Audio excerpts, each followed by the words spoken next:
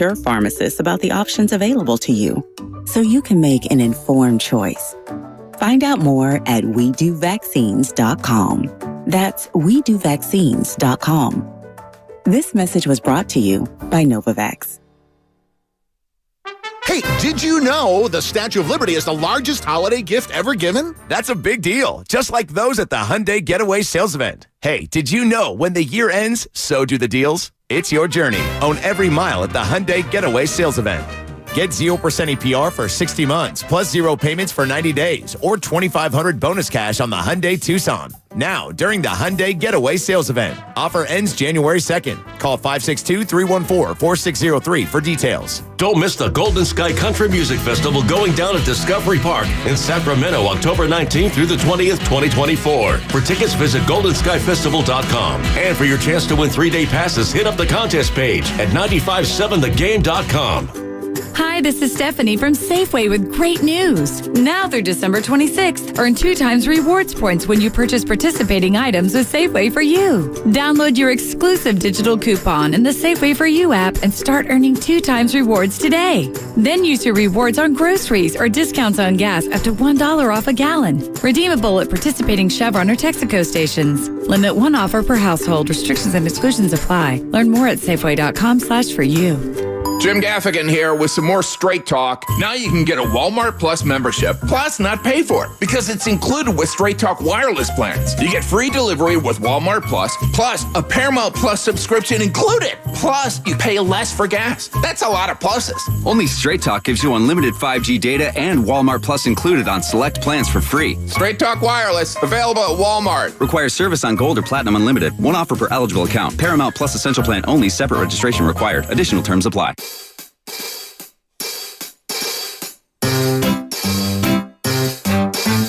1-877 Cars for Kids. KARS Cars for Kids. 1-877 Cars for Kids. Donate your car today. 1-877 Cars for Kids. KARS Cars for Kids. 1-877 Cars for Kids. Donate your car today. Donate your car today at carsforkids.org. Your car, running or not, can be picked up as soon as the next day. No title, no problem. Call 877-CARS-FOR-KIDS or go online at carsforkids.org to donate today. 1-877 Cars for Kids. KARS Cars for Kids. 1-877 Cars for Kids. Donate your car today. Hurry! It's your last chance to donate for 2023. You're listening to 95.7 The Game, KGMC FM and HD1 San Francisco. Always live on the free Odyssey app.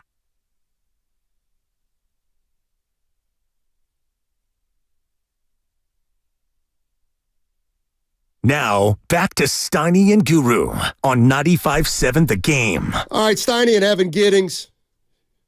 By the way, we had a little technical glitch with our YouTube. Somebody on the text line said it was the dude who called from the airplane. The FAA shut us down. That's a 4. You ever seen The Wire, the show on HBO? I'm familiar with it. Okay, well, Stringer Bell, played by Idris Elba, iconic character, though he's a snake, an absolute snake, has a famous line in which he goes, I want you to put the word out that we're back up. Put the word out. We're back up on YouTube. All right. Let's see those numbers start to climb. I'll hit it with disrobe in about 10 minutes. What does that mean? Disrobe means I'm going to take my clothes off. We're trying to get more viewers, not less. Oh, that's a touche. I'm not giving that a number. That's just a touche. Steiny and Guru normally, but it's Evan today on 95.7 The Game. What do I have written down here? We're talking about the kids who are playing and whether it's taken too long, not long enough, or it's been just right. And, you brought up a point that can't be lost for people who are saying we should have seen more of this last year. Look, the bottom line is you were defending champions last year, and the whole intent of the season was to try to become defending champions again, even if that meant limping through a regular season and giving yourselves a chance to get hot in the postseason. That was the reason that Steve Kerr leaned into Lamb and Ty Jerome. I think it's also a fair question to say, well, Steiny, what if he wouldn't have leaned into those guys and leaned into the other guys who are playing now? Fair. Yeah, I mean, I think, look, those two guys were, I think, the poster boys for the confusion that everyone had about the coaching decisions, why they're playing before this guy, why they're playing before that guy.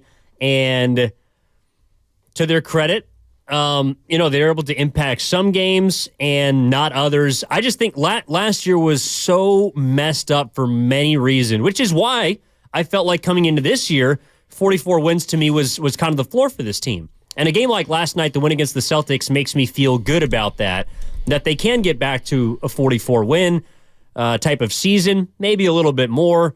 Obviously, you got the stuff before the season, Jordan Poole's inconsistencies, Kerr. I just think last season was such a difficult one to manage for a majority of reasons. Curry's injuries, Wiggins' absences, and now it's... You want me to put it right on the table? Yeah. Atco Pest Control. They're the best. Here's a rat on the table. Steve Kerr wasn't the biggest obstacle to the young players' growth last year. Draymond Green was. How about that? When Draymond Green hit Jordan Poole, the development of the young players maybe took a hit. By the way, some of those young players... I knew you were going to go here. Aren't here anymore. Yeah, it's funny. You said this is the sixth thing you thought about last night? Draymond? Yeah? I would say 12. 12? Actually... He seems to be rising in the depth chart, though. Look, there's... And I don't want to steer it toward him, but of course his absence was part of the story last night. Just was. See, for me, it wasn't. Well, of course it from the wasn't, standpoint of, but like, I didn't think about he's a Draymond Green at all. He's like a specter. I didn't think about him for 1 second last night. You didn't think, like, I'll tell you what, when we get Draymond back, woo! No. Oh, why not? But I also didn't think that if Draymond comes back, all of this is going to be ruined again. Like, you know what I mean? I wasn't one way or another. I was watching the game for what it was, which was... All right, well, I'm going to press you on this. What? Okay. You didn't... When they were clearly having fun and it didn't appear any more light than you, there wasn't any feeling of impending last night.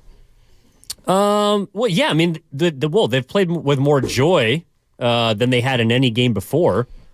But before last night, you also look at the Portland games and you beat the Trailblazers by 4. You beat the Nets by 4. True. You're up by 22. You're up by 17. They almost beat you. Yeah. Best stretch of the season they're on right now, though.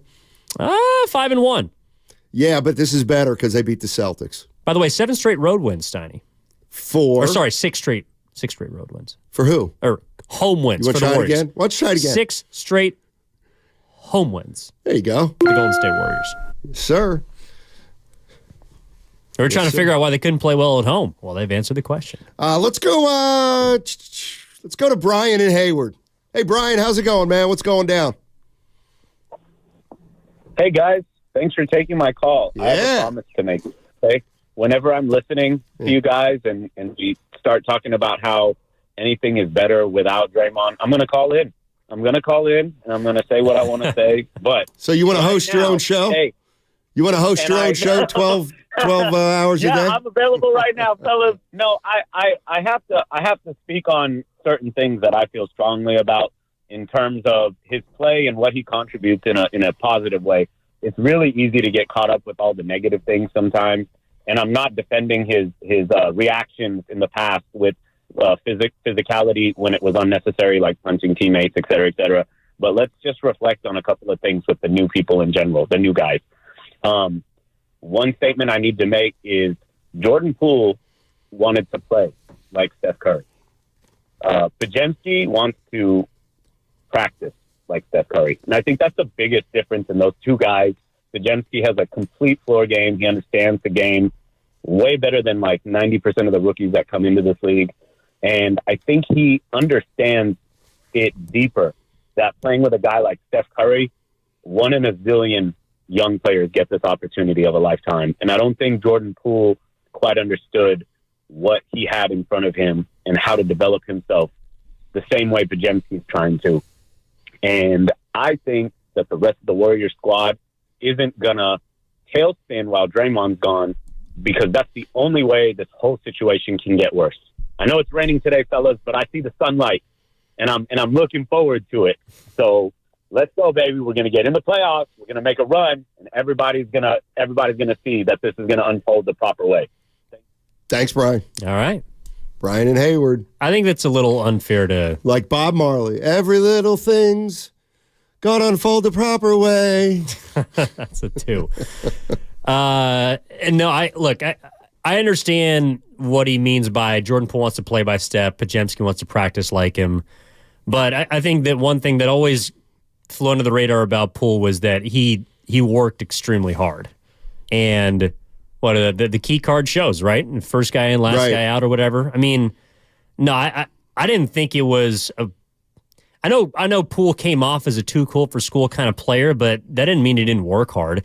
It also doesn't mean that Podziemski works harder. Like I think Podziemski probably understands fit a little bit more because he's been in more spots, even as a rookie. So you look at like his college career.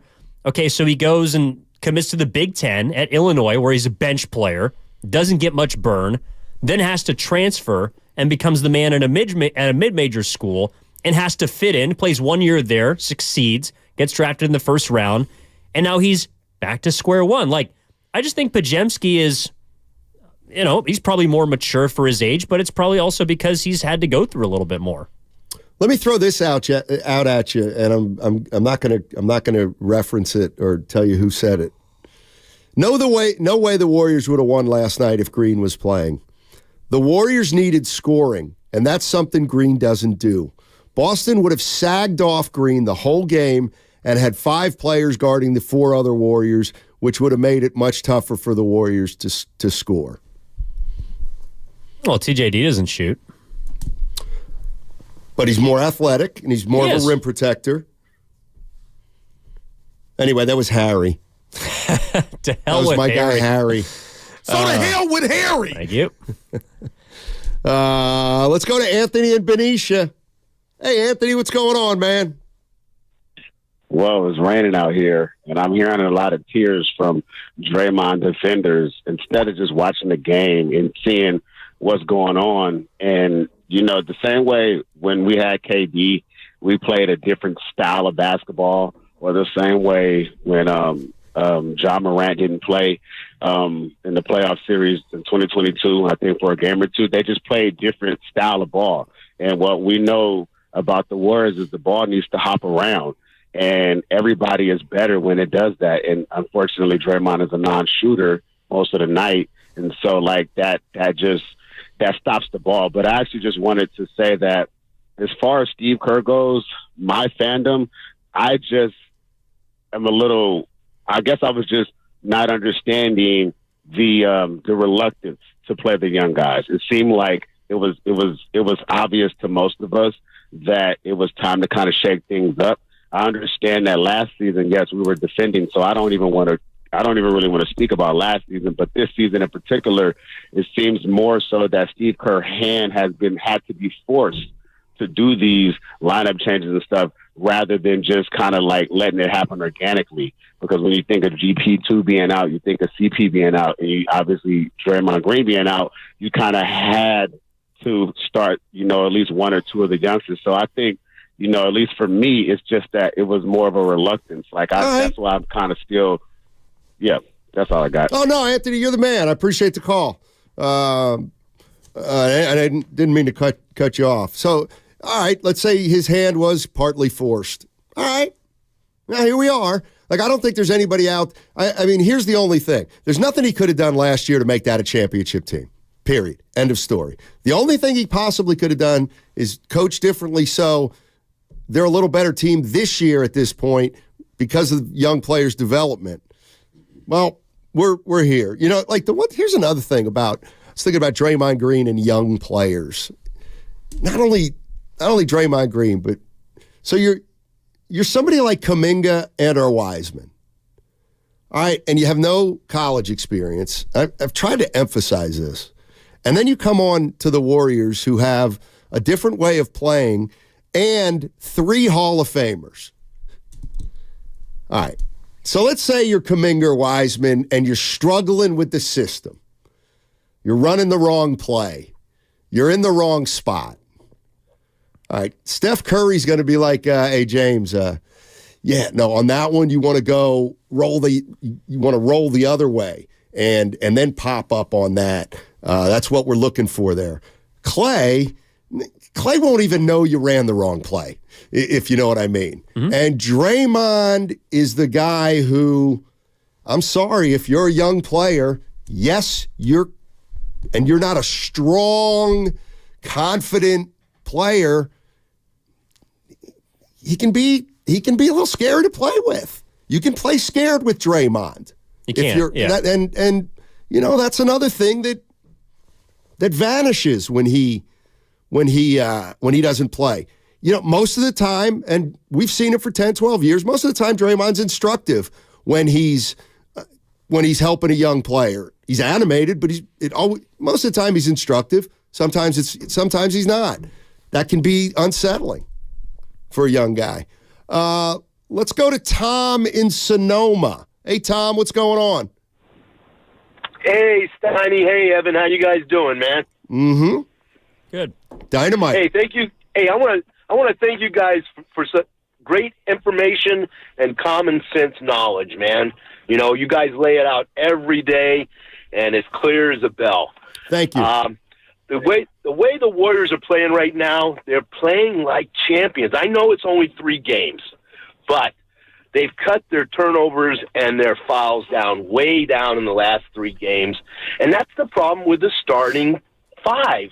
They turn the ball over way too much, and they foul too much. Curry had a great game last night, but he turned it over 3 or 4 times in the first half.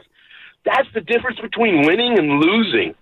One other thing I want to make with you guys, Draymond Green. People are not talking about this. I've been in medicine for 40 years, man, and mental health does not have a timeline, okay? These guys need to send progressive reports and see how he's doing. The other thing that I'm worried about is the outcome of if he does it again. Are they going to, suspend him indefinitely, or are they going to suspend him for 28? I think they need to spell that out so everybody's on board on what's going to happen next, and no surprises. Because if he does it again and he gets indefinitely suspended without knowing, that's a concern for the whole team, man. No doubt, Tom. I think a lot of that information will be presented or will come out. Not necessarily somebody leaking his progress reports, or God, why can't I remember? Or a TPC form. What does that even look like? It's That's the one from Office Space. We're going to need that TPC report. What is it? Like every day today in Draymond's journal? Yeah. What I thought about today? Yeah, exactly. I had positive thoughts. I, saw my teammates in a good light, and when I see them playing, I just wish I was back. Draymond was tweeting last night, by the way. During the game? Yeah, before. What was he saying? Well, he tweeted about John Morant. TPS report. We're going to need those TPS reports, Draymond. And then he was tweeting about his GOAT and our GOAT, and Stephen Curry. Oh, by the way, we got to play that at 11:30. We got to play what Shaq said about Steph Curry. Yes, we do. I'm going to tease that one. That's a 10-minute tease. I got a theory if you're on just that. joining us. Oh, I got many theories on it. Okay. Oh, Looking forward to it. I got many theories. Let's go out to Julie. Julie's in Oakland. That many people that thought about Draymond last night. I thought about him not being there at times, yes. Maybe I'm in the minority. I don't know. Hey, Julie, how you doing? Hey, good. I'm doing good. Julie from Oakland. Yes. I just wanted to touch. I'm the person that the last time I called was like shameful on Draymond. Mm-hmm. It was just a disgrace for Raider Nation, Warrior Nation. So Moody and JK, they had that look of, we know what we're doing, we know what we have to do. So that that was their opportunity, and Kerr gave them the opportunity, and I think it's great. We need their energy. Klay Thompson, he was playing, I think, more relaxed. My comment the last time I called was like, you could see like they're not relaxed because they're just worried about what's going to happen next when Draymond kind of just blows his head. Yeah.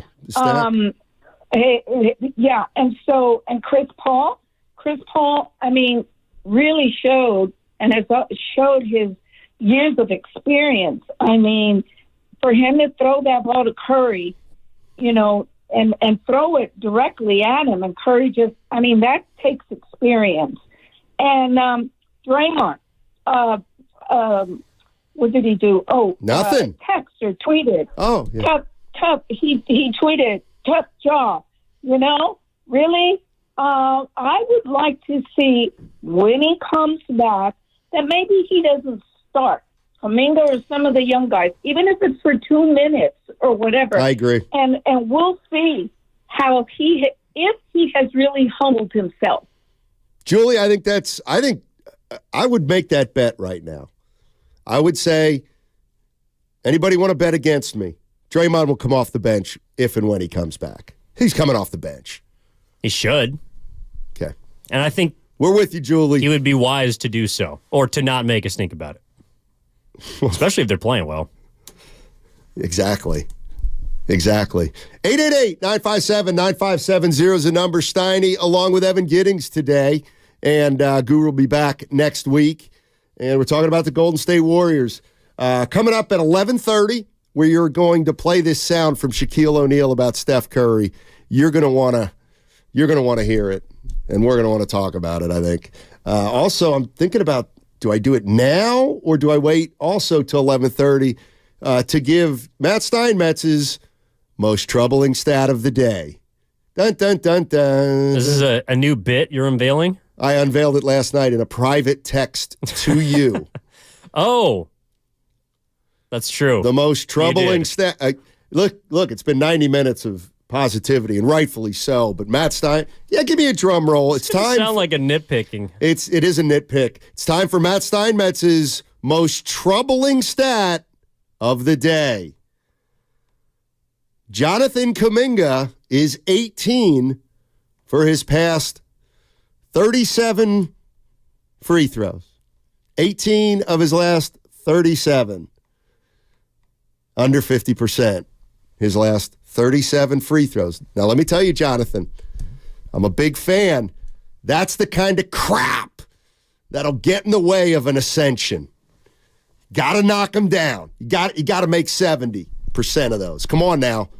Because what's going to happen is, on a night like last night, when you're playing a team that's more well-coached, and there are a lot of them out there, they're not going to give you anything easy, either Jonathan Kuminga or the rookie Trace Jackson Davis. They're going to send him to the line. So Kuminga, we're going to need you to start knocking a few more down. Boston's not a well-coached team. I was going to say, since we got a couple minutes here before the break, can we please talk about how idiotic a great team like Boston is? They took 58 three-pointers last night. In the first quarter, they scored 40 points. They got 22 of them in the paint, and then they went away from it. Now, some of that was Trace Jackson Davis, blocked 3 shots, 2 of which in the first half. But they scored 36 points in the paint the rest of the game. Like, they took so many bad shots. Some of them were open, some of them they missed. But the amount of guys on that Boston Celtics team that also just like Jason Tatum, where are you? Like, where are you? 5 of 17. Chris Paul was getting in his jersey. Jonathan Kuminga did a good job on him, I thought, in the second half. But boy, did you see Steph, or was it Clay? Oh, my God. Just run over to Kuminga after he defended Tatum on the last shot in regulation. It was pretty cool. By the way, here, real quick, to your point, here's how we'll end this segment. Just tell me, no right or wrong, who's the best player in the Celtics? Tatum. Who's the second best player in the Celtics? I'd say Drew Holiday. Who's the third best player in the Celtics? Jaylen Brown. Who's the fourth best player in the Celtics? Probably Porzingis, who wasn't there last night. Okay, who's the fifth best player in the Celtics? Derek White. Okay, Derek White. Bing, bing, bing, bing, bing. Why is Derek White taking the most shots on the Boston Celtics last night? Why is he taking 24? 18 of them were from 3. It was kind of like the finals again. It's like, all right, Derek White beats you in game 1. Tip your cap. Do it 5 more times. I'm kind of with you. Hey, it's a Warriors Wednesday brought to you by Freedman's Appliance, a trusted name since 1922. Visit freedmansappliance.com. On the other side, did you hear what Shaquille O'Neal said about Steph Curry? We got a lot of talking to do about what Shaquille O'Neal said regarding Steph Curry. Hold on one sec. We'll be right back to hear what Shaq Curry... Just get me off the air. 2 days straight. 3.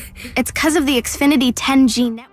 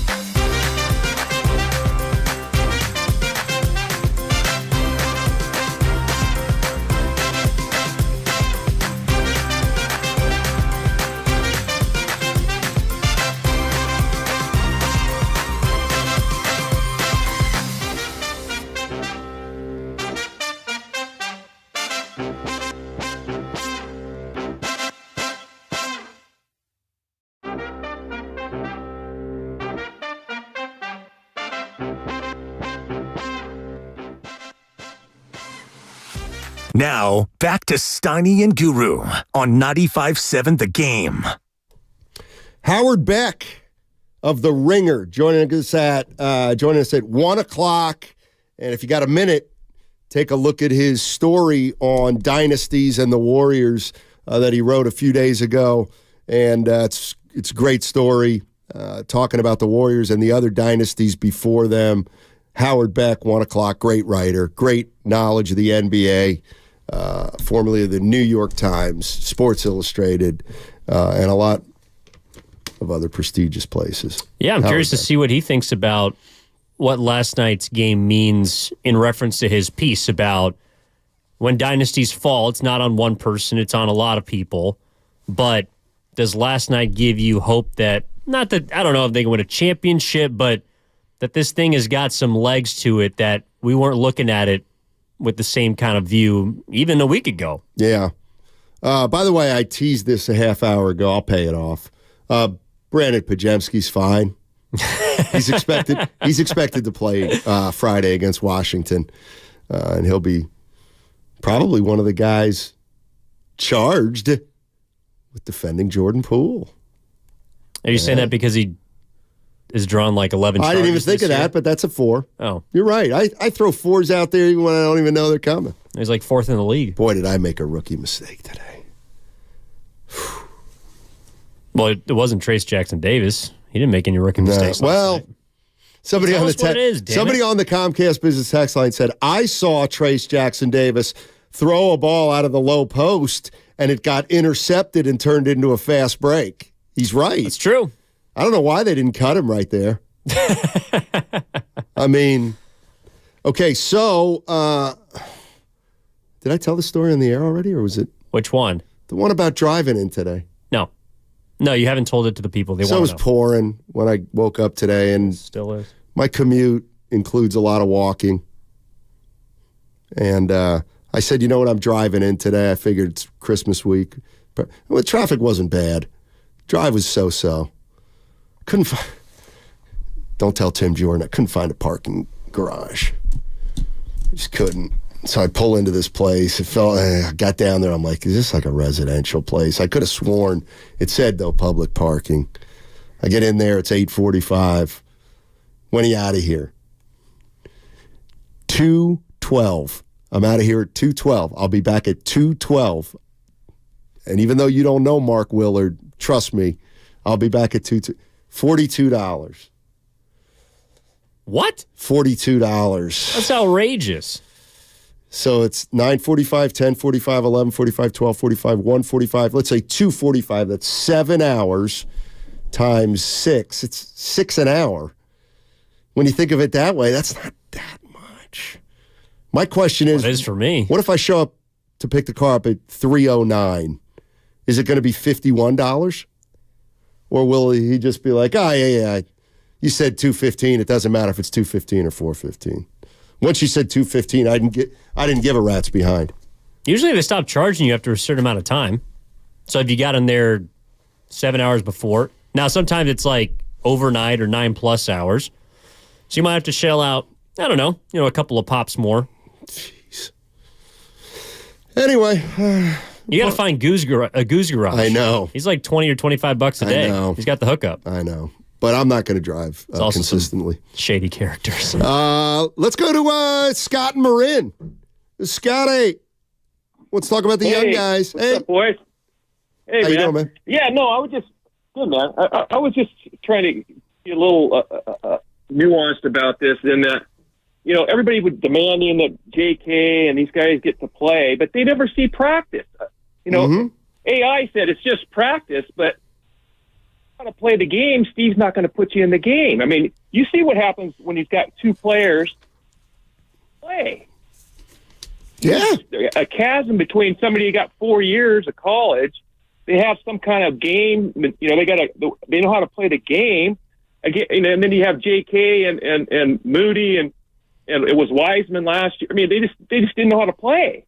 So, I mean, to me, I never criticize them about the young guys because I don't see what's going on at practice during the week or I kind of feel the same. Off days or whatever. I mean, that is the way I tend to look at it. Thanks, Scott. Appreciate the call. And the reality is that if you're on the other side, you'll say, well, Steiny gives Kerr a pass. I kind of, when it comes to the playing time, specifically of the young players, I don't know about a pass, but I'm far less critical because I do believe if they were good enough, they'd play. And I do believe there's a monster gap between two guys who didn't play in college. It's incompatible to want to develop two guys who have never played college basketball onto a championship aspiration team. Just doesn't make sense. Didn't make sense. There was a moment last night where Kuminga and Curry were, I don't know if it was like just a kind of rub screen or an actual pick and roll set, but Curry was trying to lead Kuminga to the rim, and it went out of bounds, and it was a turnover on Curry, and Kuminga turns up court after Curry kind of like, I don't know, he puts his hands up to his face like that's, they weren't on the same page, and Kuminga slaps his chest. He says, my bad. And that's something we saw last year, too. You know, they weren't on the same page at the caller's point, and they didn't have a feel for each other. But that was one instance last night in which it happened, and it didn't happen the rest of the game. I don't know if that same situation happens a year ago, and all of a sudden it then clicks in the second half, in the fourth quarter, again, in crunch time of a game against a top seed from the East. Like, that to me is also important because of the opponent that they did it against. Correct. We can nitpick the Celtics and say they're not this, they're not that, but at the end of the day, that's a damn good basketball team on the other side, and the Warriors beat them, and Kuminga was impactful. Trace Jackson-Davis was impactful. Moses Moody was impactful. And then Steph, Clay, Chris Paul were able to help take it home. Like, that to me, we're talking about, these guys, the young guys getting rope, not as much as the older guys. Well, I think we're starting to see the fusion of the two. And that to me is the hope. Like, best case scenario, again, we talked about it. When Draymond Green is out, what do you want to see? You want to see an emergence from younger players that contribute to winning. And last night that happened.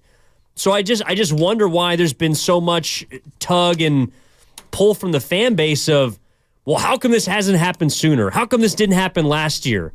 Well, it's happening now. It is. It is.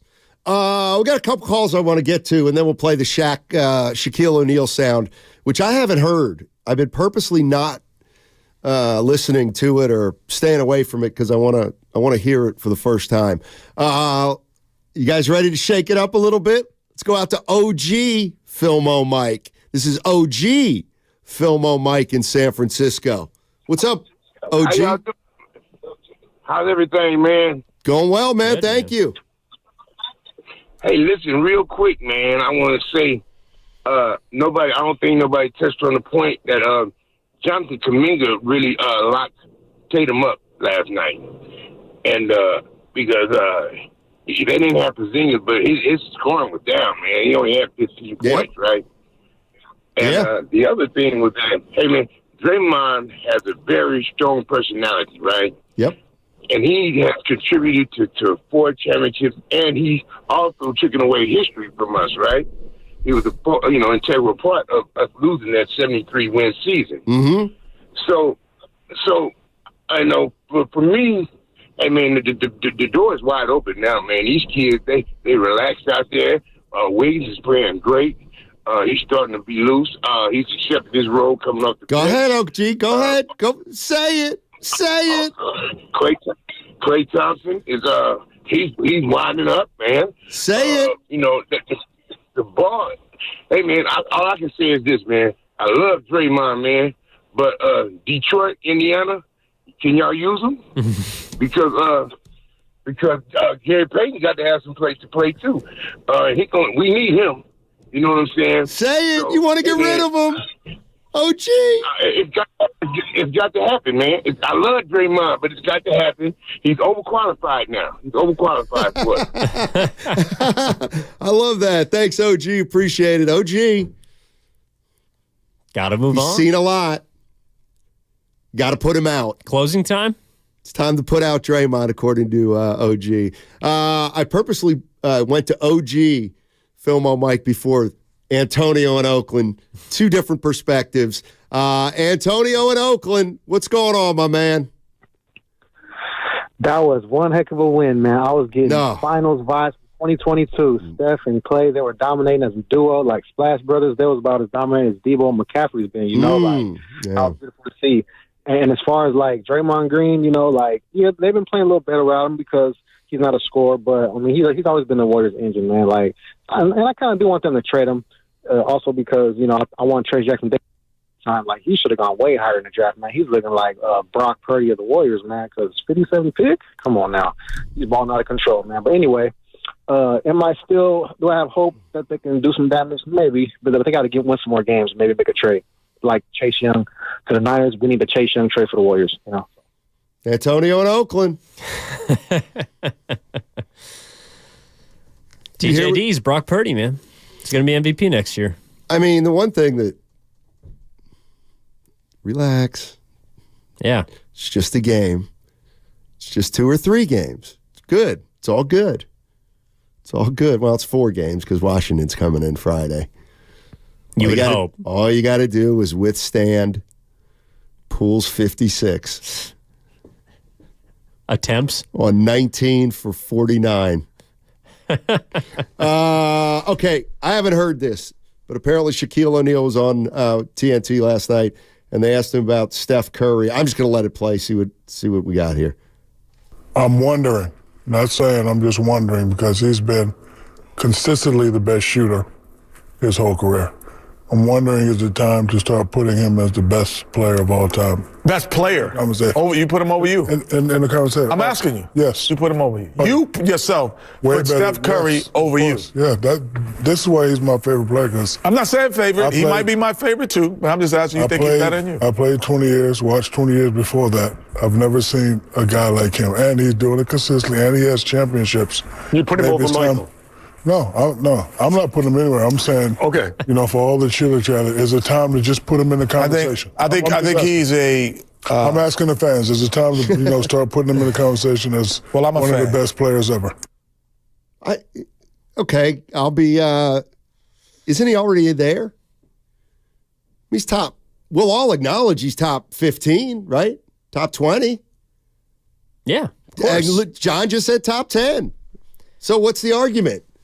Well, to me, wherever you have Magic Johnson is probably where you have Steph, right? Because those are the 2 players at the point guard position that are seen are either 1 or 2, depending on how you slice it. So if you think Magic's a top 5 player of all time, then Steph should probably be there. If you think he's top 10, he should be there. Like, greatest player ever, that's really hard for me to say because I haven't seen as much basketball as certainly Shaquille O'Neal has, but like, I imagine when Shaq came into the league, no one had seen anyone like him before. I mean, no one had seen anyone like LeBron before. How do you judge? I mean, this is one that I don't overthink. How do you judge a player? Well, you judge him on, can he score? Can he rebound? Can he pass? Does he play defense? What kind of teammate is he? All those kind of things. The reality of the situation is and you could say these priorities have changed, but the big 3, the big 4 in basketball is scoring, rebounding, defense, and passing. Those are 4 different categories. And there are players throughout history who have combined those 4 things, and they do it better than Curry overall. They just do. Michael Jordan scored as much. He rebounded better. He played better defense. But Steph was a better shooter. But you can't tell me that Steph's a better overall player than Michael Jordan. Now, what the part that's changed is 3-point shooting specifically has become a bigger part of the game than it's ever become in basketball history, and we have a guy who shoots it significantly better than any other player in NBA history. So he's taking advantage of being the greatest shooter of all time, which just so happens to be at a time when 3-point shooting might be the most valuable attribute you can have in pro basketball. But why is it the most valuable attribute you can have in the modern game? Well, I think it's that he because he was so good at it. Yeah, right. But when they put in the 3-point line in 1979, nobody was going to come in after there was no 3-point line and shoot what Steph Curry shot. That evolved from we needed a whole generation of players to grow up with a 3-point line to even practice shots from out there. So when they put the line in 1979, 1980, there was a reason nobody shot it because nobody practiced it, and coaches didn't utilize it because it wasn't known. So then when was Curry born? Well, he's 35 years old. He's 35, so 1990, 89? Yeah. Okay, so the 3-point line comes in 1980. Steph's born in 89. From the minute he can shoot a 30-footer, there's a line there. Like, he goes out to the line and works on it. Nobody before, his previous generation had no reason to kind of work on that shot. So what did he do? He became the greatest 3-point shooter of all time, and he took it out to a distance that was inconceivable when they put the line in. And now he's, I like the word impactful. I don't care if Steph's, if I have him 12th on my list of all-time great players. I think he's definitely among the top 3 impactful players, 3 to 5 that I've ever seen. And I think that's what Shaq is talking about. I might put him over Bird in terms of impactful. I think that's why Shaq and Magic is bringing this up because you notice Kenny brought up Jordan or EJ brought up Jordan and he originally rebuked he just backed up no, that's not what I'm talking about. Right. When Kenny said when asked is he better than you? He said yes. Right. But his statement that you're talking about, the impact was, I've never seen anyone like him before. And that is undebatable. You cannot argue against it. He is the most unique player that I have seen because of how he shoots the ball. And this is really, to me, why I asked you the question about if he's changed the way the game is played, because I believe he has. And it's not just because of how well he shoots the ball, but it's because of the degree of difficulty which he makes shots at the rate that he does. Right. Like, everyone knows Steph wants to shoot threes. So what do you try and do to a player that's a good 3-point shooter? You run him off the line. You try and make him go to the paint. You try and force him to pass the ball. All of those things people have tried to do his entire career. There's a reason why Ray Allen is one of the greatest shooters ever, but he's not as impactful as Stephen Curry. Reggie Miller is a great 3-point shooter, not as impactful as Stephen Curry, because Curry could do it off the dribble. He's a spot-up shooter. He can move off the ball. He encapsulates every single part of a shooter that is deadly, along with a handle that no one's ever had before that can also shoot it as well as him. I think the way that the game is played now is because of Stephen Curry, because every kid that you're talking about, so Steph grows up at the 3-point line, he's shooting it from there. Every kid that grows up now is seeing the way that Steph shoots off the dribble, and you got to have that in your bag now. Whether you're 6 feet tall, whether you're 7 feet tall, you have to be able to shoot, and you have to be versatile. You can't be on the floor now and be a guy that doesn't at least stretch the floor in some capacity, and that's because, to me, of Stephen Curry. Every kid that comes into the league now, every player that steps into the NBA is going to be asked to shoot, and it's because of number 30. I think it's Steph Curry. Maybe he didn't change the game, but he accelerated the game from where it was going to go. I believe if you look at the numbers, even before Steph came into the league, little by little, they were taking more threes. Yeah, since 1980. The Phoenix Suns. Okay. Mike D'Antoni. But Steph took it to a completely another level, a level that was so far beyond what anybody thought was within the realm of possibility, and Klay to a lesser extent, that it made people rethink the math. I mean, you could always shoot 33% from 3, and it would be equal to 50% in 2. You know what I mean? That was always the number, pretty much. Well, why didn't anybody shoot it before? Because 33 was not an easy number, believe it or not, back in the day. Now 33 is a bad three-point shooter. So there's like I said, I watched Jabbar, Kareem Abdul-Jabbar, I watched Bird, I watched LeBron. LeBron, like, if I just ran down the list, I mean, LeBron's the most physically dominant player I've ever seen in my life. Kareem was the most dominant big man I've ever seen in my life. Magic and Bird were in a league of their own. Jordan was in a league of their own. Steph Curry, though, I think I said this before, right? He was more impactful, or he's as impactful as Kareem Abdul-Jabbar was. And I think he's more impactful because you have to guard Steph Curry 35 feet from the basket. Otherwise, he makes 3 points. So he spreads the floor. Kareem just packed it, he was only going to get you 2 at a time. You could double team him. And what did that do? It packed the middle. So he took Curry's he's proven that somebody can shoot the ball. I'm not that old, believe it or not. But trust me when I say that 30 years ago, nobody thought anybody was ever going to be able to shoot the ball from as far away as Steph Curry has, as accurately as Steph Curry has, without it being like, well, he's a catch and shoot. Well, he's an off the dribble. See, that's the first thing. That's the thing where he's light years beyond Ray Allen or Reggie Miller. Reggie Miller was essentially a catch and shoot, come off screens. Ray Allen could raise up from 3 for sure. But Curry's got it all. He can catch and shoot. He can play pick and roll and shoot a 3. He's got the step back. He can shake you out there.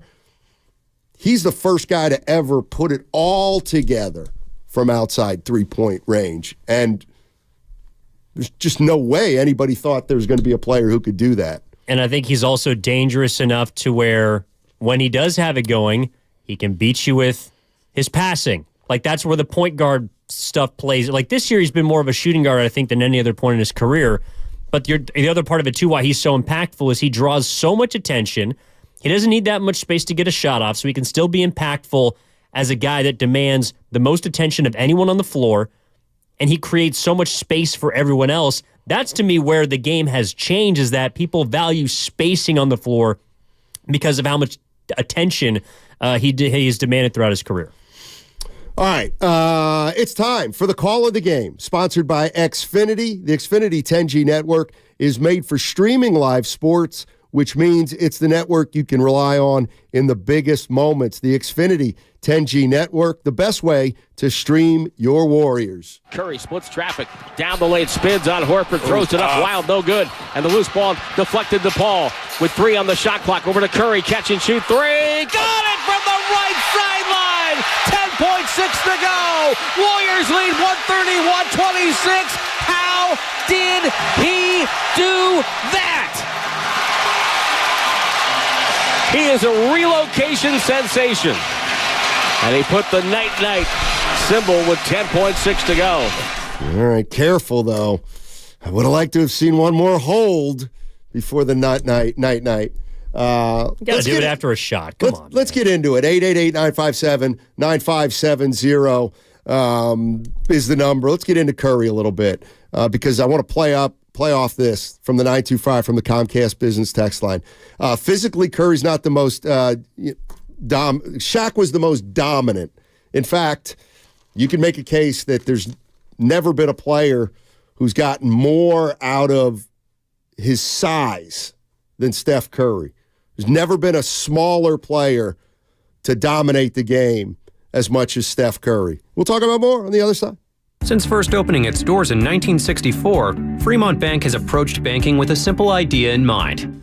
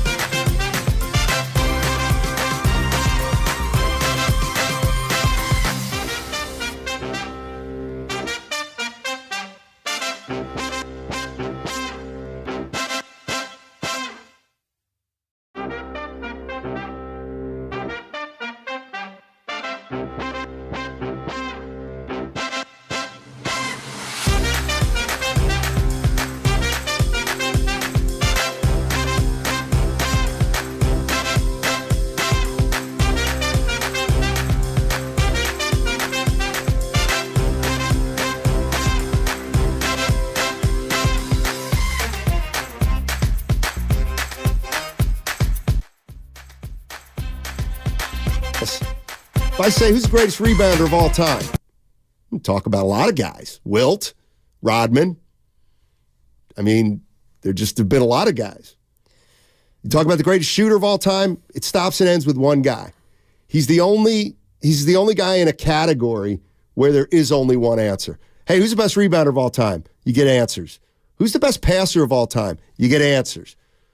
Who's the best shooter of all time? There's only one answer. Steph. And I think that's the case to be in the conversation for the greatest player ever, is that he is so much better at this one thing than anyone in history. Yep. At a time in which that one thing, being shooting, is more valuable than anything else in the NBA. The three-point line changed the game because of what you talked about in the last segment, which is the math. I mean, I remember listening to Stan Van Gundy when he was coach of the head coach of the Magic, that surrounded Dwight Howard with just a bunch of shooters. I mean, Rashard Lewis wasn't an incredible player. Hedo Turkoglu's not an incredible player. J.J. Redick, Vince Carter, Jameer Nelson. Like, these guys aren't all-time players, but they could shoot the three. And they could hit it at a 35% or north clip, which means you don't have to shoot 50% from the floor.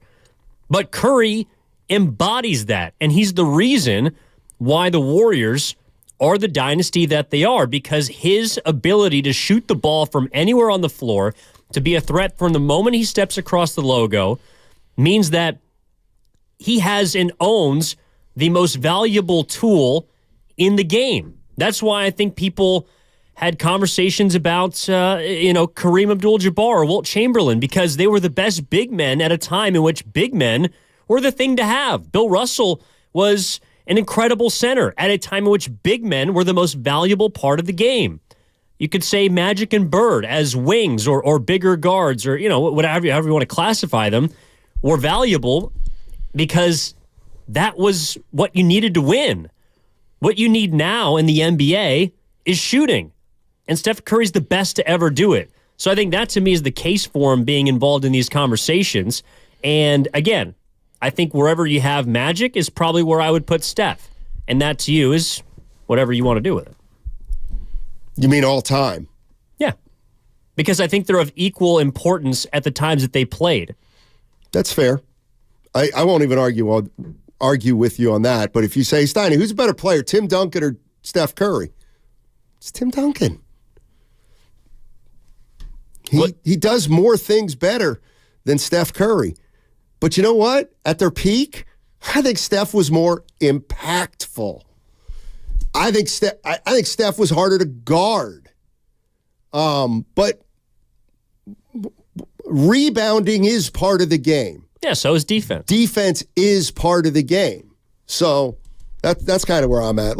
Hey, Diego and Marin, you don't believe this. Diego and Marin, you don't believe this. I know you don't believe this. I think you're trying to hot take me. Argument for the last 10 minutes. Curry is an average player based on every stat besides the three-pointer. He can't do anything without more help around him than any legit superstar player has ever had. All of his rings, like the first one, was a fluke because of Kyrie and Love going down, not to mention the starting point guard of every team they played. Better be careful. In every series in the West that year went down. And then they added Durant only because of the influx of money and the increase of the salary cap because of the new TV deal. If that TV deal doesn't happen, they don't get Durant, and they only get one fluke ring. Curry is an average player. And come on. Get him off. Come on. I'm not listening to that, sorry. You don't have to. Average. His average height. If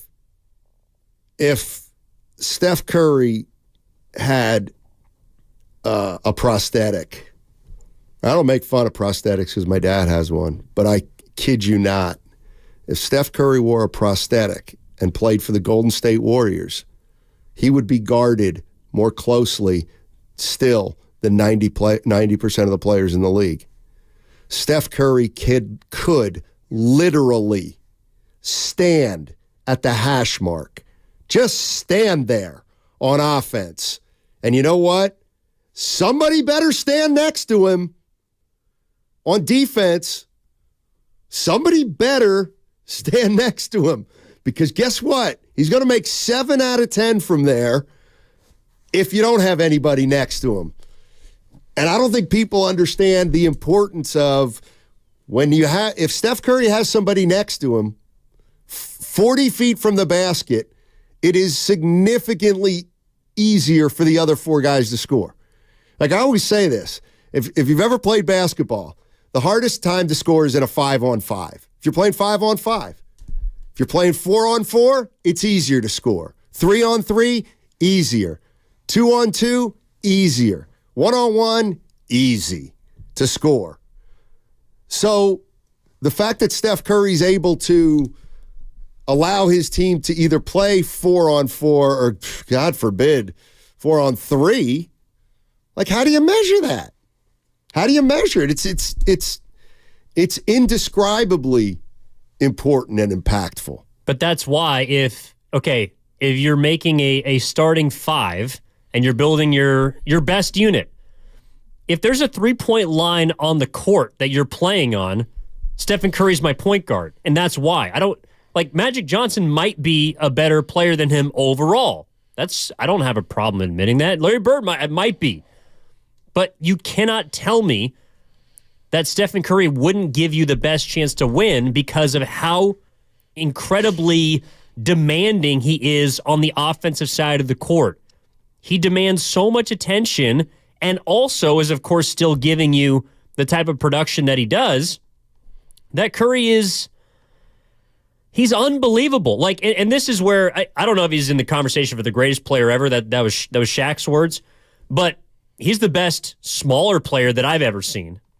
Yeah. And I don't think you can look throughout history at a player that has been 6'3" or smaller, that has been the best player on their team for multiple championships. Isaiah Thomas, maybe? Yeah. That's the only other one. See, and here's where I'm at with Isaiah Thomas and Iverson. I think Steph's better than Iverson. I just think he's a better player, better shooter, better. I think he's better than Iverson. Believe it or not, when it comes to Isaiah Thomas, it's harder for me to say Steph's a better player than Isaiah Thomas. Steph became a more impactful player than Isaiah ever was because Steph shot the 3 ball. Isaiah, I firmly believe that if Steph Curry were in the bad boy era or that era, he would have been Isaiah. He would have been Isaiah Thomas. He just wouldn't have had the incentive to shoot from 27 feet. But I also kind of believe if you put Isaiah Thomas in today's NBA and he grew up with a 3-point line, he would be pretty unbelievable too. I think Isaiah Thomas and Steph, it's hard for me to say Steph is a better player than Isaiah Thomas was, but I must acknowledge that Steph impacted a game more than Isaiah Thomas did. Because Curry has forced everyone from coaches to fellow players to teammates to pundits, he's forced everyone to reconsider what a good shot is. Because there's no shot for him that isn't a good shot. And while it took him a while to come along as far as the length of threes that he was taking. He was always a good shooter. But you go look at his first 2 or 3 seasons, even when he wasn't hurt, and a lot of his shots were, from the 3-point line, maybe a foot or two beyond. But I think it was the 2014 season in which he really started to take 30-foot pull-ups. Right. And that was the first time that I can remember a player taking consistently deep looks, making 40+% of them, and saying, wow, that ball is going in no matter where it leaves his hands. And when you are able to score 3 points from literally anywhere on the court, to me, that does kind of, that is more valuable than you being a good shooter and a good defender and a good passer and a good rebounder. Steph is not the best at every single thing that the game of basketball demands you to be, but he's so unbelievably dominant at this one facet that is more important than anything else in the game, that I think that's why, to me, he gets elevated into the stratosphere that he is. Because, to your point, he came along at the right time, is when the three-pointer was emerging. And the 7 seconds or less offense in Phoenix, I think, really moved that forward. But, and I think we're kind of splitting hairs when you say, well, he accelerated the game or he changed the game, because to me, they're kind of one and the same. It was trending in that direction, but Stephen Curry forced everyone to recognize the importance of that shot, especially when you shoot it. What, he's 41, 42% for his career? Something like that. It's unbelievable. Well, and he's not, but the reason he's touching greatness or is part of greatness is, look at the greatest three-point shooters of all time. Kyle Korver, stand up, catch and shoot. Steve Kerr, catch and shoot. B.J. Armstrong was a great catch and shoot. Reggie Miller, kind of catch and shoot, although he started to come off screens more. Chris Jackson could get something off the dribble, but he never had a step back, and he never could shoot it as well as Steph Curry. So that's the other part of it. Usually, you're right, the three-point game is so important. There's almost aspects of the three-point game. You got to be able to catch and shoot. Like, everybody's going to need to catch and shoot now, even if you're 7 feet. I feel like if you can't make a 3-point shot, no matter whether you're 6 feet or 7 feet, it feels like you're leaving some of your game on the table, and you got to at least have that threat. Like 20 years ago, Joel Embiid's not taking 6 threes a game. Right. Like Joel Embiid's playing in the post. I'll tell you what, he's getting close. He's getting close to, and I don't know what's he shooting from 3 this year, Embiid. Give me a sec. But see, he's getting ready for me of flipping it, where you look at a guy who's 7 feet. What's he shooting from 3? He's shooting 34%. 34. 34 is not great. Is that? Give me some other numbers for his career. He's a 34 or 33.7 career 3-point shooter. He's never shot better than he shot 37% in 22 and 21. Because he only takes 3 threes a game though. See, what he's doing is he's beginning to really balance his game in a way that's a real problem. Like, he's not taking too many threes, but he's taking threes that help you win, and he's the MVP right now, I think. Embiid? Yeah. Well, I mean, he's the reigning MVP. I mean, other than except outside Gobert. Shut up. Well, you got to look to the best team in basketball first, and that would be the T-Wolves. Oh, I thought it was the Celtics. Oh, no, they just got knocked out by the Warriors. You hate to see it. Let's go to Daryl in Oakland.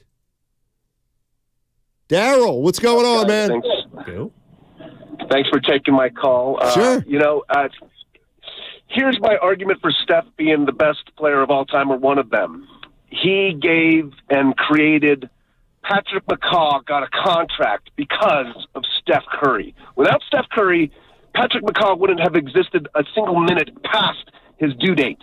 And say ditto for Jordan Poole. Would Jordan Poole make $100 million without Steph Curry? I don't think anybody in the history of the NBA has helped out more NBA players have more of an impact on other players' career, including Klay Thompson. Is Klay Thompson even sniffing a top 75 player without Klay Thompson? Probably not even sniffing it. Well, he did. But Steph Curry's still going to be a top 3.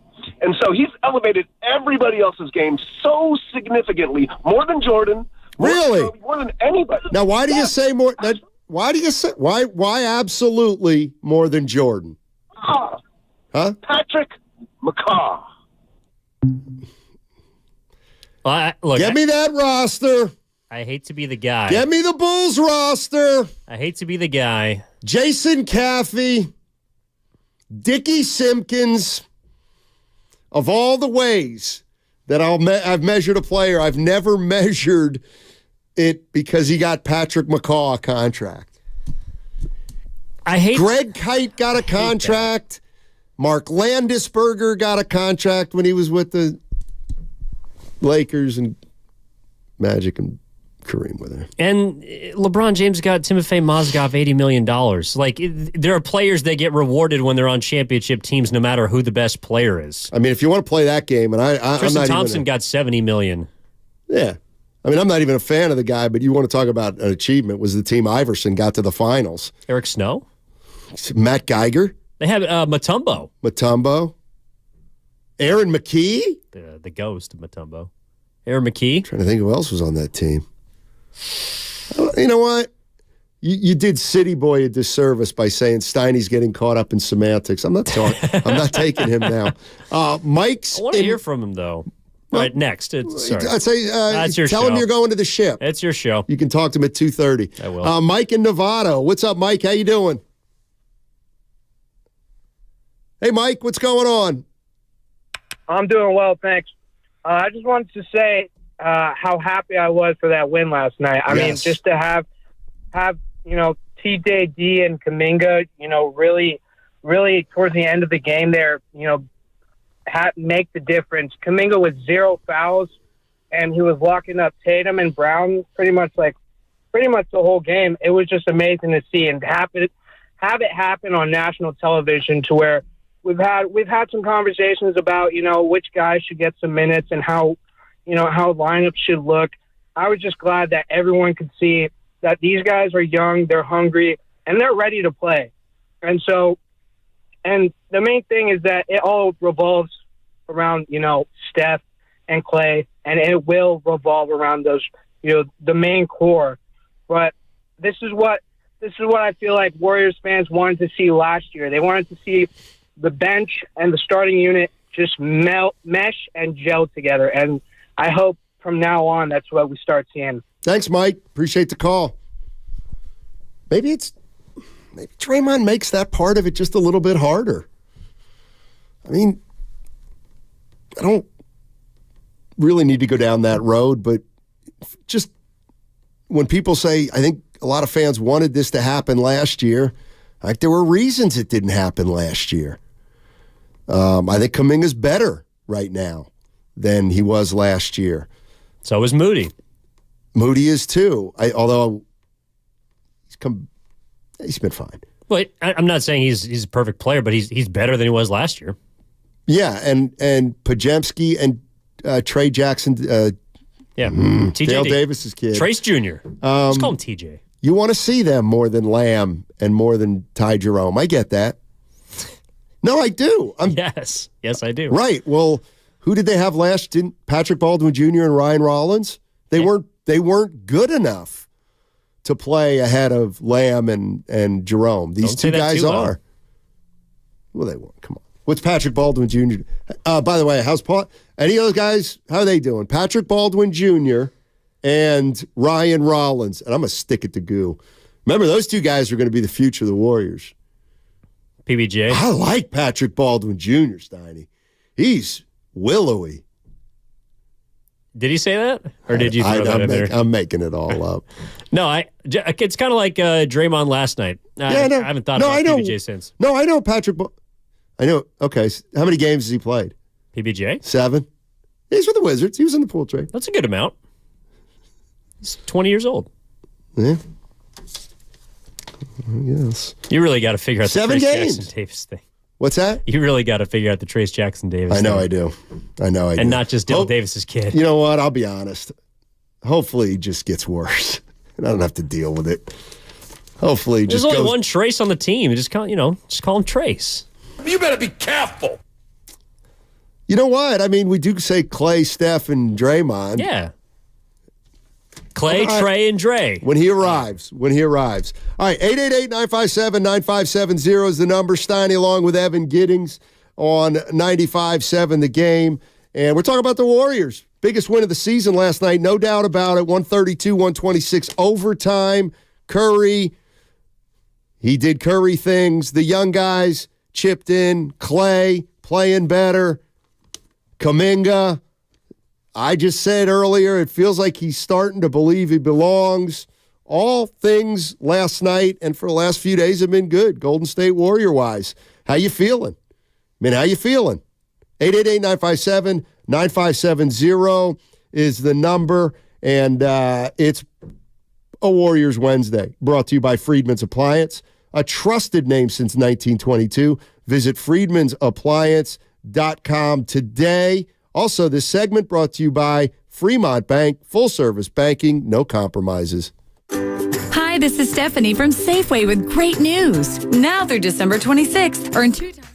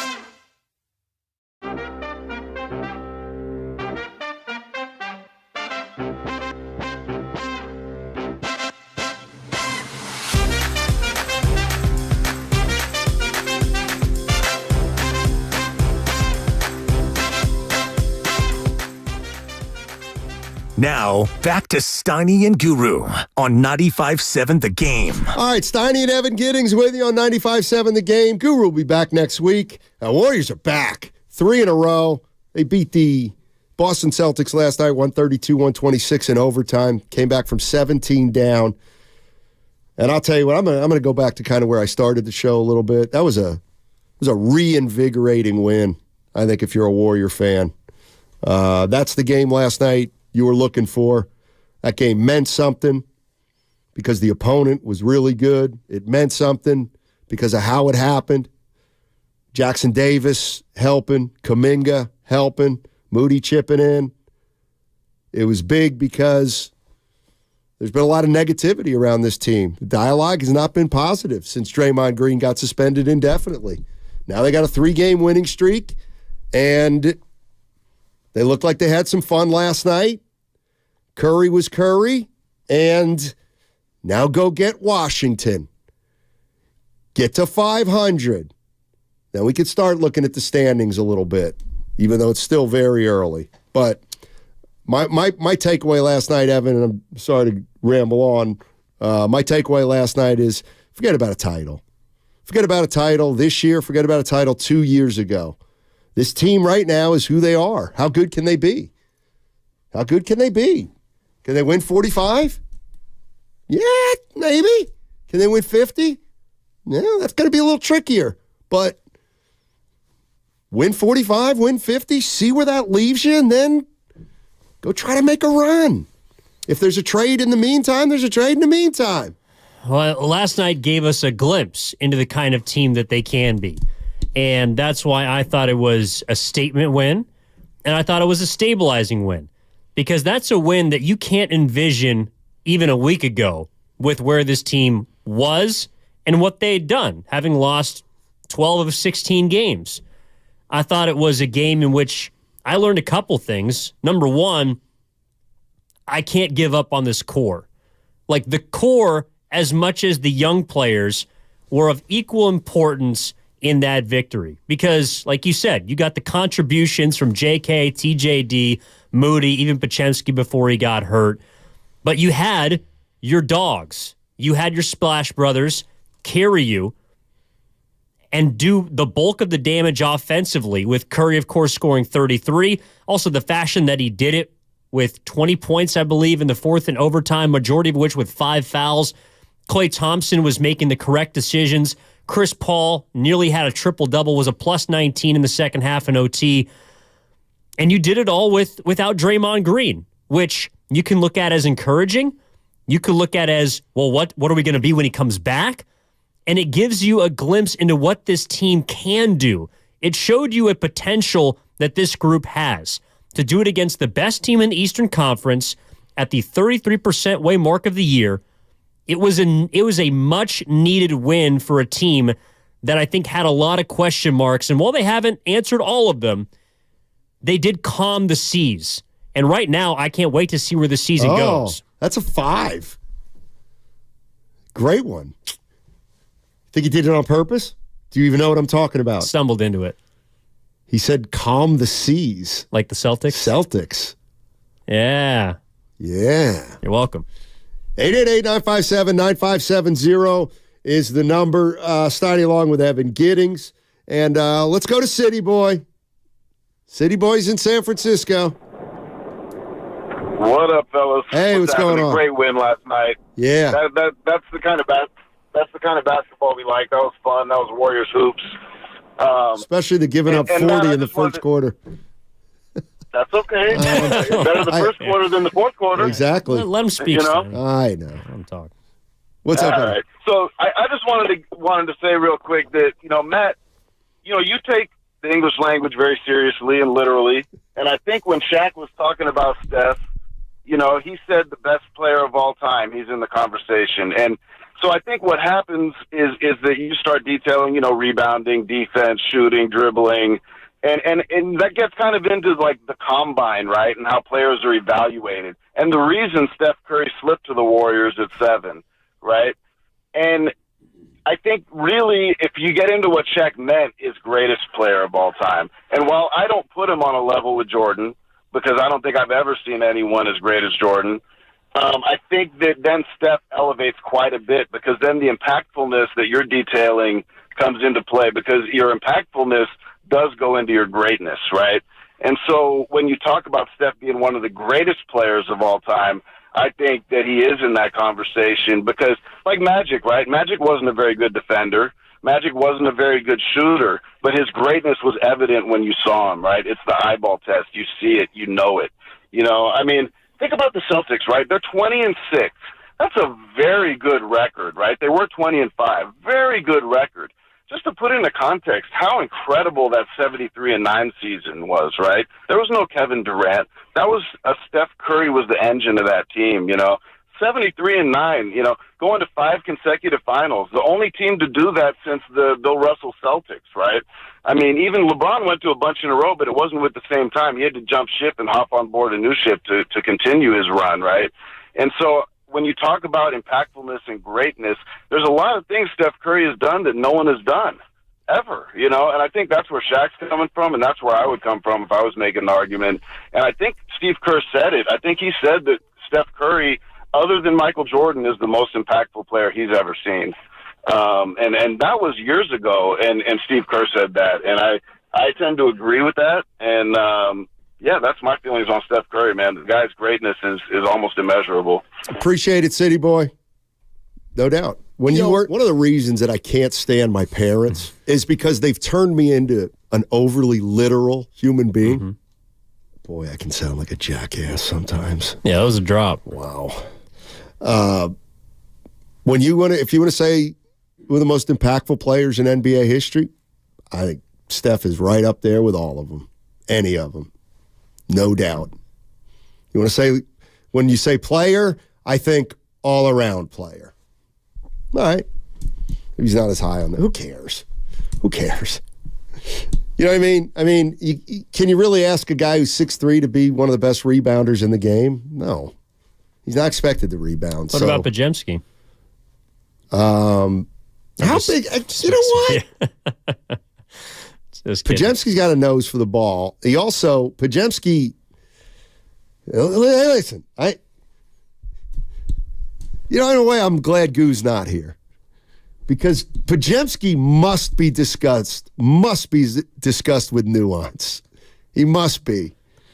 Just because I like what I'm seeing doesn't mean he's perfect. Doesn't mean I think he's going to be a star. He rebounds. There's no doubt he goes after the ball.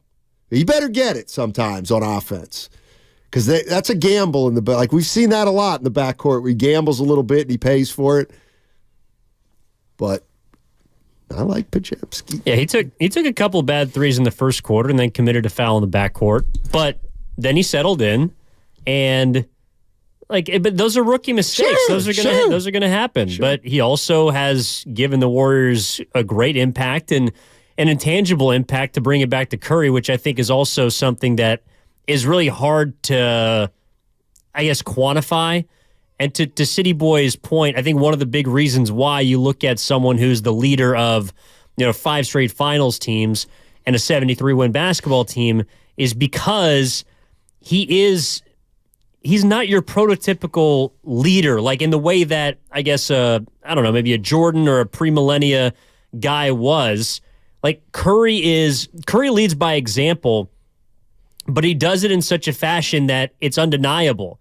And there's no one that doesn't respect him. Even during his early days when he first won titles, and there's books being written about how people, I don't know if they hated on him or, they were wondering how great he really was and why is he being stacked up against LeBron and all this and all the rest.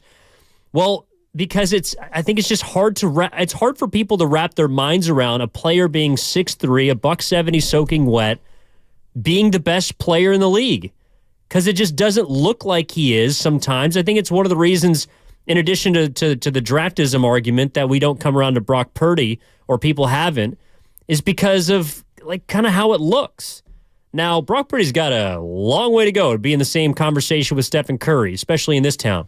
But I think a big part of it too is aesthetically, he doesn't look like a killer, and he doesn't act like a killer off the court. He's a nice guy. I mean, he's the picture perfect citizen.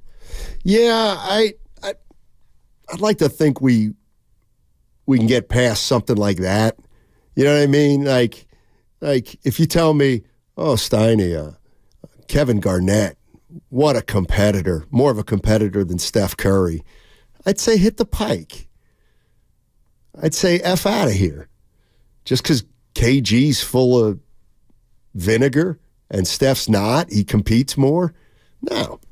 Like, what I'm getting at is that I think you're right. Steph looks more docile than some of these other guys, or less mean than a Kevin Garnett. But, I'd like to think that if you've watched Steph play for 15 years, you know that he's every bit the killer that any of the all-time greats were. Well, he is. He did it last night. Now, it shows in the form of a night-night. Like, he does different celebrations, but, I mean, when he throws in the dagger, I know you didn't think the game was over, but he did. Yeah, I mean, no, it was the biggest shot of the game. I don't think there's any doubt about that.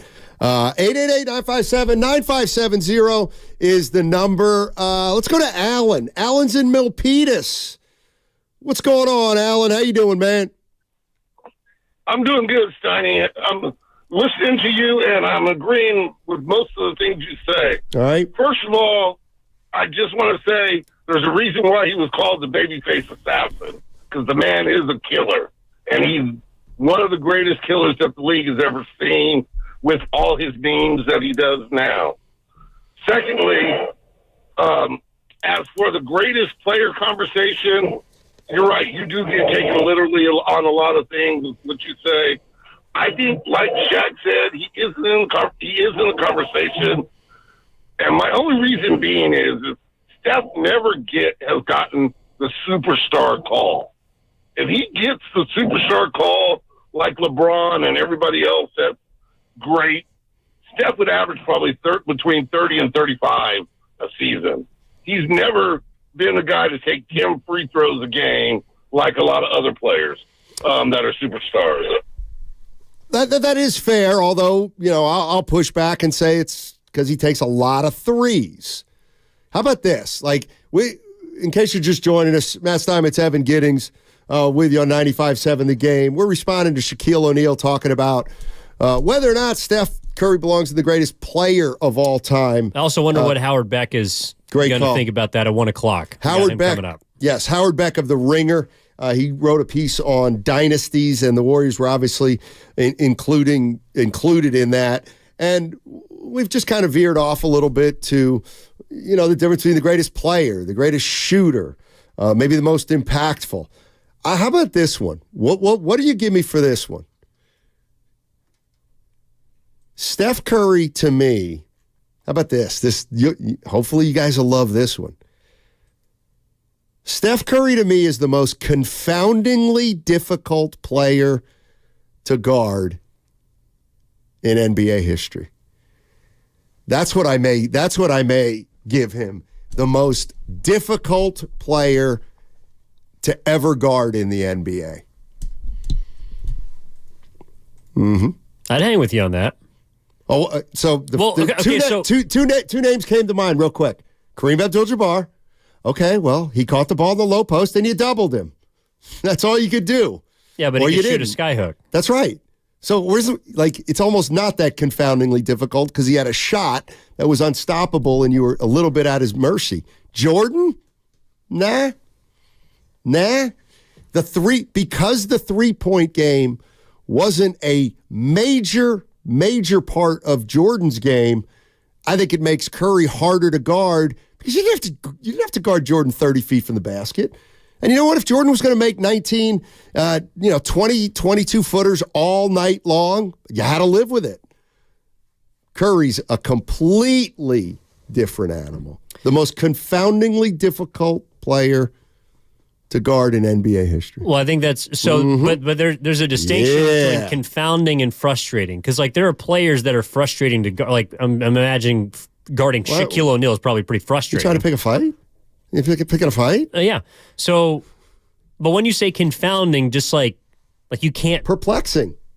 Like it's not like when you went into a game and you're guarding Kareem Abdul-Jabbar, it kind of wasn't that perplexing.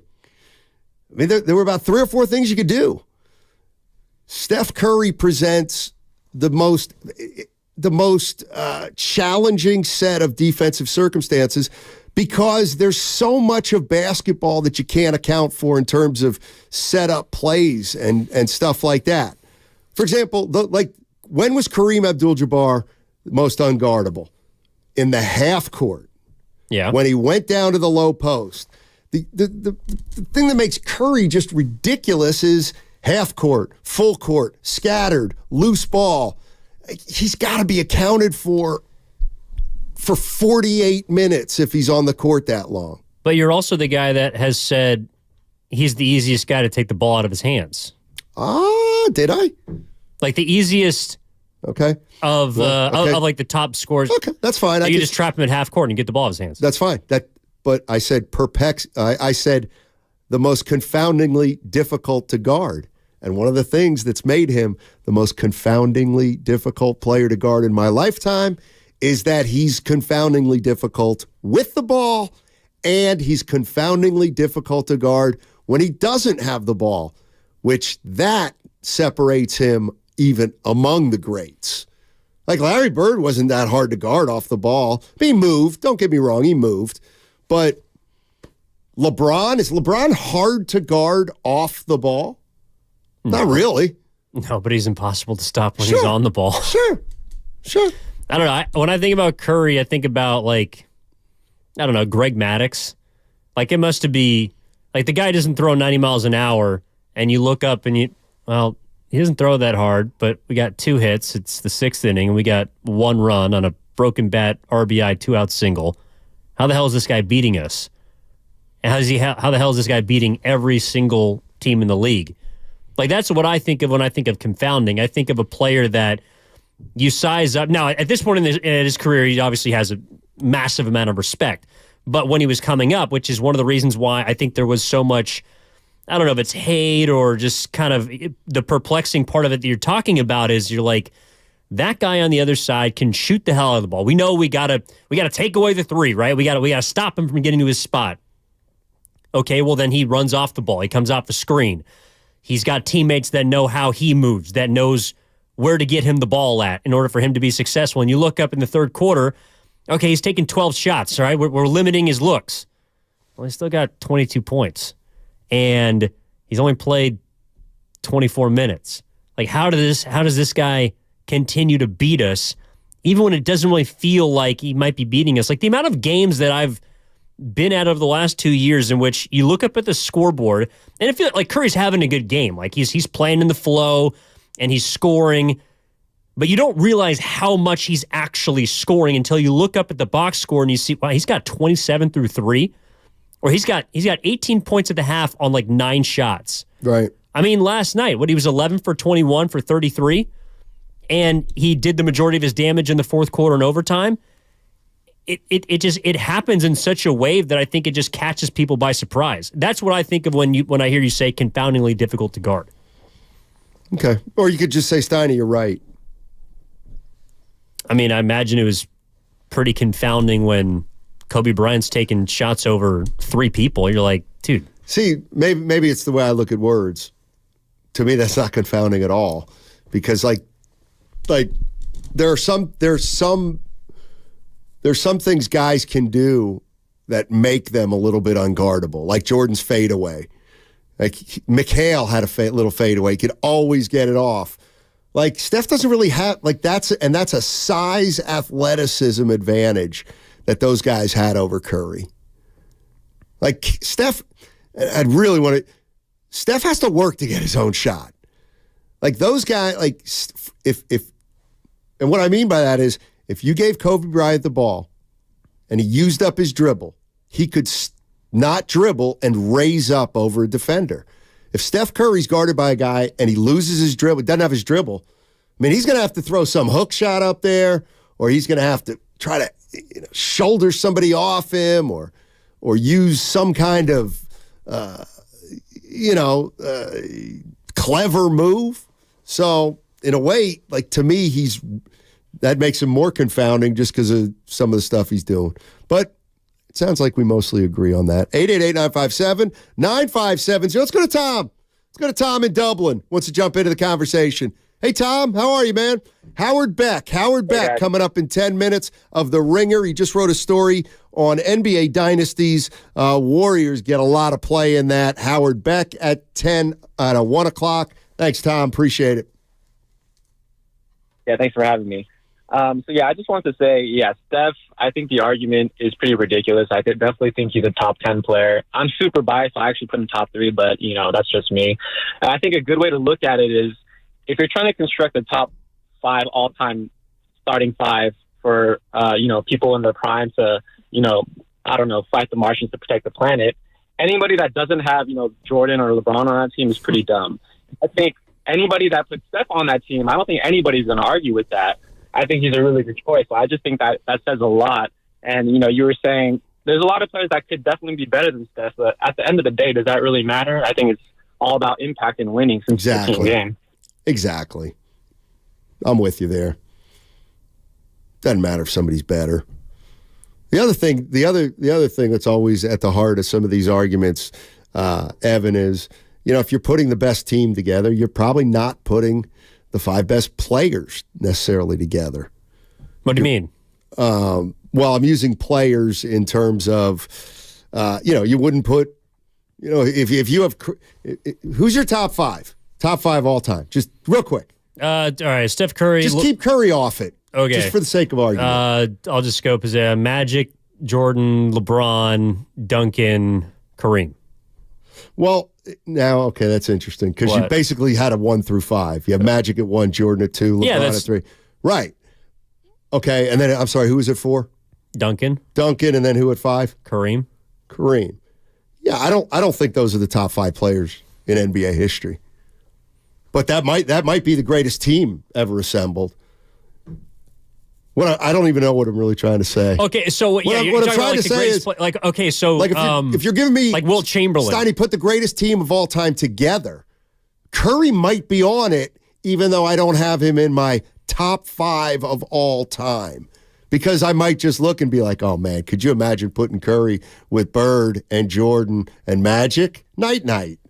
Like, you know what I mean? Well, that's what I was saying earlier. Like, I think that's the case for him being in the greatest of all time conversation is if you're starting if you are starting a team or you're creating a lineup and there's a 3-point line on the court you're playing, Curry has to be in it.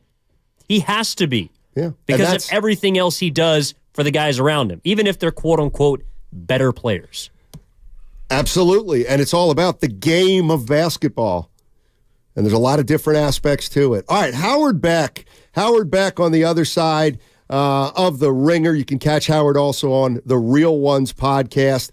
Check his work out. He wrote on the Warriors and dynasties in general. Howard Beck on the other side. That segment brought to you by the Golden State Warriors. It's that time again, Dub Nation. You hear the call. In this arena, every night we witness plays that make us go, did we just see that? Yeah, you did. When Warriors ground starts to buzz, brace yourself for the experience of a lifetime. Get tickets now at Warriors.com. Find top protein picks at Whole Foods Market. Get 20% off animal welfare certified bone-in beef rib roast with Prime through December 25th. Serve the family a Sunday roast for the ultimate comfort meal. While supplies last, shop in-store or online. Terms apply. My little brother's friends have been camped out at our place for 2 days straight. 3. It's because of the Xfinity 10G network. Internet that can handle a house full of screens at once, with basically no interruptions. And it's only getting faster. When I was their age, internet like this was a pipe dream. You sound like my grandpa. Please go home. The next generation 10G network only from Xfinity. The future starts now. Now through March 21st, new customers can get 1.2 gigabit internet on the Xfinity 10G network. For just $25 a month for 2 years with no annual contract and Wi-Fi equipment included when you add Xfinity Mobile with unlimited data at regular rates. Go to Xfinity.com/10G, call 1-800-XFINITY, or visit a store today. Requires paperless bill and auto-pay with stored bank account. Restrictions apply. Taxes and fees extra. Xfinity Mobile requires Xfinity Internet. After promo, regular rates apply to internet service and Wi-Fi equipment. Actual speeds vary. 'Twas a holiday evening and all through the house, everyone was bored. Even the hamster Klaus. The TV was blaring with reruns galore, while Grandma and Grandpa were competing to snore. Then holiday scratchers got pulled from a stocking, and that playful gift got the whole house rocking. 'Twas a moment of fun that gave them a reason to give holiday scratchers. They're the gift of the season. The California Lottery helped them find a way, because a little play can make your day.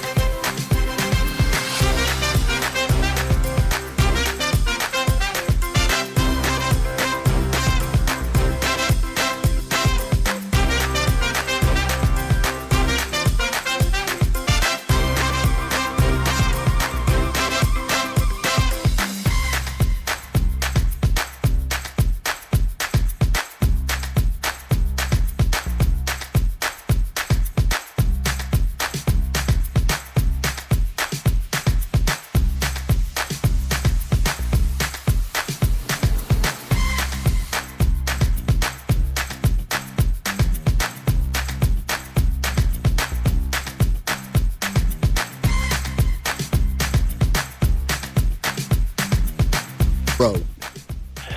Good to be joining with you guys again. Thank you for having me. Absolutely, buddy. Appreciate the plug.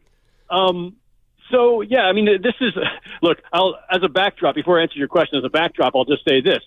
4.5 years ago, whenever June 2019, I was among the many who wrote basically what I would call, as we obnoxiously do in the journalism industry, an obituary for the Warriors dynasty. Then on the night that they lost to the Raptors and Clay had gone down and KD had gone down and everything was a mess. And we thought it was over, and there was good reason to think it was over. And of course, it was not over. And so I think I'm probably never going to write them off again. And even these, couple of years later, and there's that much more age and mileage and everything else that's happened, to say nothing of obviously all the stuff with Draymond, it's easy to say, well, this looks like the end. And there's a lot of reasons to look at it and say, maybe this is how it goes. Maybe this is just, one blow too many, losing Draymond to this long suspension, everything else, and maybe it's not recoverable. I'm not there, and my piece is not about that. It's more about just the idea that, listen, if this thing is coming to a close, if the horizon is nearing, it's because that's what happens to dynasties. This is not about Draymond. My main thing was I was kind of reacting to the conversation around Draymond's suspension as like Draymond's going to kill what's left of the dynasty. And I just don't buy that. If the dynasty is ending, it's going to be because of everything else. It's going to be age and injuries, and that these guys just aren't quite at the same peak they were even a year and a half ago when they won the last one. And, there have been some bets made in the draft that didn't work out and signings that didn't work out. But the main thing to me was just putting in perspective of all the dynasties in NBA history, because the vast majority of them last about 8 or 9 years, which is where they are right now. And if it's going to end, it's just because that's the nature of things. Right. That's how these things go. Yeah, and Howard, in the piece, you sort of define a dynasty as 3 years within a decade span. Obviously, the Warriors have 4 now. But what do you think is the biggest reason for the quote-unquote dynasty being extended? And is it also the reason why you wouldn't write them off this season? Well, that the dynasty had a second gasp in them after we all thought it might have been over in 2019, largely because Steph has also, to talk about perspective here in terms from a historical standpoint, players like Steph, especially of Steph's size, don't generally remain this dominant, MVP level dominant, this late in their careers. He's turning 36 in March, right? So guards in general, smaller guards, tend to fade out by now historically. But Steph has defied all that, and Steph is still playing at an incredible level, and what a performance last night. And that's the main thing. There's probably other factors that went into their ability to actually extend it. Look, they caught lightning in a bottle to an extent with Jordan Poole having a breakthrough season. And then, of course, the Jordan Poole magic didn't last long enough, and now he's gone. But in every single championship run, there's some things that break your way. And I think some things broke their way that season too. But I think a lot of it is just simply that Steph, and to a lesser extent, Draymond, have been able to extend their primes in a way, right? They're not in their primes anymore technically, but they've been able to play at a certain level. And I think because they're both still playing at a really high level. So when Draymond gets back, and if Clay can sustain this run he's on, I'm not ruling anything out. I'm not about to predict another championship run, but there's still something there. I would not write them off. Howard Beck joining us on 95.7 The Game, senior NBA writer at The Ringer. His most recent piece was on the Warriors, Draymond Green, state of the dynasty, and comparing it with other dynasties. I look at it this way, and just bear with me, Howard. So you got Boston and L.A. To me, those are the two preeminent franchises, and they have had a multitude of superstars over decades and decades and decades. Then you have the Spurs, who were a dynasty, and they kept it going through the draft. In large part, Robinson to Duncan, then they got Kawhi. The Chicago Bulls are a team that never won. They drafted Michael Jordan. He won 6, and they've never signed a free agent of huge import since. And when I look at the Warriors in the context of all the, those 5 dynasties, Do you think it's possible that after Steph retires, that the Warriors may experience a level of restraint from free agents wanting to go there because of the shadow of Curry, similar to the shadow of Michael Jordan? It's a really interesting question, and yeah, I mean we can leap forward a little bit here, as long as the listeners understand this is a hypothetical exercise, and we are not declaring this thing over yet or any necessity. No, exactly. Yeah, I think a couple things happened after the Bulls dynasty was broken up, right? Like, so Michael retires in '98, and they made the decision as a franchise, we're not going to try to like extend this thing and find somebody else to play with Pippen. And like, they were like, no, We're tearing this thing down. They even, as we know from The Last Dance, like they were telegraphing that before Michael had even retired. They had decided this was it. And so I think in addition to nobody wanting to play in Jordan's shadow, which is definitely a thing. Right. But the Bulls also were kind of a mess. They were kind of a mess, and players and agents didn't really respect them for a long time. Also, by the way, it's just really hard. It's like very few teams have been able to construct a championship contender strictly through free agency. And so it's not entirely on the Bulls that they've never been able to reach those heights again, but they've also had some opportunities missed along the way. They've had misfortune, the Derrick Rose knee injury back when they were first starting to emerge again.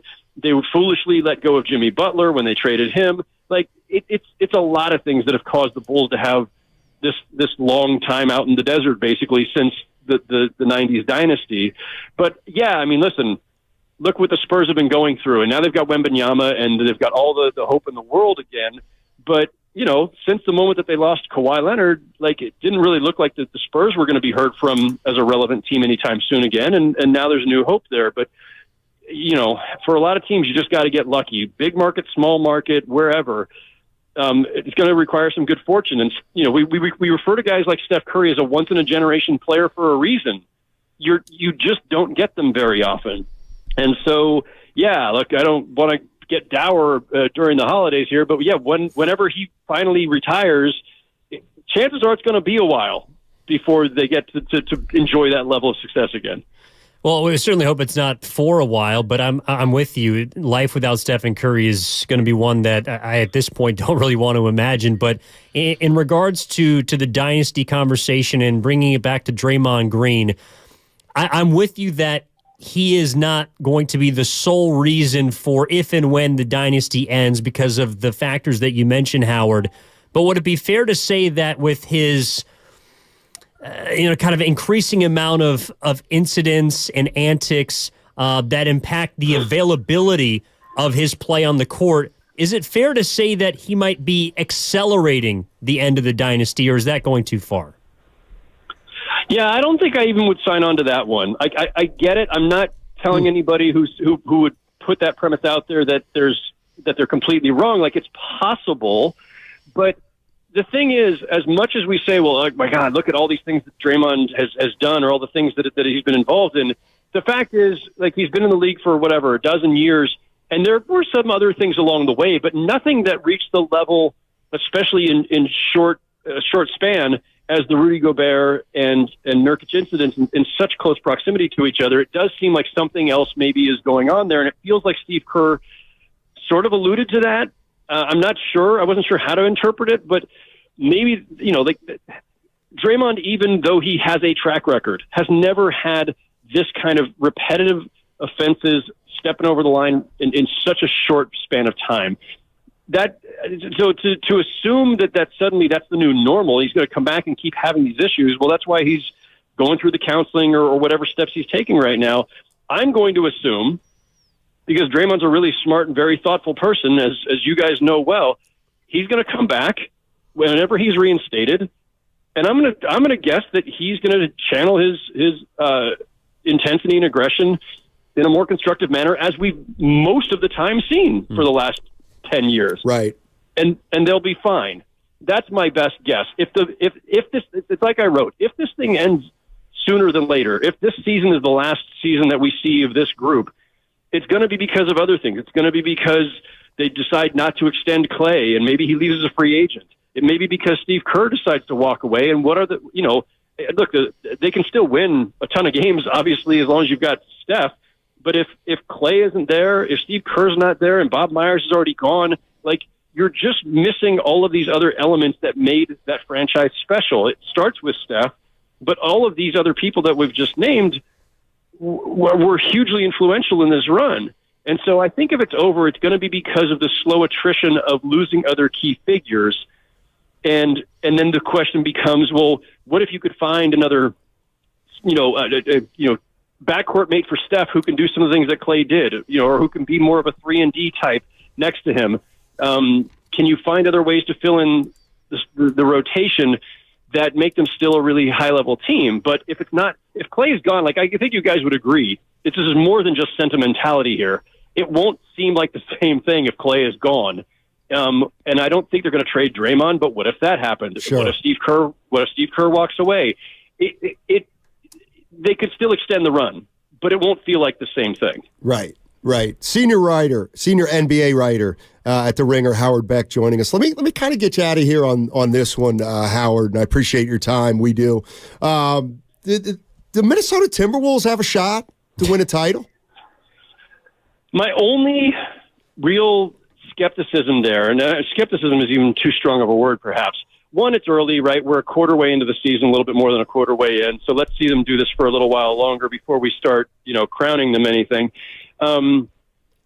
Two, they just don't have any experience. Like, they've had Anthony Edwards has had 2 playoff appearances, and they both were first round and out. And it's pretty rare to go from that kind of team that's like a fringe playoff team that can't win a series to suddenly being a contender. Their record suggests that they are right now. Their defense certainly suggests that they've got a chance. And they've got some really, like Anthony Edwards is a phenomenal player, and Rudy Gobert is back to being a defensive wrecking ball. And, Towns is obviously incredibly talented. Like, the requisite stuff is there. Naz Reid has been excellent for them. There's a lot to believe in and a lot of good reasons to be positive. But the idea that they can knock out the Nuggets or get to the finals and then beat, say, the Celtics or Bucks, I think that's a lot to ask of a young team that is just now starting to figure out who they are. Yeah, it might be the year before the year. I hear what you're saying. Hey, Howard, thank you so much for joining us, man. Really appreciate it. Great piece in The Ringer, and happy holidays to you and your family. Always a pleasure, fellas. You too. Take care. Yes, sir. Howard Beck, formerly of the New York Times, now of The Ringer. You can also catch Howard on the Real Ones podcast every Monday. Now, why'd you go and do that? Do what? Why'd you have to ask about Minnesota? Because I was looking at the standings, and this is somewhat recency bias, but I know. I like to poo-poo everybody who takes too much out of one game, but when I do it, it's always okay. Okay. No, I'm sorry. I'm looking at the Celtics last night. I'm like, I don't think they're winning it. I just don't. I don't see it. Well, I'm not saying it's outside the realm of possibility. No, and when you put up other teams, you realize. But I don't. If I ask you, you got to pick the NBA champion, but it can't be Denver. Who are you picking? Can't be Denver, because that's what I would just. Hey, Stein, who's going to win it? Well, nah, just give me Denver because they won it last year. But you can't take Denver. Who are you taking? Milwaukee. Something missing there, too. I can't put my finger on it. Yeah, it's Drew Holiday. It's still early.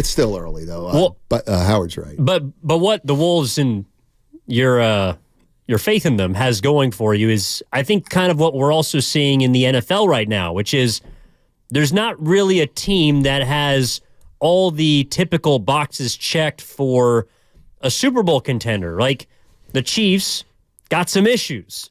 Well, they got the best quarterback and they got the experience, but they don't have the best team.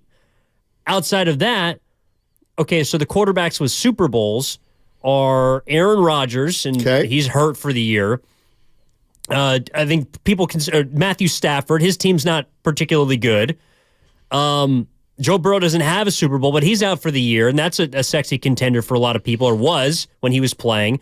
So right now, you got a bunch of teams that have relatively inexperienced quarterbacks, or quarterbacks that haven't played on the biggest stage yet. Yep. In the NBA, conversely, you got the Celtics, who do have a trip to the finals, but for some reason don't have people's confidence, and I think it's apparent last night as to why. Milwaukee's the only team with championship contention, but they're giving up 120 a game. Like, they don't seem like a team that defensively can win a 7-game series and muck it up.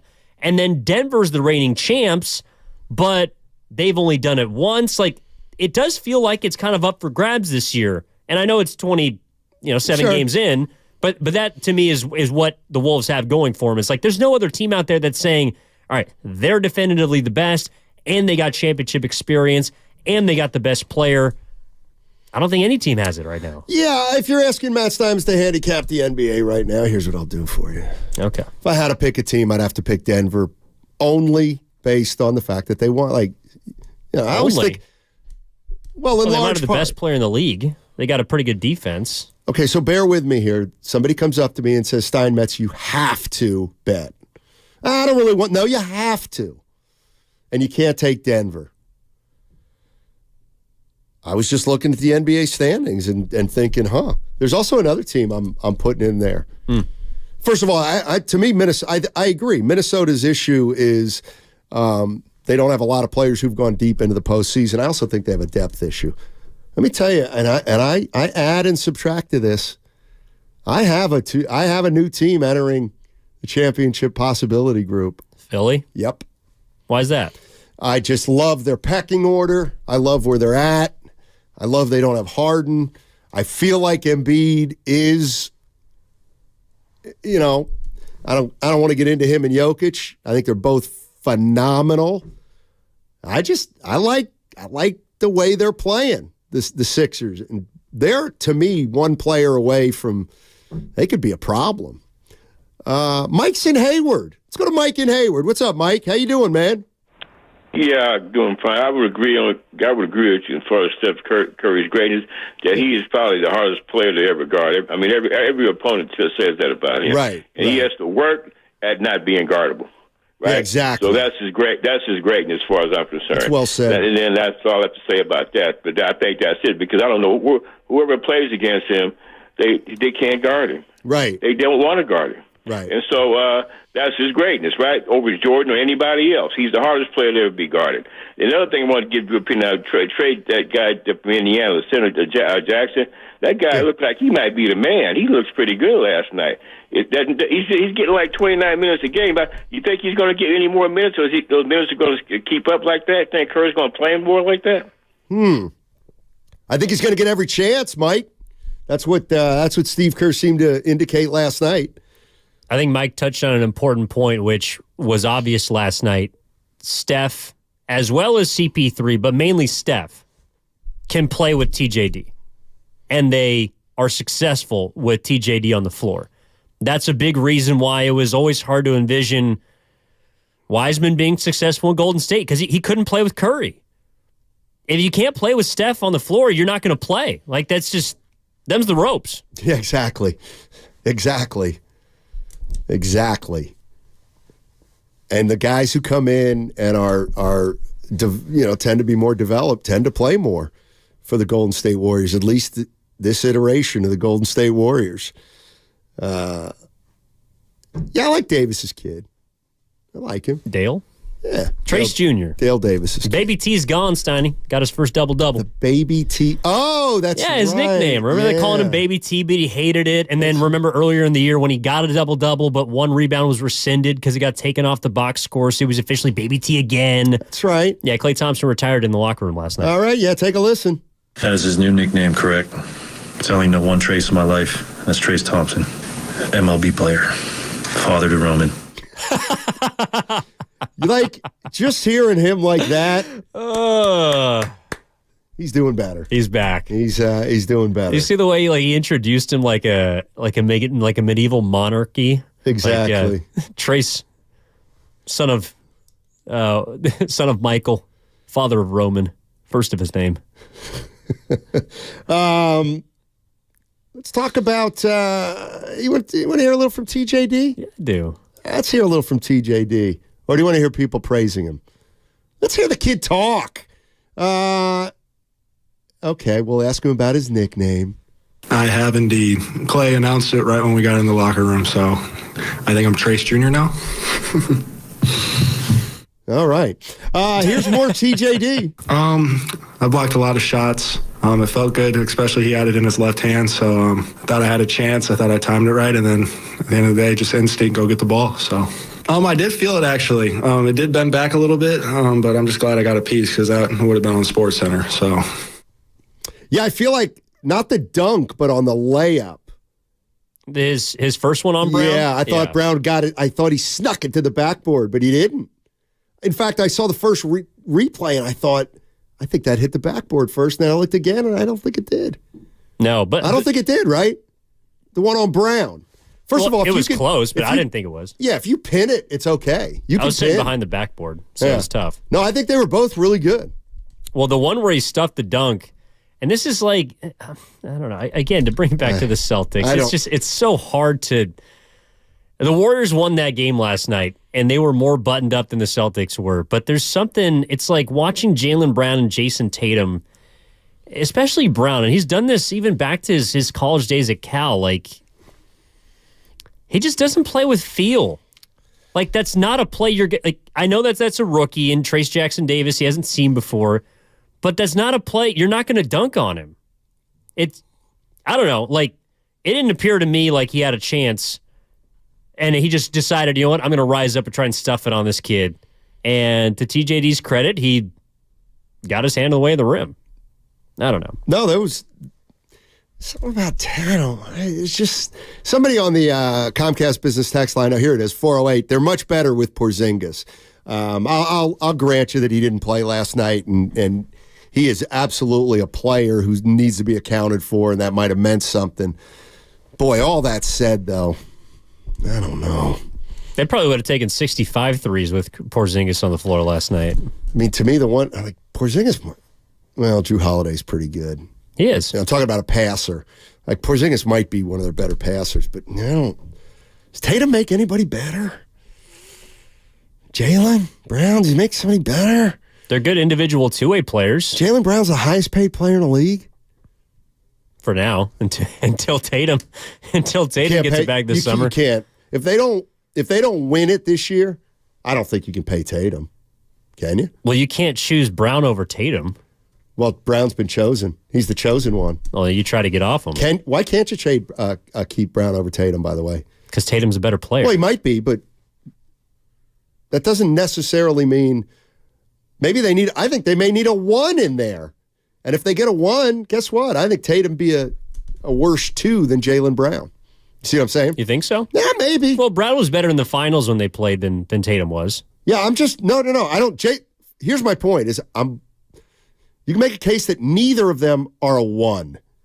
They're 1.5s. Correct. So if they're 1.5s, you know what? Flip a coin. Like Drew Holiday is kind of more of a 1 than either of those two guys. No, I hear you. I just I don't think they complement each other as well as some other teams. All right, 888-957-9570 is the number. Don't forget, it's a Warriors Wednesday brought to you by Friedman's Appliance, a trusted name since 1922. Visit friedmansappliance.com today. Also, that segment brought to you by Fremont Bank, full service banking, no compromises. Switch to Verizon and you'll save. Get in the holiday spirit, San Francisco. Verizon has an extra gift for your family this season. You can save a lot. Get $800 in Verizon gift cards when you switch your family of 4 and get 4 new phones on us with Select Trade-In and Unlimited Ultimate. Great deals from Verizon. Great deals from Verizon. There's never been a better time to switch, but this offer won't last forever. So hurry in. Switch to the network America relies on. Get $800 in gift cards.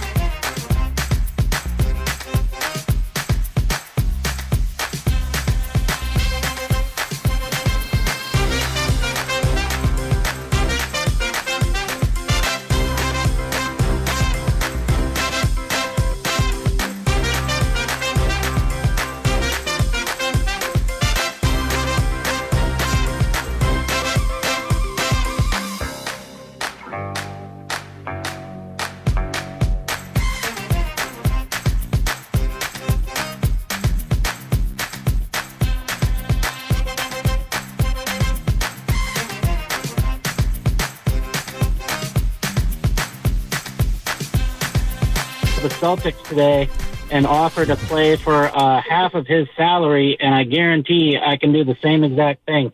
You guys have a Merry Christmas. Thank you. That just has all the makings of a bet gone wrong call. You know it. You can't. Look, I came in with want me Evan to say today. it? I came in to, before the show. We started talking. I said, that was a great win, great win, great win. And I said, one thing we can't do today, Evan.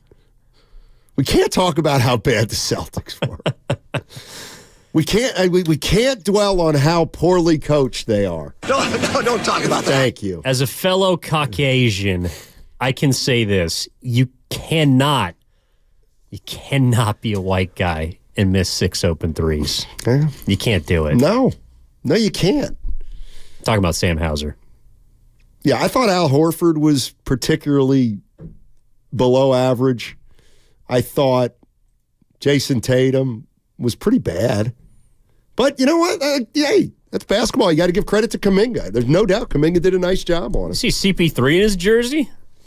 9-time all-defensive team right there. Yes, he is. Better learn. Let's go to Kumar. Kumar's in Willits. You got to love Mendocino County, baby. Beautiful place. Hey there. Hey there. So I'm going to make this easy for you, Steiny. Oh. I think that you're absolutely right. In a one-on-one game, Curry doesn't crack the top 15, top 20, top 25. But basketball, the way it's played, is 5-on-5, and with his gravity, with the way he can turn mediocre shots all over the court into great shots, and with the work he puts in off ball, he will always demand to be on any 5-on-5 team. And I think that is what puts him on the Mount Rushmore of all time. Hey, Kumar, question. Hold on. You're in one of my favorite areas, Willits. Can I ask you a couple questions? Of course. Right now, are you driving anything like a pickup truck? No, but everybody else is, and they're all white. And do you have wood, some kind of lumber in your car or vehicle? No, but I recently chopped wood, and it's one of my favorite things in the world. You know what? We can end it there, Kumar. I love chopping wood. We have, sometimes we go up to our little place in Canada, very rustic. Your island? Yeah, I chop wood. I use a wedge. You don't even know what a wedge is, do you? I know what an axe is. What's a wedge? Pitching? See? It's a machine that actually splits the wood for you. Oh, so you're not actually chopping wood. Let me tell you what the machine is. Thank you, John. Did that come over the ear? That's the machine right there. Oh, my God. That's the machine. Doesn't it have a hydraulic The biceps. Oh, boy. Ouch. I just got a cramp. Making a muscle there. I need a video the next time you're out there chopping wood. I have a photo. In the wilderness. You know what? I'll have one to you by the end of next break. Steiny in a red flannel? I do it in gym shorts and a T-shirt. No, sometimes shirtless. I'll go shirtless on the island. I have not gone shirtless in the United States, I would say, in 12 to 14 years. I will go shirtless in Canada, provided there's no video equipment. I could see you out there with torn jeans tucked inside of galoshes. You sitting there with a rustic battle axe. Not knowing how to wield it. Tell you something. I could have been. I could have been somebody. I could have been like a trapper. I could have trapped stuff. I do know what a trapper is. Yeah. Yeah. You could. Well, I don't know if you could have been. All you got to do is set the trap and chill. I think it's a little more difficult than that. No, that's what trap. Well, but then you have to learn where to set the trap. And, exactly. You know So okay, fine. I'd start out as a trapper's apprentice. That's fine. Have you seen that Leonardo DiCaprio movie? The Revenant? No. I don't think you could ever do that. No, but I saw, oh gosh, I was starting to watch some documentary about some remote village in Siberia where everybody's either a trapper or I don't know. I mean, you pretty much have to be self-sustaining at that point, right? What, do you think I can't self-sustain? No. Next question. Let me tell you something. You put me out there. And Naked and Afraid. Can you imagine Matt Steinmetz on Naked and Afraid? I mean, you know what? Here, if you were a step ahead, John, you could have been. Can you imagine Matt Steinmetz on Naked and Afraid? I'm out. I lost. I've been like a combination of Daryl the Guru Johnson in Knockout and Kramer in the contest. I lost. I'm out. Hey. Yeah, I couldn't do that either. Naked and Afraid hit the pike. What about I couldn't win that in a million years. What about like The Amazing Race? No. Couldn't do that either? No. Absolutely Survivor? not. I don't know whether there are ones there are out there, but nope. I'm not a survivalist. But are you really? Did that come over the air? What'd you say? John. Do you want to say that? I'm actually trying to get on Survivor. That's John Lucan, our producer. Send in a few tapes. How do you? Yeah, so you do that by sending in like a so you send an in audition. Typically, it's around a 4-minute video of just you in the day of John Lucan, what you do, who you know. You don't know surviving. I can survive. You don't know that. I came from Redding, California. I thought you were from SoCal. Well, I claim Santa Cruz because it's a little easier to talk about. Went to high school there. Shout out to the 415. Sounds to me like Silver Spoon as opposed to Trapper Man. Give Steiny a cow and he can milk it. That's right. That's absolutely right. By the way, happy holidays to everybody out there. We got Christmas coming up soon, Diwali. Before we get out of here on Friday, we got to do like a wish list or some sort of year-long wrap-up. There's been so much that's happened. Actually, this is perfect because on Friday is your last day. Yeah. You won't be back until the new year. Right. So we can go through all the things you got wrong this year. Well, like you said, but I'm working. What do you mean? Why don't you do that on the day I'm not working, because then I won't have to talk about my good deeds. By the way, I was thinking about what do they call this? This is a season of giving. Let me tell you what I like. I like the season of taking. When's the season of taking? Seriously. That's the one I want. It's the summer. Let's make it March. I'm decreeing March 2024. That's the season of taking. On 95.7. Hold on. The game. No read. You put a cow in front of me and it's ready, I could milk it. My little brother's friends have been...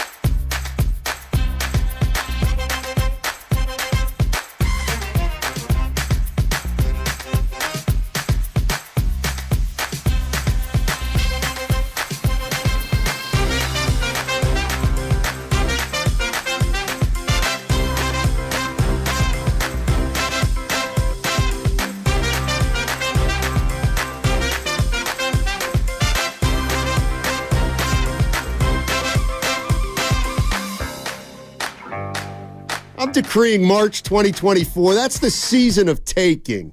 Now, back to Steiny and Guru on 95.7 The Game. Got to give equal play to the other side. If it's a season of giving, when's the season of taking? You know who? Let me tell you something that I've learned in the last year and a half. Tell me. When I say things like the season of taking, you know who doesn't? Mark Willard would not participate in that. He just wouldn't. No, he's a giver. He's too good of a guy. But I can envision a time where, like today, for example, if it were the season of taking, I go into the boss's office. He's not there. He's got some bags out. Yeah, he does. And I'm looking in all the bags, and I notice he's got some booze in there. And sure does. Cocktail mix. I figure if it would have been March, you just take it. Just take the bottle, and then he comes in and says, "What happened to my liquor?" And somebody goes, "Oh, Steiny took it. It's the season of taking." And he goes, "Oh, yeah, that's right. That's fine." Fair enough. Exactly. Yeah, Seinfeld episode. Taking things from work is a time-honored tradition anyway. That's different. Oh, my God. There are levels. There are levels. Well, there's acceptable, and then there's that's too much. Who's taken a ream of paper before? Yeah, of course. Hands are up. Really, Evan? No. He's got never no taken a printer. They're He's a actually kid. they actually expect you to take that from work. Oh, okay. Well, Like, that's not a ream no. of paper. I don't know if you've all been afraid That's of getting fired just from like the most, I don't know, menial job. But that's a thing. Who's taking a ream full of paper? leftover pizza? Oh, well. For sure. No, I was thinking Yeah, more. good, multiple both of you. times. Food's on the table. Like Evan, Yeah. because That's we're the cool focusing part on about you. afternoon drive. No is doubt. There's nobody That's true. left. That's a good point. I actually look at that. That's charitable. That food's going to waste if we leave it. Justify my theft. We're right. We're the last ones out the Thank you. door, It's a 4. and there's 17 round table pizzas sitting there. Sure. What kind of a jerk wouldn't take one? I agree. What about? You're welcome. Now you're on calling it. me a jerk because I won't take a pizza. Well, You know. you don't have the mouths at home that I do. She actually has 6 teeth now. She so does not eat pepperoni. She can gum that thing. She does into not eat pepperoni. submission. It's evolving quickly. She will come at your bagel, by the way. One gummy. Let's run down the list. Would you take an Odyssey coffee mug home? I got 3 in the closet. I got 3 in the cupboard. Yeah. Okay. I'm not a. Now, they gave us one. I won't. They gave us one. They gave us one, quote Would unquote. you? Well, Granny and I have That's two, like a so- worse gift than a Okay, okay, for His is example, mine, mine is his. Evan, Yeah. when you make coffee, do you put anything in it? No, I take it black. All right. Well, He's an old Good soul. Lord. And I've had like ruins 7 cups. everything. Here's I'm where you need- sorry. Like, You would need you to ever tell take? your- Would you ever take a bag of coffee home with you from work? Not for me, but yes. What? Like for a date? Like Peter Pan action? Well, What if there are you was doing? there was a ton. Sorry. No, there's a Robin ton. Hood. There's boxes back there. Oh, well, don't Got jumped around in the woods. talk about that. No. That's too much. Whatever You can't the take hell it coffee. Well, no, again, I wouldn't take it home for me, but I would take it home if someone had really enjoyed this, I don't know, Pete's French roast, and Right. we just had a bunch of bags. Yeah, I would take it home for them. What do you put in your coffee You now, can't do Steiner? that. Why not? But you can No, take that's too much. a ream of paper costs more than a bag of coffee. Correct. Yeah, but if that's you're how I getting- think. But look, no, taking is taking. The whole like I gave it to someone else when I got home. That doesn't count. That's taking it. And The first of answer's all, yes. one Yes, package of paper is not a ream. A ream would be like a full pallet. Just Mr. Words over A here. ream. You You love just taking a words. trolley of paper out of here? What are you doing? Seriously? No, a tablet. No, they have notebooks. All aboard? No, you fill the notebook, and that's work. My question is, what do you put in your coffee now? Because Equal. famously, Or Splenda or something. at the old building, Stevie, ideally. not the old building, but the building before the building, we did a bit. He did a bit where he took all the sugar he would put in his coffee and he poured it out onto a piece of paper. and I think it was 21 sugars. Was the number? No, Good Lord. Close, 12. Okay. Aspartame. The mound of sugar that he would take in his coffee, it scared him straight. Am I wrong? I mean, I poured out the sugar I put in my coffee on the table, and I don't know, people Say just hello started to my calling little me Tony friend. Montana. Dude, totally. That No, was a I mountain. poured the sugar out. I looked at it, and I was like, that's it. I was done. That's why I would never do something like that. Because I don't want to be done. Yeah. This thing has so much vanilla in it. I can't even. But you don't add sugar to the vanilla. Sennheiser. Coffee. No. It's just like just vanilla. So when you go there, like, how many pumps do you ask for? Well, no. So you're talking about if I go to a Starbucks or a Pizza Like or a a coffee BB gun? house. We're talking about when I make it at home. I usually make it at home. I have an iced coffee maker. And you have your own vanilla? Yeah. At home? You go to Starbucks and you just buy one of the bottles. They'll sell you the bottle Is it for the only place to $12.99. buy vanilla? No, you can buy it at the store, but I happen No, to but like it's the vanilla cream mix, right? No, it's just vanilla. Vanilla, like the big bottle of clear vanilla. I like theirs better than the one that you get at Safeway or whatever. So $12.95. They'll sell you the big bottle and it'll last me at least 3 days. No, it'll last last a couple months or whatever. Right. And you just. How many pumps? I make a big, as you know, this thing right here. I fill this thing It's up. about 24 ounces. Yeah. I don't know, 7 to 10 pumps. And no milk in there, just a little milk. A little bit of milk. A little and then- cinnamon, and some coffee. And you'll go 7 pumps? And then we're out. Yeah, dude, this thing's sweet. It's sweet. Yeah. I don't do It's not even black coffee at that point, right? No, it's not. It's like a It is. milkshake. Yeah, it's a milkshake. Yeah, but it I'm keeps me kinda the awake. same way. I don't need it. I love What, I that don't much know- sugar? No, I don't know why. There's certain things that we've decided put hair on your chest, or they make you a man. You have to. You're not allowed to drink a Moscow Mule. You're not a man. Coffee. You can't make. No, I make it very sweet. And yes, there's still coffee in there, and it keeps me awake. That's how I like it, and I'm proud of it. Coffee with Mark, bourbon. proud of it. And that's where you have to be a strong enough person to get through the criticism. Bottoms up. And every once in a while, particularly during this time of the season, when a drink maybe, Lord, I gotta if it's a fireball for Steiny, it's a fireball for Steiny, and I gotta take all the heat that comes with it. Fireball. You really drinking a fire? Well, if you're telling me I gotta drink a shot, I gotta drink a shot. Fireball. Give me a fireball. I mean, it's on the menu for crying out loud. Drinking a fireball. I mean, it's the only that other stuff. I mean, that'll get you. In terms of shots, like if you did gotta be Mount careful. Shot more, Yeah. like Jameson, Yeah. for sure. But that's dangerous. JMO, our golf group, like Yeah. there will be JMO, always out and about. Fireball, JMO, whatever Aaron has in his flask, and I guess tequila. Okay. No Fernet. No. That's a vomit. Shout out Luke Stoffenegger, our good friend. But Fernet what's kid. this? You have to take a shot. Like you've really arrived as an adult when you just look at everybody and they're like, "I'm not taking a shot. Well, I you can don't just want to sip take it. a shot. I'm not taking a shot. Why? Well, if I don't- Why would I take a shot? Because What the hell? Why? What the? I want to. Okay. All right. Well, that's different. Exactly. That's different. It's You want the season to. of taking. You do it. Thank you. Well played. I'll have a Manhattan on the rocks and I'll drink it at my own damn pace. Thank you. No, you're right. Yeah. No, you're right. Thank you. I like that sentence. Speaking of shots, Steph Curry, am I right? Yeah. Did the Warriors play Hell of last a night? segue. We walked out of here yesterday saying they needed a signature win. They're done. Steiny. You did. They got a signature win. Yep. Did you hear my open today? I did not. I was in class today. Oh, Yeah. Dude, the baby's Teaching or- transitioning to one nap. I can't listen until about 12:30. What'd you say? I'll tell you. I'll get my notes out. Yeah. Oh gosh. He wrote his open. Can't you speak from the heart, Steiny? He That was scripted his first Yeah, 15 can you, like, sentences. yeah. Right, and you know what? We went down right the field. We went right down the field for 7. Reinvigorating win for the Warriors. It's true. That game to me. See, people sometimes say, "Stein, you're not a Warrior fan yet." No, maybe not, but that game gave me maximum basketball enjoyment. Why? Because that game meant something last night. The opponent was good. It meant something how they won that game with the players that they had helping them win that game. We also have a situation where we're 13 and 14. There's been some negativity around the team with Draymond.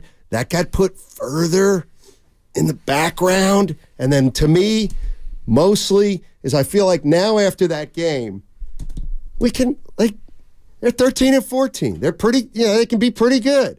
Can they win 50? I don't know. That seems a little high now, but let's see. How about 45? Yeah, maybe. How about 48? Maybe. Well, if they get to 48, maybe they're the 4th seed. Then who do they play in the first round?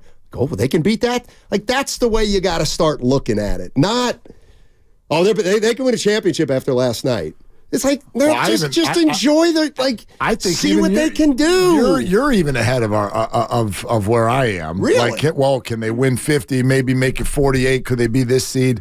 Can you get to 500? Sure. You got 2 games Friday and Saturday night you should win at home in your building. Can you be 15 and 14 when we go to bed Saturday night? When you arrive in Denver for Christmas, do you have a winning record? That's where my head is. And could it be fine? Sure. The Phoenix Suns are 14 and 13. Exactly. Okay? Well, and the big bad Phoenix Suns, their record, they're 1 game ahead of you.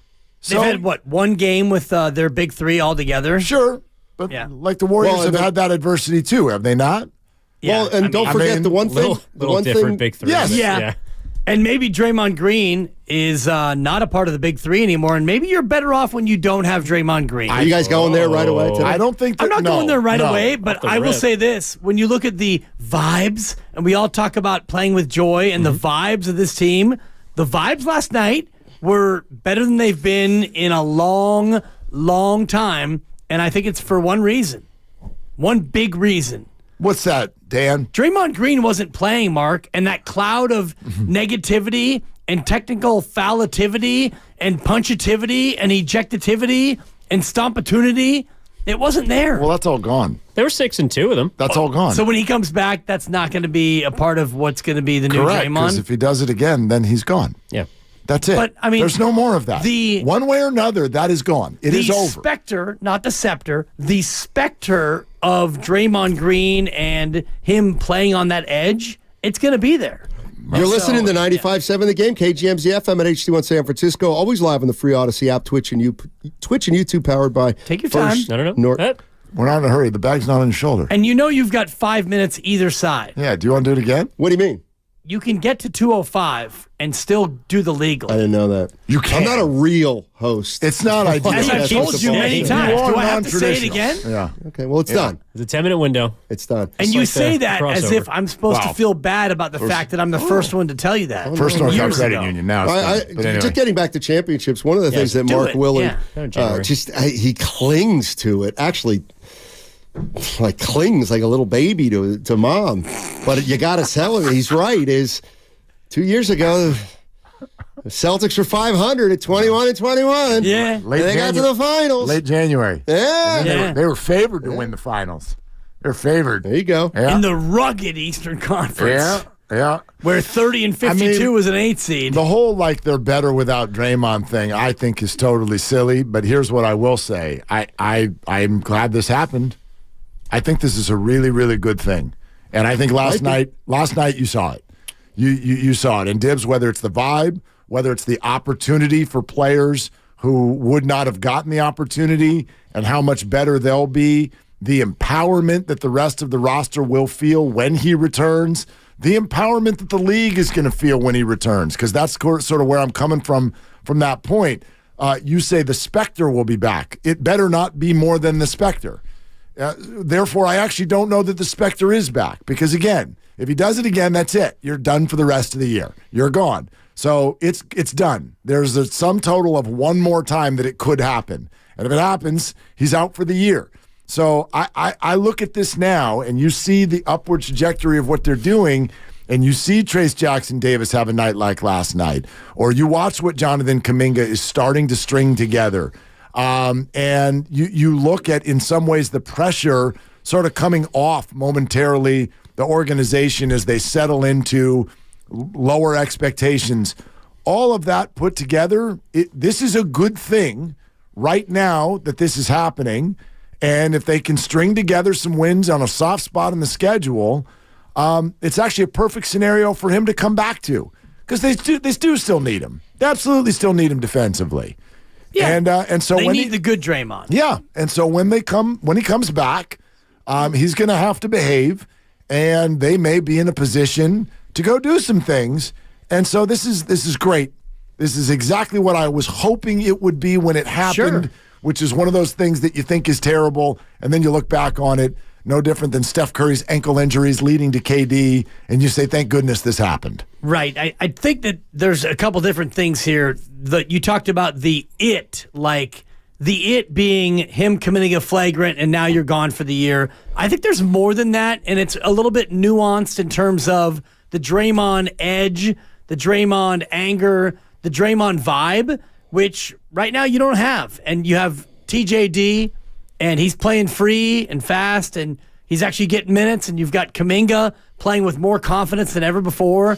I wonder when Draymond comes back if that can still exist in terms of those young players feeling like they can still be themselves without looking over their shoulder at Big Brother. What do you guys think? Because that sort of sounds to me, at least, like you're presupposing that the team doesn't like being around him, and I've never gotten that impression. Didn't say the team. I mentioned two guys. Or that they're intimidated by him. I don't think that they are. You know what I mean? Well, I'm just looking at two guys who have played better in the past 3 games than they had in the previous 70. More minutes to hand out. Sure. They're just getting a chance. More freedom and more emotional space, too. And they're growing up. Right. They're growing up. You know what I mean? When you say intimidated, I think of physical intimidation, and then I think of mental intimidation. I don't think it's physical, but I think that these guys are Hall of Famers. Let's just take the big 3. You know, if you mess up with Steph Curry, I feel like he's likely to say, you know, hey, Jonathan or James, you got to get to the other side on that. You got to get there quicker. My joke is Klay Thompson wouldn't know if Wiseman made a mistake, but Draymond's the guy who would jump him. Not all the time. Sure. Draymond's positively instructive 80% of the time. But I do think sometimes you play with a player who's so... demanding. It's just like a coach that you always look over your shoulder. Are you taking me out? Like Draymond's different than the other two like that.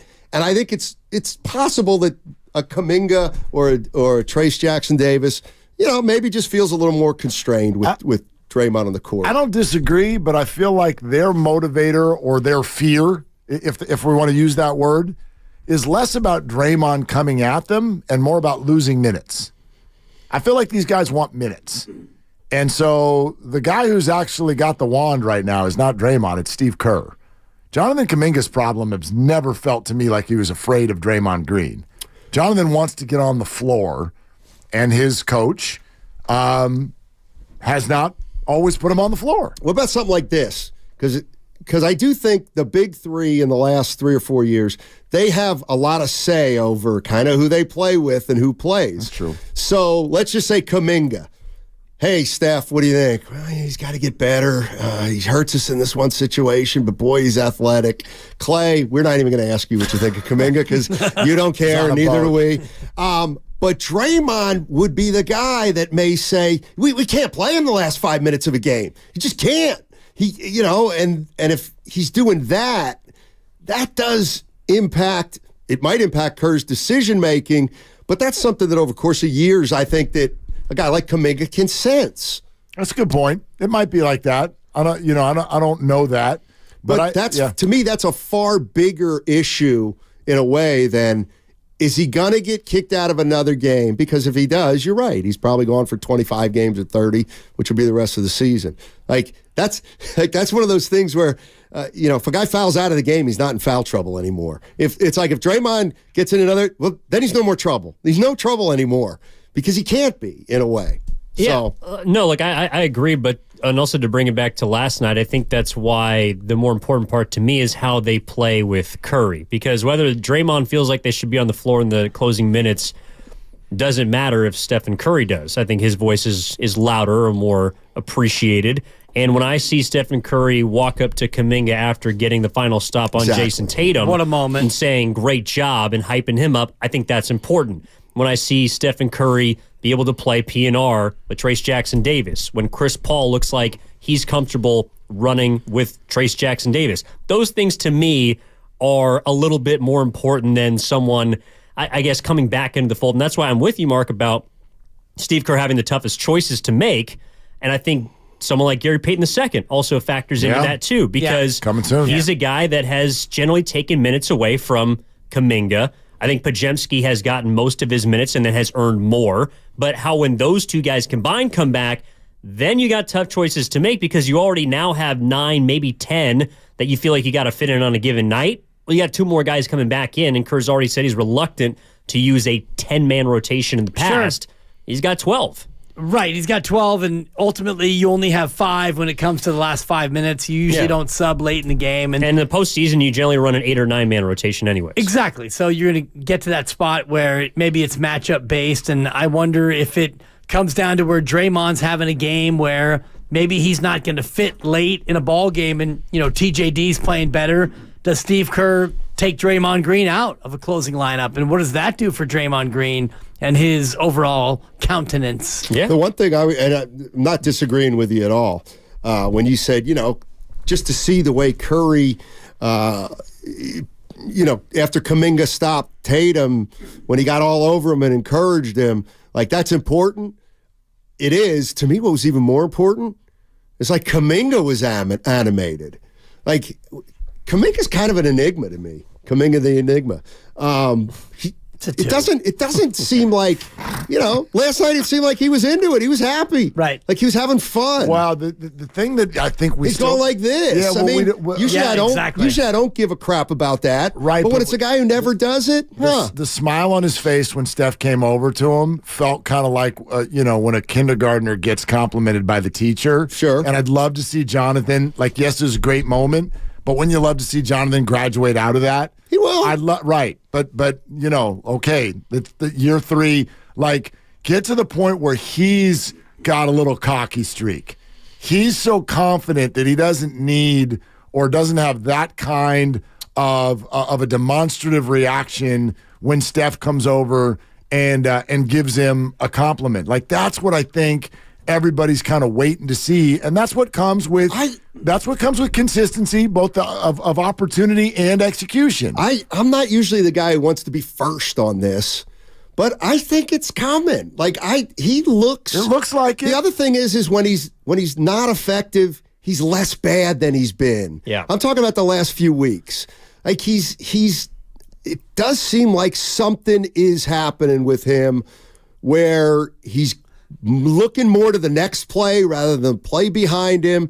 I think he's starting to figure out that he can have real value to this team because what he brings is different. And he's going to have downs, but I do think I think something's happening in the last 3 or 4 weeks. That game against Portland a couple weeks ago might end up being the turning point of his career. He also did that earlier in the game. Like, if you remember, is in the first half, he brings the ball across half court, and he's pointing to where Clay's supposed to go up a screen. Not there. He's directing traffic, and then he asks people to clear out, goes at Brown, and then stuffs it on top of him with 2 hands, and then gets animated. So I think he is feeling more empowered and confident, and now it's just about putting that together in successive games, which he's going to have opportunity to do. He should until Draymond's back and GP2's back, and then Steve Kerr is going to have to figure out exactly how he's going to manage all these minutes. And, it's easy for TJD to, be put on the back burner for a while. And, Kevon Looney has lost a lot of minutes over the course of these games. And, you're not too worried about how he'll react. But in general, like you said, Evan, 12 guys for 9, maybe 10 guys worth of minutes. It's going to be tough on Steve Kerr. That could be the odd man out. Kevon. Mm-hmm. He already is. Hey, when did Kuminga make the steal for the dunk? The third or fourth possession of overtime. Yeah, see, they just traded misses. That to me was not just a guy who found himself in the right spot at the right time. Like, to me, that was a pretty smart gamble. It was a huge play. It was. And that first bucket, especially with the way they've played in overtime this year. They've been horrible. And to me, it was a play that you don't make that play unless you see it coming from a couple plays before. You know what I mean? Like, and you feel confident enough to make that gamble. Exactly. Right? And, like, I know it's just one little play, but Buffalo Springfield. So this happened. And the way he dunked it too, Steiny. He goes down and he jumps and he brings it back 2 hands, and that's a time where a younger player maybe throws it off glass to himself, Jordan Bell, or double windmills it. Kuminga jumps up. Oh my God. And he goes 2 hands, soccer throw in, and then he threw that thing down so firmly. Like that one must have felt good for young Jonathan. I hope he No longer. I hope he shoots 1,000 free throws. Kuminga the Enigma. Did you see my stat? 18 of his last 37 from the line. I hope he shoots 1,000. That's the thing that can get in the way of a guy progressing. It's like He's play gotta be- from 3 lately. Yeah. You're that athletic and that aggressive. You're going to go to the free throw line a ton. You got to make those, man. You got to make those. All right, guys, have a great one. And Dibs, I don't think I'm going to see you, so have a great holiday. Yeah, happy New Year, Steiny. Warriors. Attaboy. Happy hump day, people. Happy hump day. They're longtime friends. Let me tell you something real quick about Dibs that I'm sure not everybody knows. And first-time partners. Hang in there, big guy. There'll be brighter days ahead. Now, these 2 homegrown Bay Area boys finally come together to take over sports talk. Get the hell off of my doorstep. Major League Baseball, you stink. It's Willard and Dibs on 95.7 The Game. Yeah, not a hot take. That's not what I'm trying to say. It was the thought that went through my head last night as a great fourth quarter came together. And we need to remember that. You know, I think it's funny sometimes when we come in the day after a game and it's like, oh, everything's been figured out. It's like, well, you were down by 17. And you sat there with 3 minutes to go in the game. And I remember I was over there. I went over to Lovely Christie's house, watched the end of the game last night, and I went, yeah, they got a shot. It's not a good one. They get a shot. You know, you hit a couple threes, and they're in shouting distance. This is nice. This is an entertaining game. Yeah. But that was kind of the vibe. It's like, you know, the statement I keep making at the end of Warrior games is they're just good enough to be not quite good enough. That's what the fourth quarters have looked like.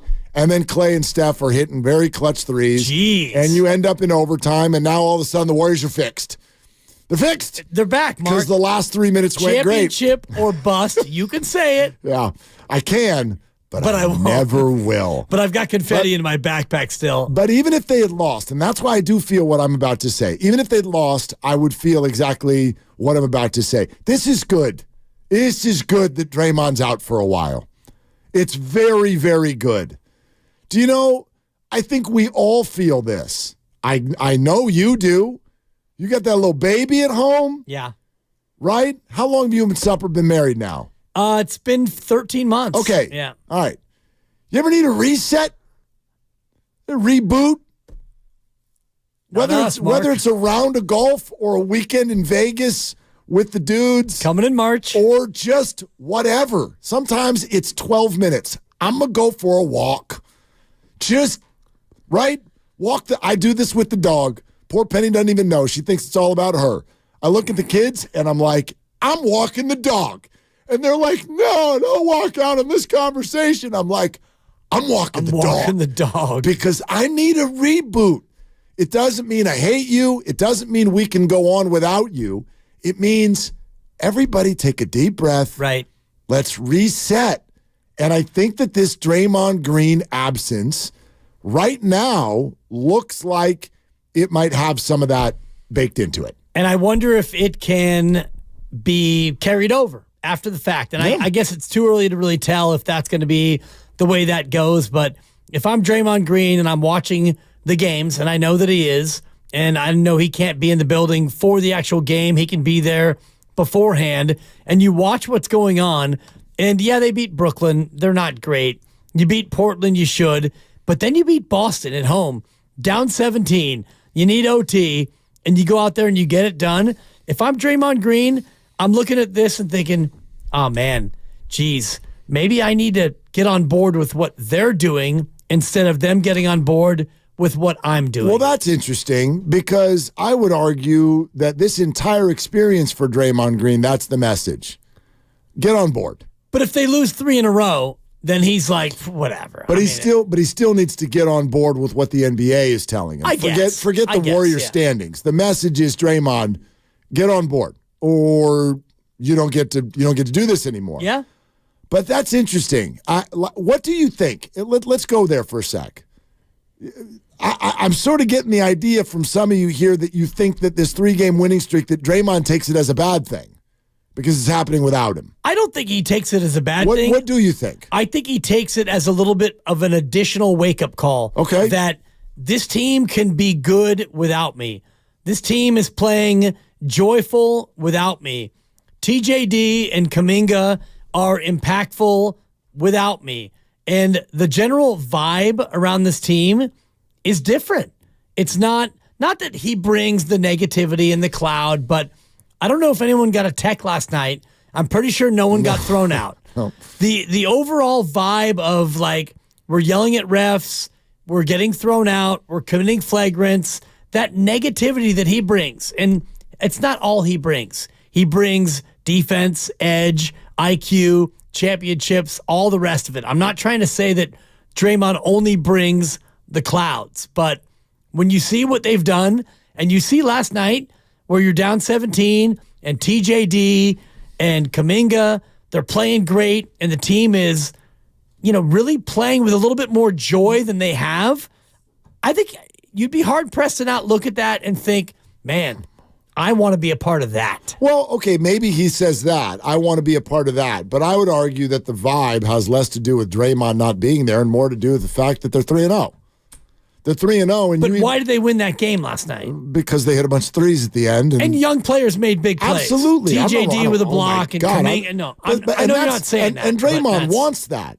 Draymond wants the players around him to succeed. Right. Like it, I think that. But how do you go about getting them to succeed? And you're dealing with this with your young people in your house. It's like, I want you to succeed, so I'm going to try A through Z in terms of, what's going to make you, and you finally find something that maybe is going to work. Maybe, but you don't do it by yourself either. Like, you need multiple leaders that give multiple styles. And these young players are always going to have Steph and Steve and Clay, if he ever says anything or whatever, alongside Draymond. Like, I get the sense, I don't think Draymond is nearly as insecure as sometimes we make him out to be. Is he a live wire? Yes. Is there a psychology experiment there? No doubt. And I'm not a psychiatrist. But I don't think he's as insecure as we make him out to be. In other words, I'm sitting at home watching them win, and I'm like, oh my God, they can do this without me. And oh my God, my leadership style is wrong. He's way too confident and stubborn for that. And I think proof of the lack of insecurity is when he got suspended for the Sabonis stomp. And remember the conversation we had that day? This guy's not coming in here and suggesting or accepting a bench role even for one night. And as it turned out, he walked in and suggested it. Great players don't want to do it by themselves. That's a fan thing. Hey, Brock, go put him on your back. No, he doesn't want to put him on their back. He wants good teammates. What is every star who's requested a trade, Dame Lillard, what's he upset about? No help. You don't give any help. Yeah, no help. I think Draymond's sitting here going, yes, go Trace. I don't think it's Finish that dunk. It's not about insecurity to me. It's more about now he's had a chance to get some real awareness of what these players can be when they have an environment that maybe is more conducive to them being able to play. And maybe it's just minutes, and maybe it's vibe, maybe it's both. But Draymond Green not being there has allowed TJD to play. It's allowed Kuminga to really play. And you beat Boston in overtime. And, you didn't have the specter, the overarching umbrella of what Draymond brings, which is positive and negative. Neither one of those things was on display. So you were down 17, you came back, young players did young player things, they played well, and now they have that underneath their resume. And that's what I'm saying. I think this is great. But all of that to me is covered under the umbrella of just like they're getting a reboot. He's getting a reboot. I hope he is. You hope. Exactly. Yeah. Did you see what John Morant did last night? A little reboot. Yeah, it took him a half, but he woke up. It took him a half. Then they won that. They won that freaking game. Pretty cool. They won that game. Easier to reboot though when you're like the alpha and your team is terrible. So, I mean, he's playing with house money now. Well, he's got a full season of just get better, Ja. Totally. Put your gun away and go shoot the ball. You got 57 games to reprove that you're Ja. Yeah, we would not do shoot your shot. It's all you got if we did radio in Memphis. That's a good point. Yeah, but anyway, point is this. Like, it's different to me, even a 5-game suspension with Draymond already had this year. You go out there and you're like, okay, we get to do this for a week and a half, but then Draymond's coming back. And so it's sort of almost like, well, we got to play 5 games without him. And each game, that's the post-game conversation. Well, how would we have done if Draymond was here? And it's hard when Draymond's not here and Draymond's about to be back. This almost worked, I think, in favor of everybody involved. The word indefinite. Right. Incredibly powerful for everybody. Hey, Draymond, we don't know when you're coming back. And hey, everybody else, you're now getting minutes, and we don't know when you're not. So just breathe. I just think it gave everybody space. That's what it feels like to me, because it's not even that they won the game. It's the looks on the faces.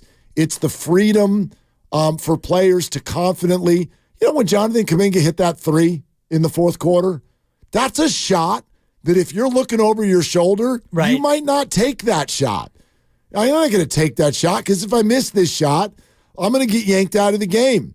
There's a huge thing. Take it from somebody who was a bench player in high school. You look over your shoulder after every possession, and it does. It shapes what you do. Yeah. And so I think there's a little freedom that these guys are feeling, and that's going to let them open up. For sure. That was my brother Doug, who's actually started on a team that won 52 in a row, and they were state champions. He had that same mentality of if he took a shot, because he was the number 5 starter on a 5-man starting lineup, if he took a shot and the coach didn't like it, here comes Steve Lavin, who was the 6th man. Get out. Oh, yeah. I've known Steve my whole life. So Lavin in, Doug Dibley out, and that's the way it went. And if Lavin turned it over, well, then Doug's back in and Lavin's out. And it was that difficulty in being a player. And I think you're right about Kuminga and TJD to a lesser extent, because he's just now like, well, I'm in the NBA, and his first double-double, and congrats. And he shed a nickname in the process, which is nice. He's no longer Baby T. Yeah. He's now Trace Jr. after his first double-double, which is kind of cool. But I wonder when Draymond comes back, and to a lesser extent when GP2 comes back, because then minutes will be constricted. And and if they're on a winning streak, I think Draymond is. And he proved it against Sacramento last year. He's the type that will come in and say, okay, what is it that's been working? Sure. Let's fit into that. I'm not worried about the minutes part of Draymond. I'm worried about the emotional baggage of Draymond. Well, because I do think that there's playing still with a better team with him. Yes, but you're also a worse team with him at times, because Draymond, when he gets volcanic, he'll ruin a game. I know, but I have no choice but to be confident that that's not going to happen anymore, because if it does, that's it. That's it. He can get a tech, but he cannot whack someone in the temple anymore. That's it. Then they're just going to do this for the rest of the year. That's I gotta think. I love your optimism when it comes to that. It's not just optimism. He has no choice. People sometimes have no option in life. And when they have no option, my goodness, you get in line. You will get in line. Can Draymond Green be the player they need him to be without living on that edge? We're going to find out. Yeah, I don't think he can. Well, then he's going to be gone. He's going to be gone. He got 3.5 more years under contract, so. No, but he's going to be suspended the whole time. No, but maybe you get docile Draymond. Maybe you get the check-cashing Draymond. And it's like a lesser Draymond? Yeah. Maybe. Because he can't play on that edge, and he's like, you know what? If I just toe the line and I play how everyone wants me to play, and I make my $88 million over the next 3.5 years, I'm good. We're sponsored by Lucky California. What do y'all think? This absence for Draymond that will be, around 4 weeks or more. Are you seeing it right now in this moment as a good thing or a bad thing? 888-957-9570. We would love to take your calls. Steve Kerr is on the program today, so that's about 2.5 hours away. Your call's next on Willard and Dibs. Lucky has incredible savings on the centerpiece for your celebration. Right now, USDA Choice Beef Ribeye Roast, bone-in, cut, or tied is just $6.87.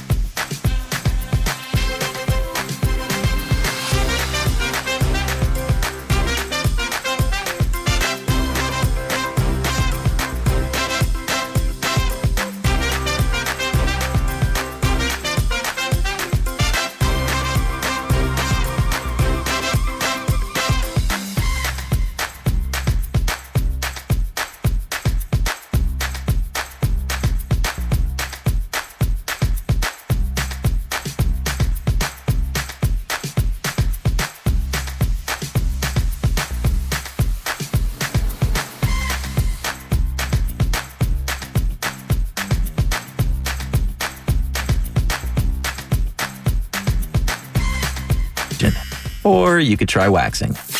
Nope. From America's #1 trusted men's grooming brand. The best a man can get, down there. Buy Gillette Intimate at a retailer near you. In Sunnyvale, rain continues, a high of 57. Weather brought to you by Pfizer. COVID-19 can keep you on the sidelines. If you're more likely to get very sick from COVID, ask your doctor if prescription oral treatment is right for you. Visit treatcovid19.com. Sponsored by Pfizer.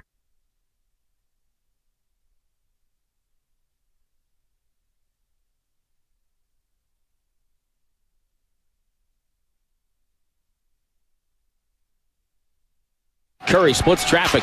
Down the lane, spins on Horford, throws it up wild, no good. And the loose ball deflected to Paul. With 3 on the shot clock, over to Curry, catch and shoot 3. Got it from the right sideline! 10.6 to go! Warriors lead 130-126.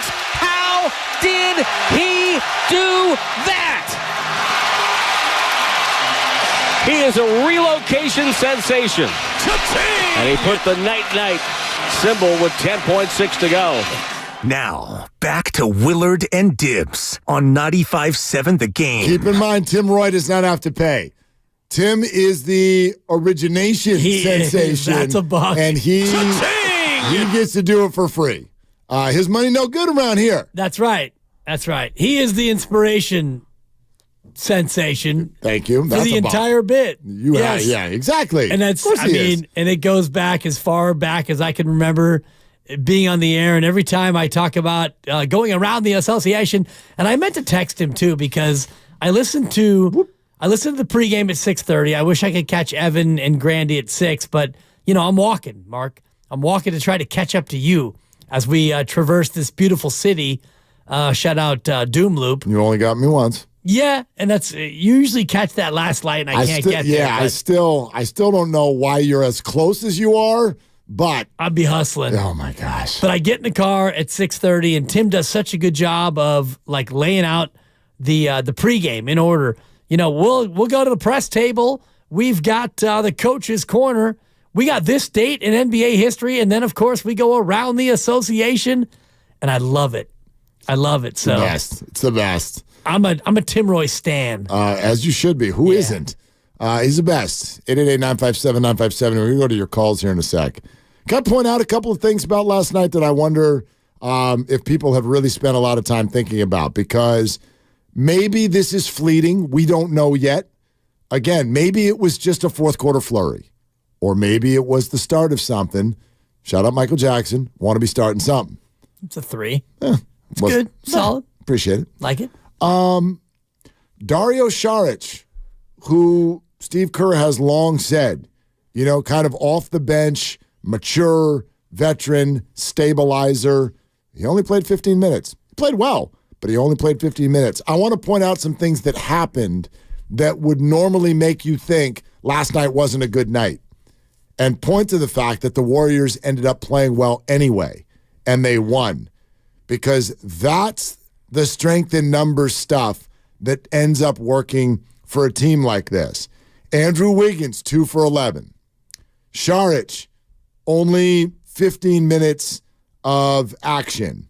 Kevon Looney, only 14 minutes of action. And Podzimski kid had to leave. He had to leave, and he missed the second half of the game. Now, the update there seems good. I'm still waiting for a source. Podziemski tweeted out that he's going to be back on Friday. I question it. Who's your source? We'll see. We'll see. We'll ask Steve.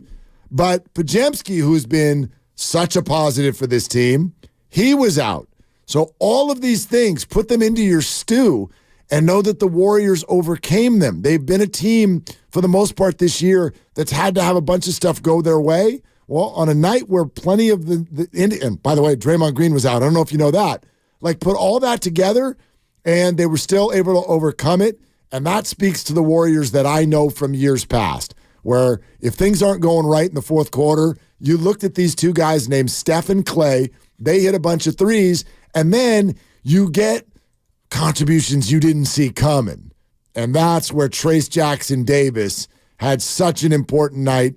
Jonathan Kuminga as well. You put all that together, that's the kind of stuff that I think can lead to rational optimism. Yeah, and it's crazy when you talk about like defense in a night where you give up 126, but to me that game turned on a couple of big defensive possessions, and yeah, Steph hit a big three, couple of them. Clay hit a couple of big threes, and Kuminga with the pick 2 in overtime, the steal and the dunk, but it was the Trace Jackson-Davis block of a dunk attempt. Oh my gosh, so great. And just general solid defense, and Kuminga on the last play of regulation on Tatum where he D'd him up, didn't foul, and Steve has always said it's turnovers and it's fouls. That's been the big bugaboo for this team, and in that possession, you put Kuminga against Tatum and you figure, all right, this is either going to be a shot and a made shot on Kuminga or a foul, but it was neither. Kuminga D'd him up solid,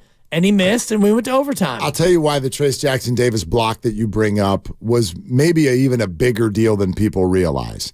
It's not just that one play. The Warriors are still prone to something that will aggravate fans and Steve Kerr, for that matter, all year long. They're still small, and they're still old. Right.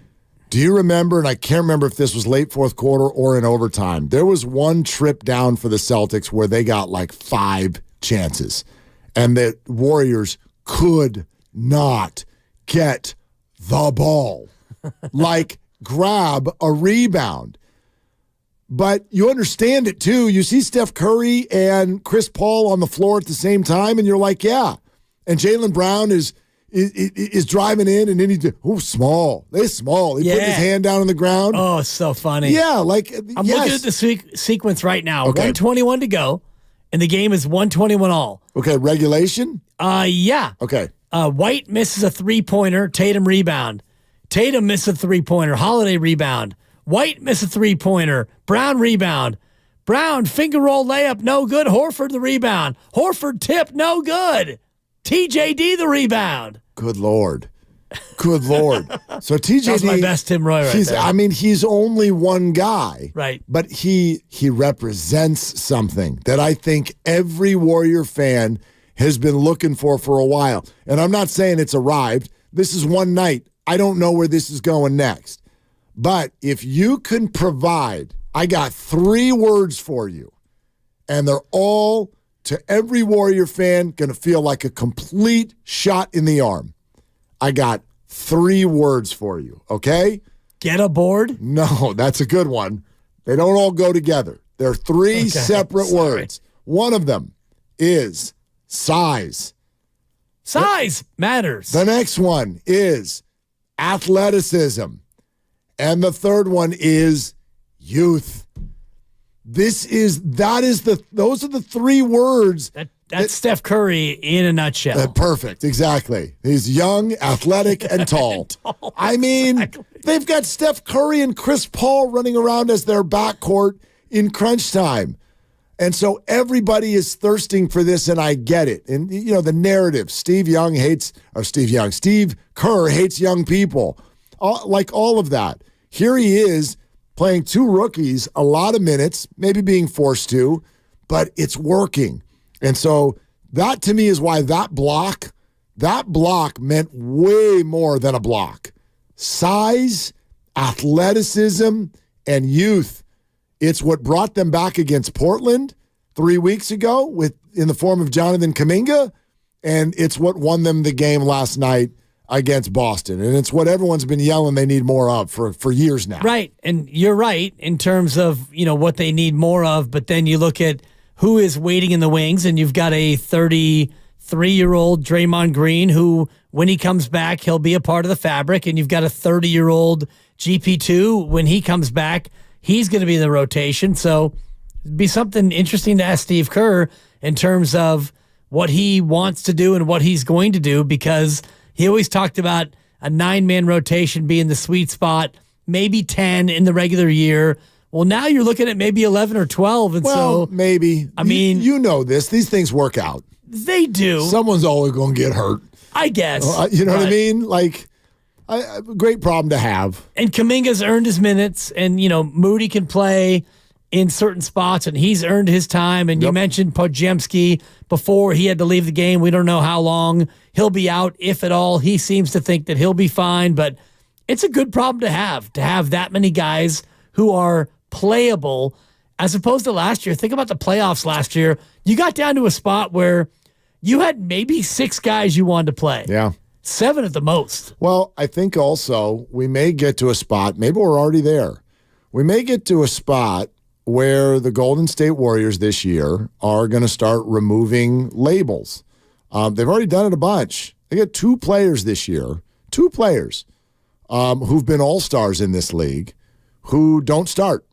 And those 2 players had never not started in their entire careers. That's label removing. Yeah. In other words, I'm not playing by the rules. We're going to play night to night, and we're going to do it based on what makes sense right now. And we're going to take all of the ego out of it. It's funny because it's always been a subject when you talk Warrior basketball. Oh, you wouldn't do that to Clay. You wouldn't do that to Draymond. Right. There is that. Clay confirmed it in that press conference with Kawakami. What, you going to bench me? You're going to bench Wiggs? 2 weeks later, it was like, yeah, we're going to bench Wiggs. That's exactly what we're going to do. And Chris Paul's coming off the bench. And who knows where this is going to go next. But flash forward 2-3 weeks from now. What if everyone's healthy is essentially your question, right? Yeah. Well, I don't know. Look, the guy was a fan favorite a year and a half ago. Jeez, don't do it. Maybe he still is. But I'm starting to get a lot of vibes off this team that Kevon Looney's not really fitting what they're doing right now. So, I don't know. Is he next? He might be because he starts, but it feels ceremonial because they start him and then they take him out and they don't put him back in. Well, he played 8 minutes in the opening quarter. And then he played 8 minutes when he come back. He played 6 minutes in the third. And Scene. Yeah, thank you. Yeah, they don't go back. And scene. They don't go back to him. Yeah. And it's because he's not rebounding like he was. He's not defending quite like he was. And when you realize what other players can do that replicates what he does, good screen setting, distribute without really assisting, you realize that maybe Kevon Looney is not, right now. And it all fluctuates. Sure. Right now, he's not feeling like he's a core part of the rotation. Are you a believer in plus minus? Yes and no. Okay. Yes, when it serves my point. No, when it doesn't. That's honest. No, but circumstantially, right? Sometimes it tells a story, sometimes it doesn't. For whatever it's worth, let's see. Let me make sure I'm accurate here. Okay. Accurate. Okay. The Warriors only won by 6 points in overtime last night. Yeah. Only 2 players on the whole roster had a negative plus minus. Yeah. You know who they are? Well, Kevon was one. I know that. The other one is obvious. It's who you think it is based on what we're talking about. Yeah. It's Andrew. Mm-hmm. Andrew was minus 10. Kevon was minus 19. Yeah. In his 14 minutes. He was minus 9 in the first in 8 minutes, and then he was minus 10 in 5 and change in the third. And that's when the Warriors, it looked like it was going to careen out of control, and they fell down by 17 and all of that. So, listen, this is not my new narrative. Okay, bench, come on. I just think it may get there. It may get there, and we know that he can handle it, and he will have to handle it. And, then you got to try to climb your way out, the same way Andrew is right now. I don't know if he's going to get out. I don't know. 2 for 11 is not going to help. Missing layups twice on the same possession is not going to help. Okay. That's where the Warriors are at. There's no more time for feelings. Exactly. And, when we talk to Steve Kerr, we'll ask him about that very thing in terms of feelings. And, Kevon Looney's a guy who understands his place and he understands his arc of his career. He was not supposed to still be this big of a part of a championship caliber team. He just wasn't, but he's worked and he's fought and he's become a good defender and a good rebounder. And right now he's not doing either one of those things as well as he used to. And, the plus minus, it doesn't lie in terms of not like that. Right. When it's that firm where it's like everybody's when you play plus 14 minutes and you're minus 19. And that's and the guys around you are Kuminga +3 and Clay +7 and, all the other guys who you start and play with in that first and third quarter, they're all plus, meaning when you go out, things get better. That's tough to deny. Well, it's interesting because Kevon Looney's makeup is one that's tough in the current NBA, and he's always made it work to the point where he surprises people. Yeah. And that's why he became such a fan favorite. But let's be real. This is not someone who has the size of a center, yet he also does not shoot the ball out from the outside. He's not fleet of foot. He's not a shot blocker. Like, it's one of the reasons he's a fan favorite is because he's effective without having any of the measurables. Right. But each year in the NBA, when you see these young teams like Portland come in, and they got all these young guys who all look 6'9" and fly, it's like, where does Kevon fit into all of this? And that's what it looks like right now. There are a lot of nights, not all the nights, but there are a lot of nights where I'm like, where does he fit into what they're trying to do? Yeah, especially when Draymond's on the floor, because then you've got two guys who aren't really scoring threats in a league where you've got to be able to score. And that's why you look at Dario Saric even last night where he played, 14 and a half, 15 minutes. When he's out there, he's a threat. Right. And he scored 11 points in 15 minutes. Because he went 3 of 4 from 3. Exactly. He can pick and pop. Trace Right. can finish at the rim. Kevon doesn't do either of those things. Exactly. So it's always been a tough fit, but he's been fantastic in making that work and being as you call it, a jumper cable guy. And so that's why everybody loves him. Yeah. But for some reason, that's not working this year. We'll ask Steve about that for sure. I definitely want to ask him about Kevon because he loves Kevon. How many times has he been quoted? I ride with Loon. Yeah. That's the heartbeat of the team. Miles in Berkeley with Willard and Dibbs. Hey, Miles, what you doing? I'm doing fine. I would just like to say I think it's a great thing that Draymond's not there. I think it's good for Draymond. It's good for the team. And also it gives us a chance to see what our younger players can do or cannot do, right? And I still think that they're a better team with Draymond there. But Draymond, guys, he's messing up. He got to start whacking on folks, okay? That's like an employer putting up with a person's job in a bad workplace. That ain't good for business. He can't keep doing that. And if he does, he's gone. And so then we got what we got, right? Which is some young guys developing. And as long as they can learn how to play around Curry, the Warriors, their potential will always be there as long as they got people around that can play around him. And as far as the question about Looney, I think that there's no way that Kerr can keep that rookie on the bench because he just fits. But he fits into what all the new players are coming in. 6'9", athletic, and everything. Looney don't have that. Looney's going to have to come up. They're going to have to find another role for Looney, wherever that role is going to be. But whatever that role is going to be, it will develop during the season, and I'm sure that he'll be helpful. But it ain't no starter no more. I don't see it. Yeah, Miles, I get it. Yeah, thanks for calling. You know what this all makes me think of? And I can't even remember who wrote it, but there was an article prior to last season. So the Warriors are coming off of a championship, and it was those articles that they run with all the unnamed executives. Right, unnamed executives. We polled all the executives around the league. And so there was an anonymous quote from an NBA's exec about the Warriors' chances of repeating. And the exec goes, I don't see it. Unless they've got somebody who breaks out and has that star sort of a season that you don't see coming. And his point was the reason that they were able to sustain and win the previous year was because Jordan Poole kind of had one of those years. He broke out, and you didn't see it coming. Because if that happens again, they can win, but I don't see that happening.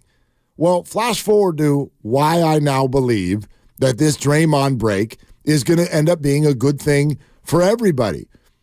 I mean, you don't need to be a rocket science to answer this question correctly. Do you believe that Steph, Clay, and Dre, on their own, their presence and the way they play now, that's enough to compete for a championship? No. Okay. And it wasn't 2 years ago when they needed Andrew as an all-star to step forward and be the second best player on the team. Good point. Right. So that means they need help. Well, how do you get help? Well, they got to make a trade. Well, there's no trade. There's no trade to make. Right. So what do you need? You're going to need these guys. You're going to need Jonathan Kuminga, Brandon and Trace. I had my hand raised as high as possible when Drew Holiday was on the market, You remember, I'm like, trade Kuminga and whatever else anybody wants. The Warriors didn't have the package to do it, and so he ended up on the Warriors' opponent last night. So he's here. Good. Then it's got to be you. Jonathan Kuminga has got to be the player he was last night all year long if the Warriors are going to have a realistic chance of doing something special toward the end of the year, whether that's a title, whether that's even just being a playoff noisemaker. Right. They need him to do that. And I don't think there's any doubt that Draymond's extended absence only helps Jonathan Kuminga potentially get to be that person. Agreed. And I think that his extended absence ultimately will be a big test for Kevon Looney, because if Kevon continues to play like this, and I'm not trying to disrespect Kevon Looney, I would never do that, but he has not been very impactful on either end. And if this continues and Draymond comes back, you might start Draymond at the 5. You might see Draymond play a lot more at the 5, and you could play TJD in place of Kuminga at times, in place of Draymond. You can get younger and more athletic in the front court, and Kevon Looney's minutes might shrink down to almost nothing, because you got to keep that streak alive. I mean, there might be nights. You can't DNP him. Why not? He's got a streak going. He's played in every game. He's been your soldier. He gets minutes. Remember when Chris Paul got acquired, and you're like, he's starting because he's got a streak. Yeah. I don't care about the streaks anymore. He started the opener, right? On accident. Yeah, okay. Yeah, that was not the plan. I think we all can agree now, right? Come on now, man. Come on. Did you ever pay up your steak dinner? I don't have to. I didn't lose. Yeah. I didn't lose. It's a loophole. No, it was a loophole for him. Like, boy, that guy was coming off the bench. Doesn't matter. Point is how many games has he started? The Warriors shouldn't care about things like that. 7. And I think they've proven that they don't. Right. They don't care, and they shouldn't. Steph Curry didn't hit a 3 the other night. The streaks are over. Forget the streaks. You got to go win some basketball games, and if that means hurting some people's feelings, so be it. You could just play him. Listen, I don't want Kevon to not play. The dude's played over 200 and something games in a row. I want him to play better, but you know exactly what. I mean, you can't deny what we're saying. No, you're right. And what we're seeing. It's a tough fit right now. Yeah. I don't know exactly why. I can't wait to ask Steve. I don't know why it looks different than it did in years past, but it doesn't look like it fits what they're doing. I mean, what do you do? The bigger problem is I don't know if it fits what they're doing, and by there I mean everybody in the association, because Kevon Looney's a bit of a throwback player. Yep. And you know, the way the new NBA is with speed, verticality, athleticism, and the 3 ball, he doesn't do any of those things. He sets good screens, he plays great, solid positional defense, and he can rebound a little bit, but he doesn't do all the things that, you know, most teams need guys to do. Yeah, we love him. But when you get eyebrows up about, why do the Warriors get him for only $8 million a year or whatever? Why? Well, because there aren't a lot of teams that are dying for a guy that has those measurables. We'll keep taking your calls. 888-957-9570. What a great night for the Warriors. Steve Kerr in 2 hours. We're presented by Fremont Bank. Full service banking, no compromises. Willard and Dibbs. Hi, this is Stephanie from Safeway with great news. Now through December 26th, earn 2 times rewards points.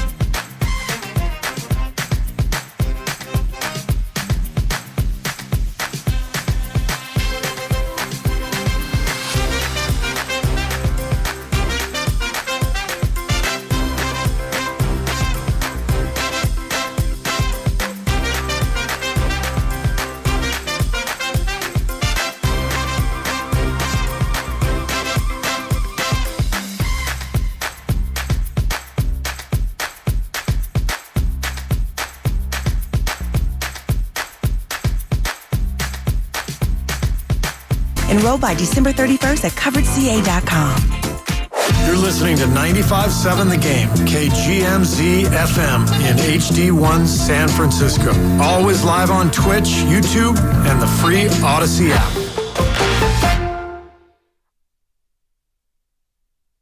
Horford on the right sideline. Jackson Davis guarding him. Pass stolen away. Kaminga's got a breakaway. Goes in and two-hand slam for J.K. Warriors lead 123 to 121. Nice read. Now, back to Willard and Dibs on 95.7 The Game. Did you already use this one today? The invigoration sensation? I don't think so. Hit me. Come on. It's a bump. Cha-ching! Gucci! I want to thank the Warriors for the invigorating night because it really was. It was surprising. You were hopeful. They hung around, hanging around. Totally, Teddy. Hanging around. And then they did it. And it was a little juice boost at a time when we need it. For God's sakes, can we actually mention what today is? It's hump day before Christmas. Yeah. I'm so tired.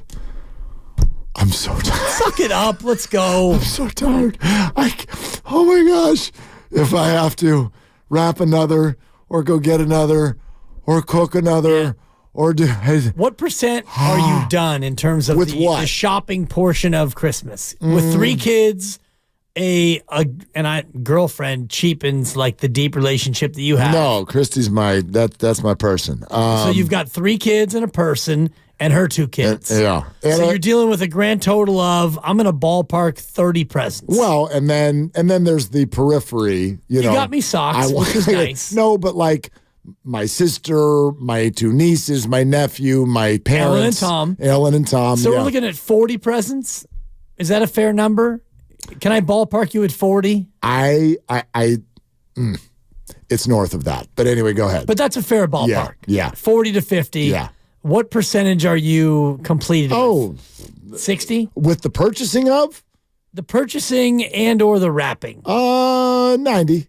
Oh, okay, good. 90. But I was at about 45 when I woke up yesterday. Oh, wow. We went on a flurry before the show yesterday. I dropped the kids at school yesterday at 8:30 and I came home and I did not stop.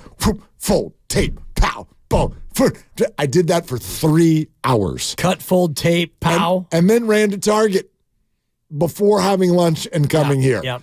And listen, please, God, I hope none of this sounds like complaining. Of course not. I love this. Yeah. I love this time of year. You live for this. And I'm so thankful. Like, I know what that sounds like. Like, yeah, I cannot believe that. You don't have to, like, couch it. I think most people appreciate what you're talking about. I cannot believe that I'm able to get 40 gifts, even if I was just buying toothpicks. I can't believe that. We're all privileged. We're fortunate. So all that, yes. thankful, and I can't and that we have loved ones who we are going to give and receive and all. I love this.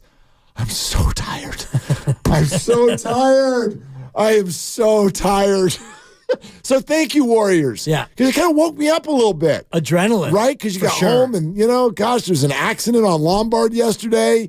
And so it's just been all the way through. We're going this way. We're going to go through Chestnut. We get home. We cook. Time did you get home? About 7:15? Yeah, somewhere in there, right? And then, the dog, and here comes the rain, and we're cooking, and we're wrapping, and we're getting ready for the last class of the semester this morning, and it's just bananas. Yeah. And I stopped, and I watched the Warriors. Last night, yeah. And I went, oh, my God, that was fantastic. That was fantastic. That was the best watch of the year. For sure.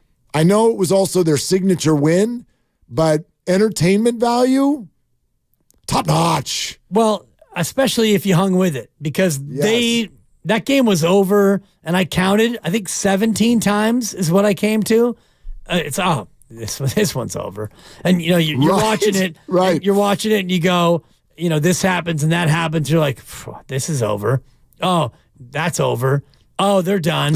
Oh, of course they're going to lose to Boston. Yep. Oh, this is over. Oh, that's done.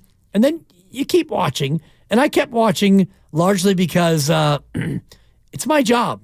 and I'm a Warrior fan, yes, but I've bailed out on games before when, if it's a Friday night and I know that there's another game before a Monday, it's like, okay, if they're up by 21, I'm not going to watch every dribble, every pass. I'll be honest with you. But last night it was like, you know what? It's Boston and we have a show tomorrow and I'm going to keep watching this, even though this thing's over. I mean, they're done. And then they cut it to 8 and it goes back to 12. It's over. And then they cut it to 7 and it goes back to 11. It's over. And then they cut it to 8 and then it's 5. Oh my God, it's 3. This thing is tied. And then, like you said before, they had 5 shots on one possession. Oh my gosh! And it's like that one, miss, that one almost dropped me. Miss in a tie game. And when they missed all 5 of those, including a layup, and the night that Derek White had, 2 of the misses were his threes. Exactly. And we're conditioned by that point in the night to be like, those are going in. They're going in because that guy won't miss. Yeah, and he missed twice. He had 30 on 7 of 18 Derek from 3. White had 30.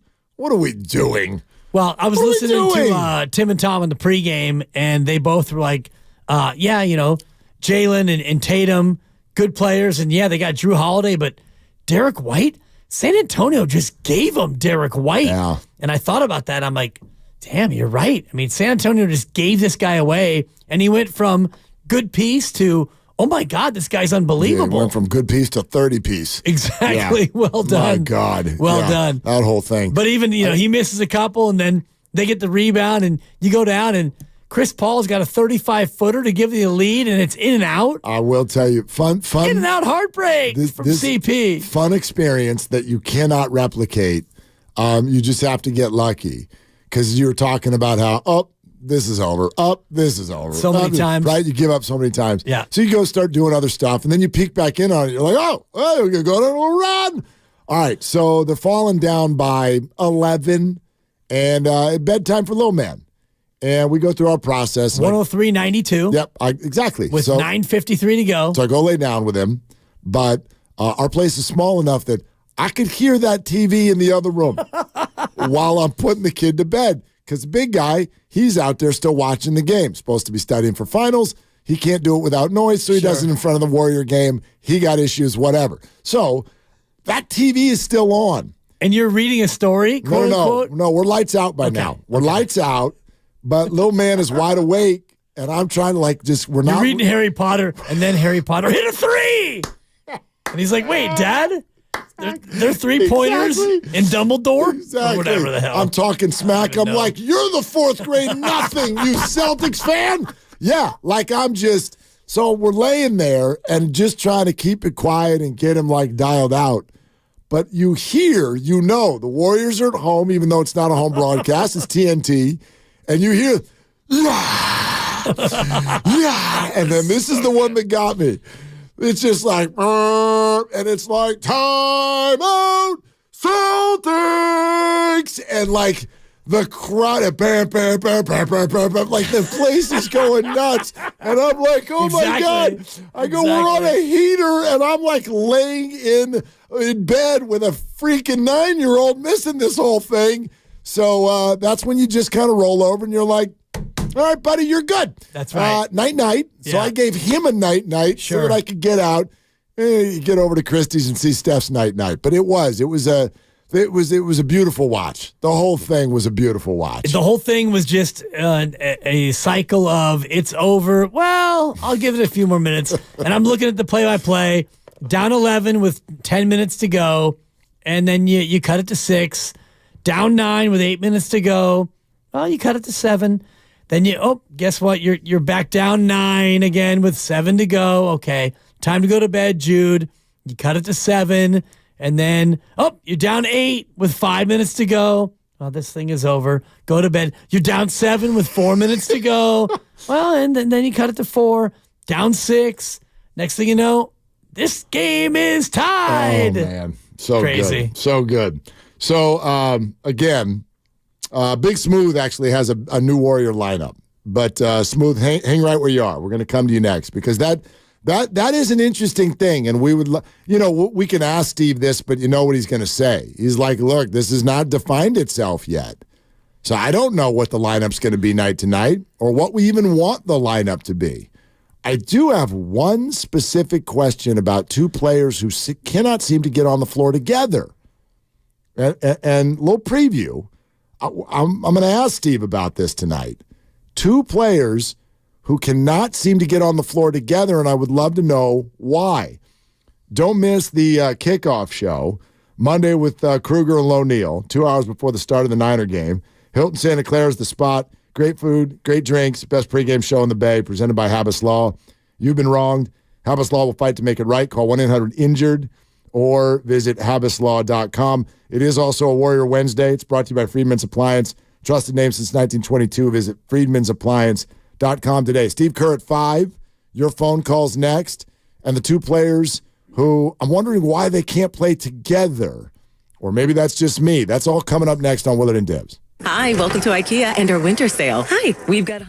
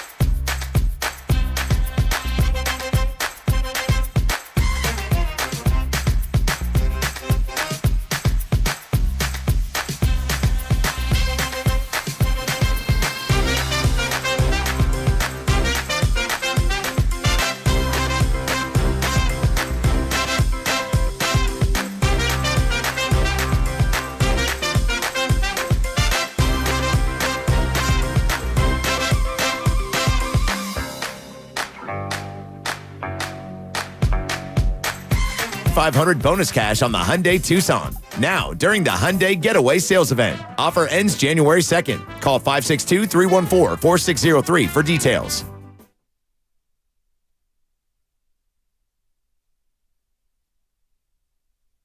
Jackson Davis will roll. Kuminga catches left side, takes a three. It's up and good. Right in front of the Boston bench. Somebody was giving him a hard time there, and he looks back at 65-62. 14 seconds left. Kuminga now with 13. Now, back to Willard and Dibs on 95.7 The Game. Are they redundant? Kuminga and Wiggins. Too much of the same thing? We need you to go guard the best wing on the other team. We need you to drive. We need you to be athletic. We need you to be a presence athletically on the floor. How come you can't play both of them together?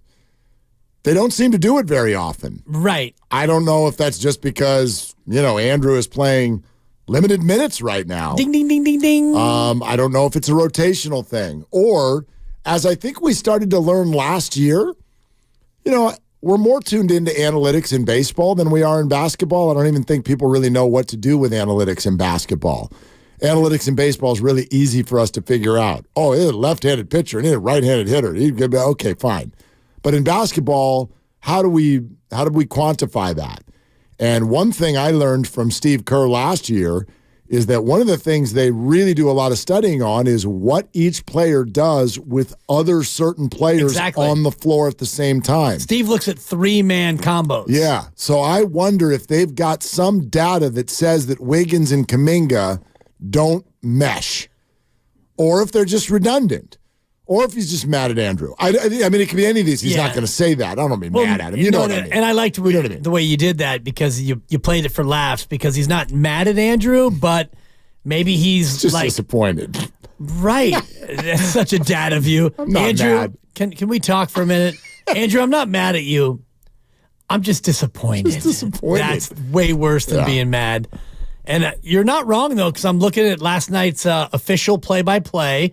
And you look at the 3:39 mark, or I'm sorry, actually the 4:12 mark, into the game. Moses Moody replacing Jonathan Kuminga, and Andrew Wiggins checks in replacing Klay Thompson. So it's Moody and Wiggins in, Kuminga and Klay out. At that point, they're down by 4, but to your point, in that first stint, they didn't play together. It was like for like. Well, and you just wonder when a team is so begging for athleticism.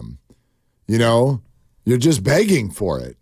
It's obvious to everyone who watches basketball. Like the Warriors, when they're right, they are experienced. They are incredible shooters. They can be defensively strong when Draymond is leading the way. We know who the Warriors are, but here's what they aren't. They are not young. They are not athletic. They are not tall. So when you got two players who are size wings, if you will, who are the two most athletic players on the floor, and the two guys you look to bring a defensive presence to the other team's best player, unless that player is a center like Jokic. If you've got two of them, I don't know. It seems like something I would do at the same time, but they don't. Right. And yeah, I wonder. I wonder why. I'd love to learn. Good question for Steve today, 5 o'clock here on 95.7 The Game, and I'm looking at the second quarter play-by-play and into the game. Jonathan Kuminga replacing Andrew Wiggins with 6:29 to go in the second quarter. And Wiggins is not playing a lot right now. And we asked Steve before, and it's because Andrew's still trying to, figure it out and work his way back into the rotation. And that's why he's not starting anymore. And he's gone from not starting to, not that he's not playing, but he's playing a lot less than he used to, for sure. Yeah, absolutely. While we're talking about lineups, let's go to Big Smooth in Oaktown. Hey, Big Smooth, you're on Willard and Dibs. Hey, good afternoon, gentlemen. What's up? So listen, man, first of all, sometimes you got to go straight Godfather. It's not personal, it's business.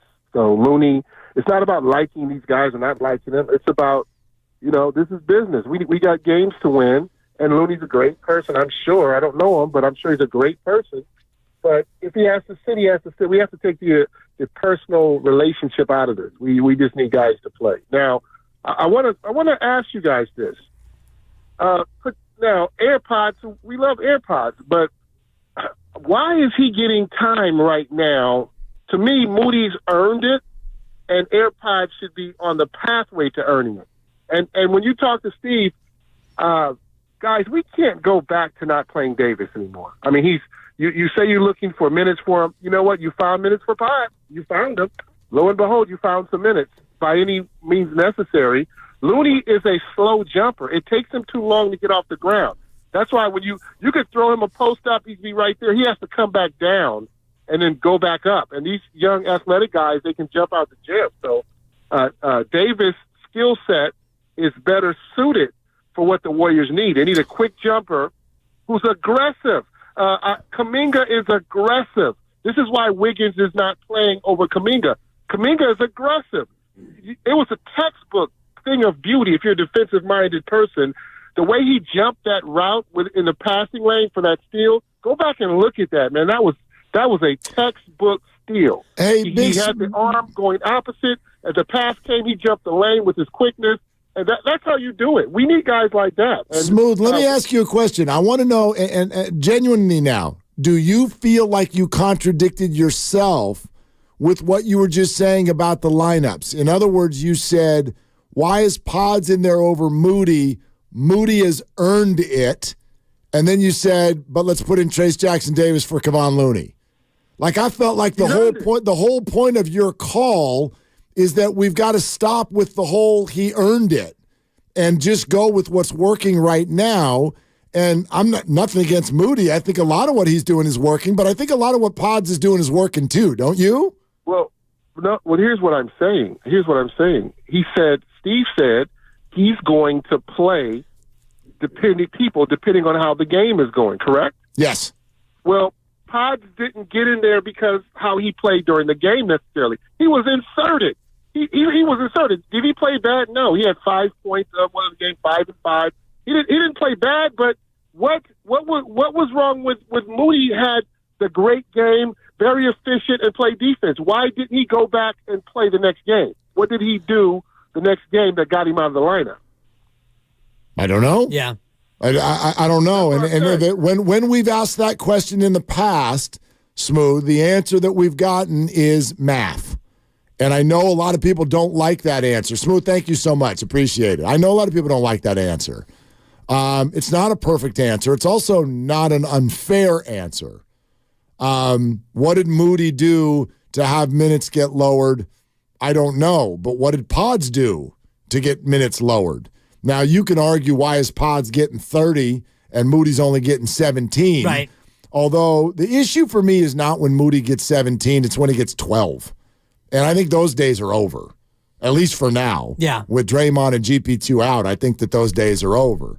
And we'll see how the Pods lower back injury affects what he can do in terms of his minutes, because last night he got 16 and Moody got 16. They got basically the same minutes in terms of, who's going to play. And Corey Joseph actually got some minutes because Pods was unavailable. And, Moody got Pods' minutes. But I do think it comes down to, for me, just watching it, Pods is a little bit more feisty on defense. He'll take a charge. Offensively, I think they're about the same. They can each, hit a three streakily, so to speak. I think defensively, Pods is a little bit more able to, get in there and take a charge and be a little bit dirtier. I think he also distributes a little bit better and more than Moody does. Moody can knock down a three. He can take the ball to the hole. But what I keep hearing from the Warriors is that when Pods is in the game flows better. The offense opens up better. So in other words, I think the Warriors think that Brandon Podziemski very, very quickly has become a player that fits right into the Warriors system. The Warriors are an anti-ball stopper system. Yeah. And Pods does that very, very well. He can shoot, he can drive, he can distribute, you said he's got kind of like a grit to him. So I think that they feel like when he's on the floor, it looks and feels like Warrior basketball. It's not to say that that's not true with Moody, but he really injects a lot of that into the game. I mean, they say they can't take him off the floor. Yeah. And that's why a lot of the games recently he's led the team in minutes. I think Moody is going to be a guy looking to shoot the three and hit the three a little bit more than Pods, but last night you look at Moody and it was 0 rebounds, 0 assists, 0 steals, 0 blocks in 16 minutes. And, Podziemski had 5 rebounds. He had an assist. He had a steal. So I think he does a little bit more of the intangibility things that you want from a guy who's going to be your third guard most of the time. Let's go to B. Slade in the town. What's up, B. Slade? You're on with Willard and Dibs. What's going on, fellas? What's good? Hey, I just wanted to talk about the difference between how the Warriors played last night without Draymond on the court. I think that was a classic game last night with some questionable officiating, just some high intensity where Draymond catches a technical foul, maybe just not himself. And I just think, maybe the time where they went 17 points, I just think that's a time where the Warriors normally fold, and I just feel like their energy was just a lot different with Draymond off of the floor. And also with him off of the floor, not even playing in the game, I feel like with him and Looney off the floor, they're no longer playing 3-on-5 on offense. They're now playing 5-on-5 on offense. And I feel like that made a big difference in last night's game. That's an interesting one. Slade, thanks, man. I don't know if I love that label around Draymond. I know people say it because he doesn't shoot the ball with consistency from the outside. But Draymond's not a negative offensive player. It's not somebody who can't put the ball in the hole. And he's somebody who I would argue, to the level that he doesn't put the ball in the hole, he does create space for others who do put the ball in the hole. So I certainly am not going to look at a night like last night and start down that road of, boy, things move and work better without Draymond. I don't believe that. I think that this little break is good.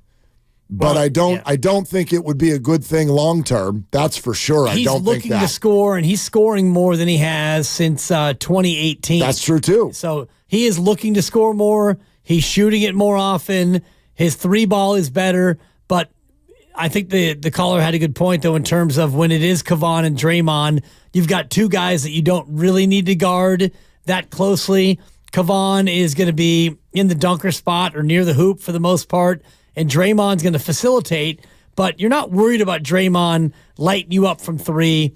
If he shoots a 3, and he's shooting about 3 a game now, which is up from the last, 4 or 5 years, which is good, and he's actually connecting at a higher rate too, but you still don't worry about Draymond.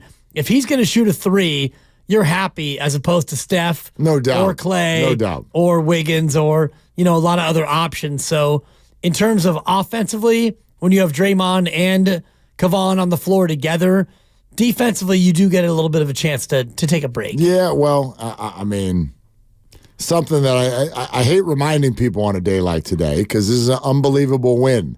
But it's not like they went out there and dominated the Celtics. No. Yeah, at all. Well, they're the best team in the league. And right, Boston, yeah. Right. But my point is that I still look at what the Warriors are doing right now defensively, and I go, this has got long-term problems. And they only get worse when Draymond's not on the floor and consistently. GP2, yeah, and exactly. GP2. No doubt. So that will get better. That will get better when they get back. And the good news is these other guys get to keep getting their feet more and more wet, keep getting the rotations going. And every now and again, because you pointed this out, it's probably the defensive play of the year. Every now and again, when you get an athletic block at the rim like that from TJD last night, that's great. That's great, because that's something that Draymond and Kevon can't do. Exactly. Nobody can do that. GP2 can do it, and it always surprises you when he does, because he's only 6'5", 6'6", or whatever, but the long arms, the athleticism, the great timing. The biggest problem is what you're talking about, though, Mark, is their ability to guard the ball. Because when Draymond's not there, and he's not as good at guarding the ball as he used to be, GP2 is your best on-ball defender, and he can't play right now. And Andrew Wiggins he's not buried on the bench, but he's not playing as much as he used to, and he's your second best on-ball defender. So when they're off the court, you're left with Podziemski as your next best on-ball defender. Right. And, he can do it, but he's a rook. And, you look at their defense, and their defense a lot of times is flawed because of that number one thing. I tell you, the more we talk about this, I love it. I love it. I love that Draymond's going to miss a few weeks because they can win. They're showing that they can win enough, not all, enough of these games while he's gone. What do we sit here and talk about early in the week? What's the record when Draymond gets back? Yeah. And that will determine not just the future of the season, potentially the future of the big three, the future of the roster. Well, that means these next 3 weeks are pivotal in terms of how many games you can win. And the fact that they are banking some wins without him, with the likes of Washington and Portland and teams like that on their way into town, I don't know if we can undersell the importance of this. Like, we literally might be sitting here watching the saving of Klay Thompson in a Warrior uniform.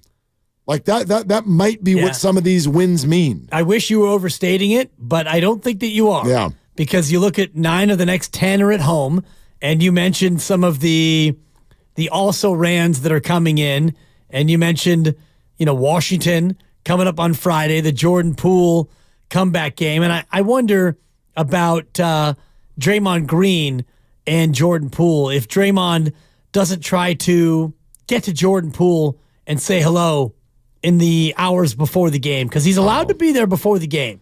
Wouldn't that go a long way toward the optics of Draymond Green and his rehab? That would shock me. It would also shock me. Absolutely shock me. But if you're looking for... And what? It would have to be staged because it'd be so far... It wouldn't have to be. Yeah, but it could be captured on camera. Right, that's what I mean. You'd have to be like... was captured on you'd camera. have to be like, hey, NBC Sports Bay Area, follow me. I'm going to go talk to Jordan. Does Jordan even let him in the room? Like, I just think... I was thinking about on the court, 4 hours pregame, if Jordan's getting up some shots and Draymond comes up and daps him up and, just to have that moment of, look at Draymond. I don't think Jordan's interested. You're probably right. I don't think he's interested. No, you're probably right. I don't think Draymond's interested. And that to me is an interesting subtext of Friday night. Yeah. Because Jordan Poole's going to be playing and Draymond's not. But that's a game they should win. And then Portland, they should win. Yep. At Denver on Christmas, oh boy, that's a tough one. Yeah, that's hard. But then, you got Miami at home, good game, good team. Denver, you got Dallas at home. Yep. Orlando's coming.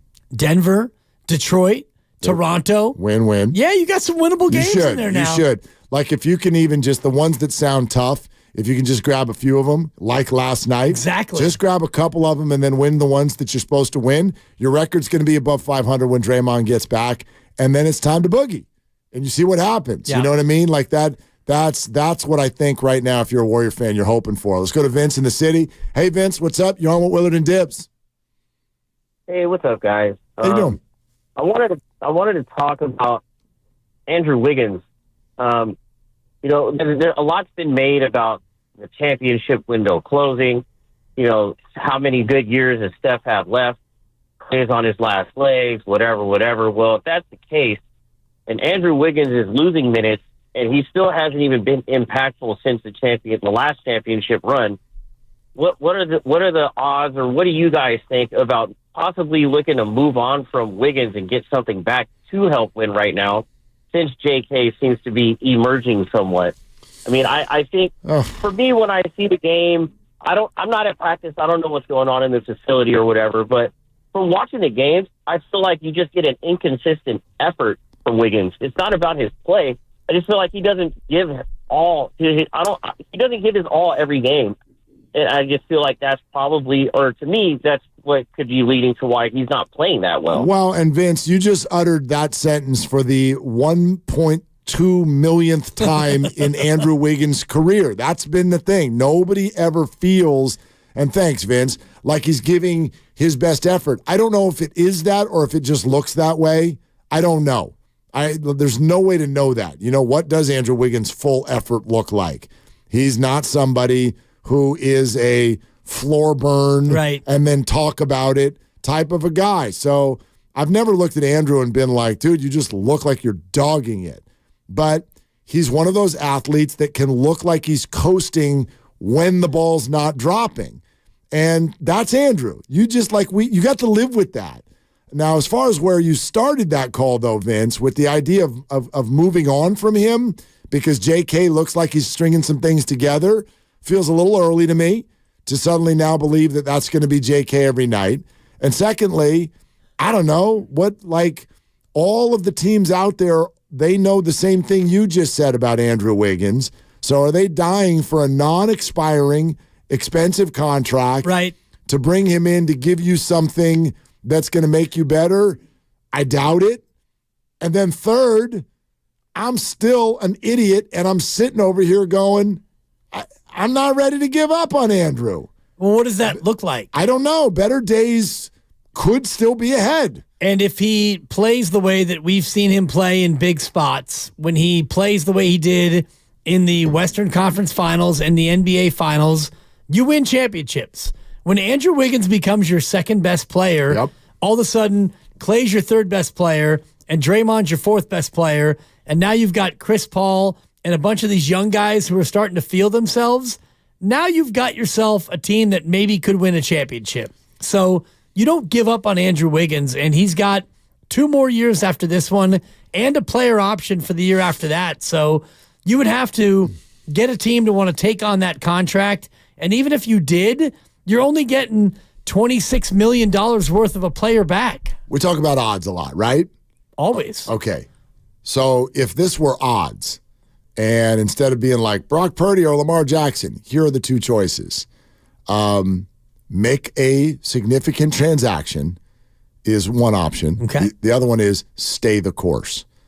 Well, after what's happened over the last 5 or 6 nights, the odds on stay the course are going way up. Of course. Way up. And they've already been way up because we've talked about this on this show, this station. What's the move? And before you blow up the phone lines with your trade machine move, I'm going to go ahead and skip ahead to the answer. There is no move. There is no move. You're not trading Klay Thompson at $42 million and getting anything that's going to help you. You wouldn't think. But again, if you're making a move, you're probably not making a move. You got to understand that I think this is important. If you're making a move, you're not making a move to try to win a championship. Oh, yes, you are. No, I don't think that exists. Well, I don't think that's my point. There's no move. But I don't think that's why they would make a move. Well, you're not making a move to shore up the future for when Steph is gone. No, you're making a move to reboot. And you're not making a move to reboot. Yeah, I don't reboot financially. You're not making a move to be like, actually, we're going to get Siakam for Klay Thompson, and now we're going to go win. Right. I don't think that exists. I don't think that you're making a move to reboot financially, though, because that would mean bye-bye Klay, and you wouldn't assign Draymond, and then CP3 is gone, and it's going to be Steph and the pups. No, the idea is we're not winning this, and we're spending a ton of money on Klay Thompson and Chris Paul, and they're both really expensive expiring contracts that might allow somebody to give us some assets that are going to help us going forward and try to do something with the rest of Steph's career. That's the move. And that's what you do if they lose 15 of their next 20 games. Without Draymond. That's what you do. Yeah, I still don't think that they would do that because Joe Lacob understands the value of having the big 3 in terms of people showing up to the arena. I think it's incredibly unlikely, yeah. But if Clay's over here going, I just hit a few shots, now I'm worth $40 million a year again. Right. But you're still losing basketball games. What you gonna do? Well, I think that still is interesting because he's hitting a bunch of shots and you're winning games. Yeah. But I don't think that all of a sudden now the team is thinking, $40 million a year, Klay. No, let's do that. No, they're not. But he might. Presented by Fremont Bank, full service banking, no compromises. More of your calls next. Steve Kerr in just over an hour, and then also coming up next, Joe. Hear what Shaq said after the game about Steph? You hear that? You're going to want to hear that. It's coming up next on Willard and Dibs. Jingle bells, jingle. Oh, wait, I'm not supposed to sing. I'm supposed to tell everybody.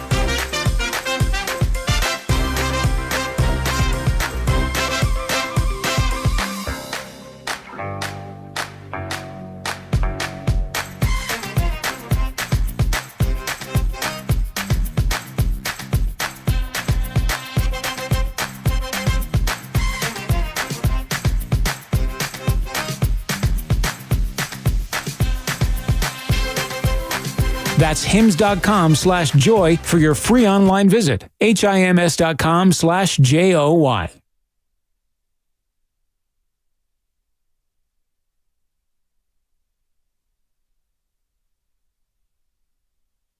Curry splits traffic. Down the lane, spins on Horford, throws it up wild, no good. And the loose ball deflected to Paul with 3 on the shot clock. Over to Curry, catch and shoot 3. Got it from the right sideline! line. 10.6 to go. Warriors lead 131-26. How did he do that? He is a relocation sensation. And he put the night-night symbol with 10.6 to go.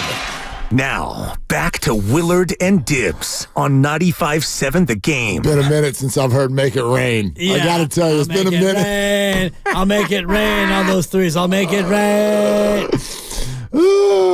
Nahigian's in the building. You ever seen the video when me and Bruno danced to this and I made it rain with $7? Do you remember? We can't hear you. There you are. We can't hear you. I took the video. You did? Yes. I thought Larson did. I thought you did that? You tried to take me down like that? I can't believe you. It was a risk, but it made me a star. Look at that. Yeah, I made it rain with $7. With $7. The first person I think ever. I don't know anyone else who's done this in life where you make it like rain. A light drizzle. No, you make it rain, but then you bend down, pick it up, and make it rain again because you don't have that much. Like, I don't have enough to make it rain for more than about 3 seconds. Raining a lot harder today outside than it was brother. in that video. That was a heck of a storm. Good storm. I hope everybody was safe, got where you were going today for sure. But, yeah, Steph was making it rain. And I want to say that Tim was giving us a nod for the nod that we give to Tim because Tim, and he's the king of elevation sensation. Of course. But I haven't heard him really get off of the elevation sensation rhyme too much ever since you and I have been doing the show last couple of years now, and we have bastardized his go-to expression so much that I think he now is feeling free to hit us with a relocation sensation. I think that if you asked him, he would say you're correct, but he'd be lying. That's what I think would happen if you asked him. I think you think he's thinking about us while he's calling Warrior games in like seminal moments like that. Yes. I think that it's become something that's permeated his own lexicon because I've long been a fan of elevation sensation, and I've actually said to him in private moments, Tim, it's okay to let that thing fly more often than because he doesn't want to be just known for that. And then last year he was named California Broadcaster of the Year, and I think once that happened, he kind of feels like now, and I'm speaking for Tim, but I do think that there's an added freedom. You know, once you're a champ, you can do things that you couldn't do before. Want. Exactly. Yeah, fire me. What you going to do? You're untouchable. What are you going to do about it, Warriors? What are you going to do? Exactly. Relocation sensation. I love it. But Steph Curry, it's quite a night, and we've watched it over and over and over again where he saves everybody's bacon.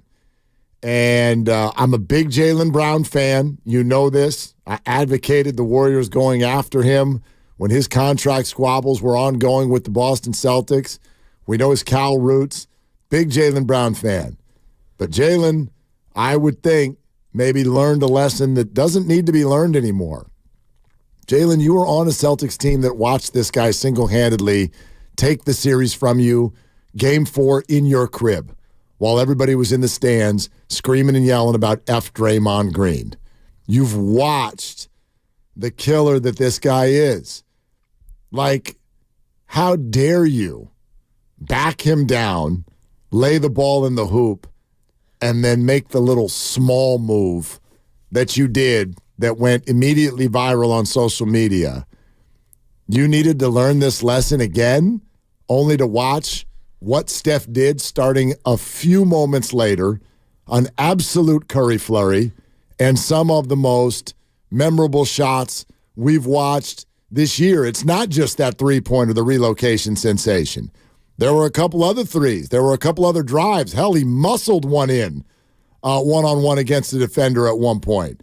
Steph Curry, offensively, I know the plays we remember, the TJD block and a few other things offensively, but Steph Curry took over offensively when it mattered down the stretch for the Warriors. Why on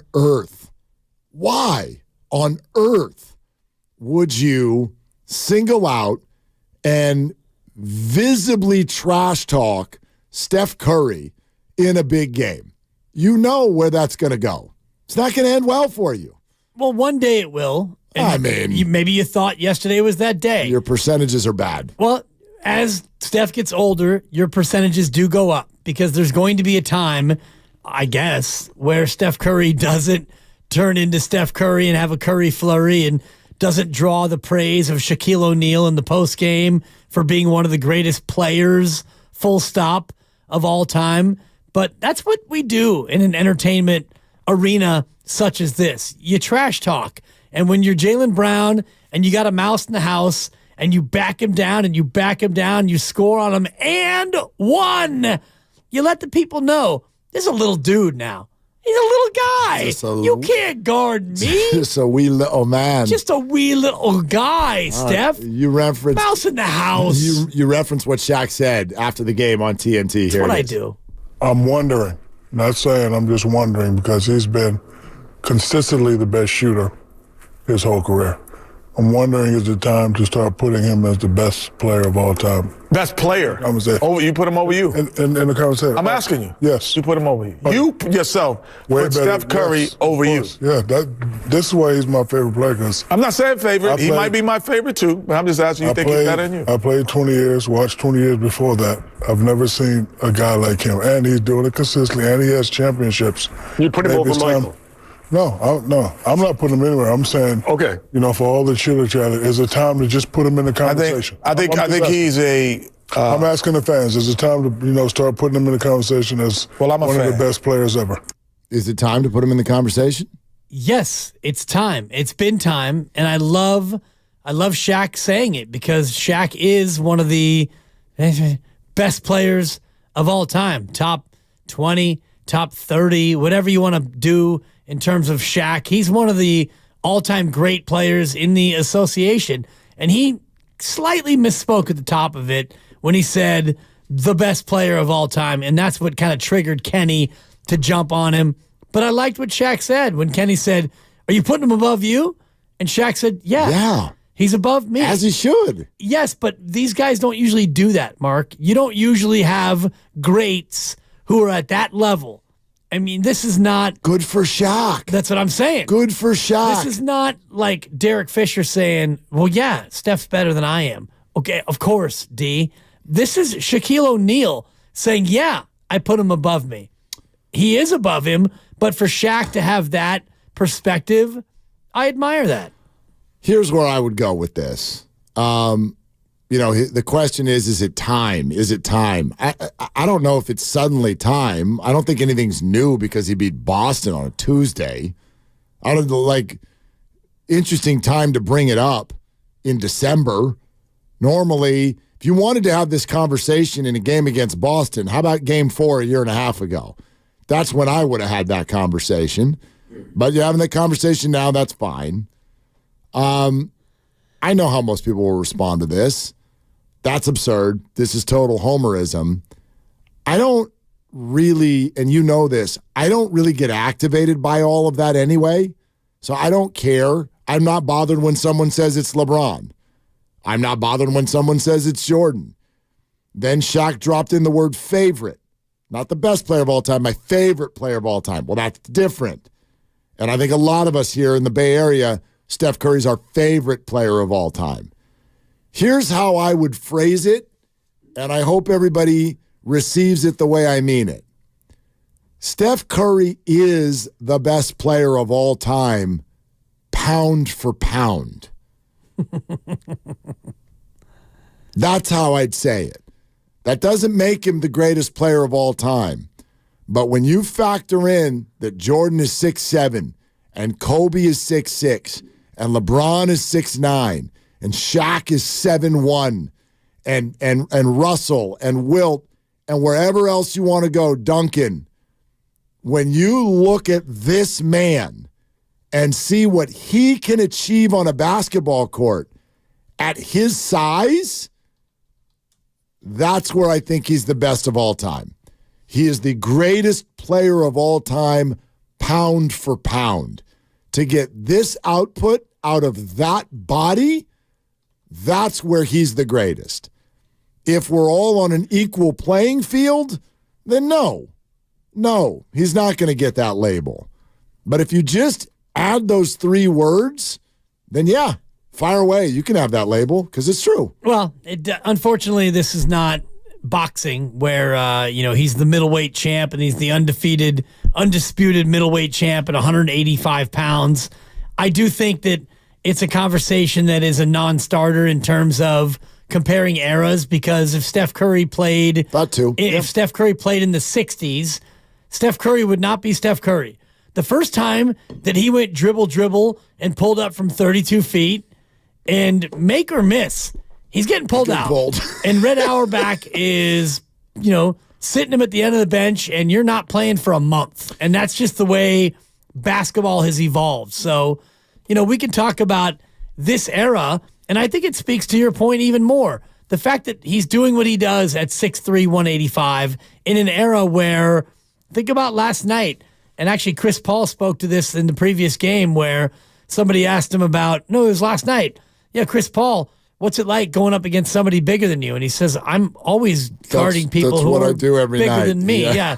I've been playing defense for 19 years, and I'm always guarding guys bigger than me. I don't see Muggsy Bogues walking through that door and Spud Webb, but those are about the only two guys that I ever win against where I had a size advantage. So to your point about Steph Curry doing what he's doing at that size and that weight, if you will, in an era now where everybody seemingly is 6'4", 6'5", 6'9", 7'4", 7'7", and the rest of it, it does make it even more remarkable. You're listening to 95.7 The Game, KGMZ FM and HD1 San Francisco, always live on the free Odyssey app, Twitch, and YouTube. I disagree with none of what you just said.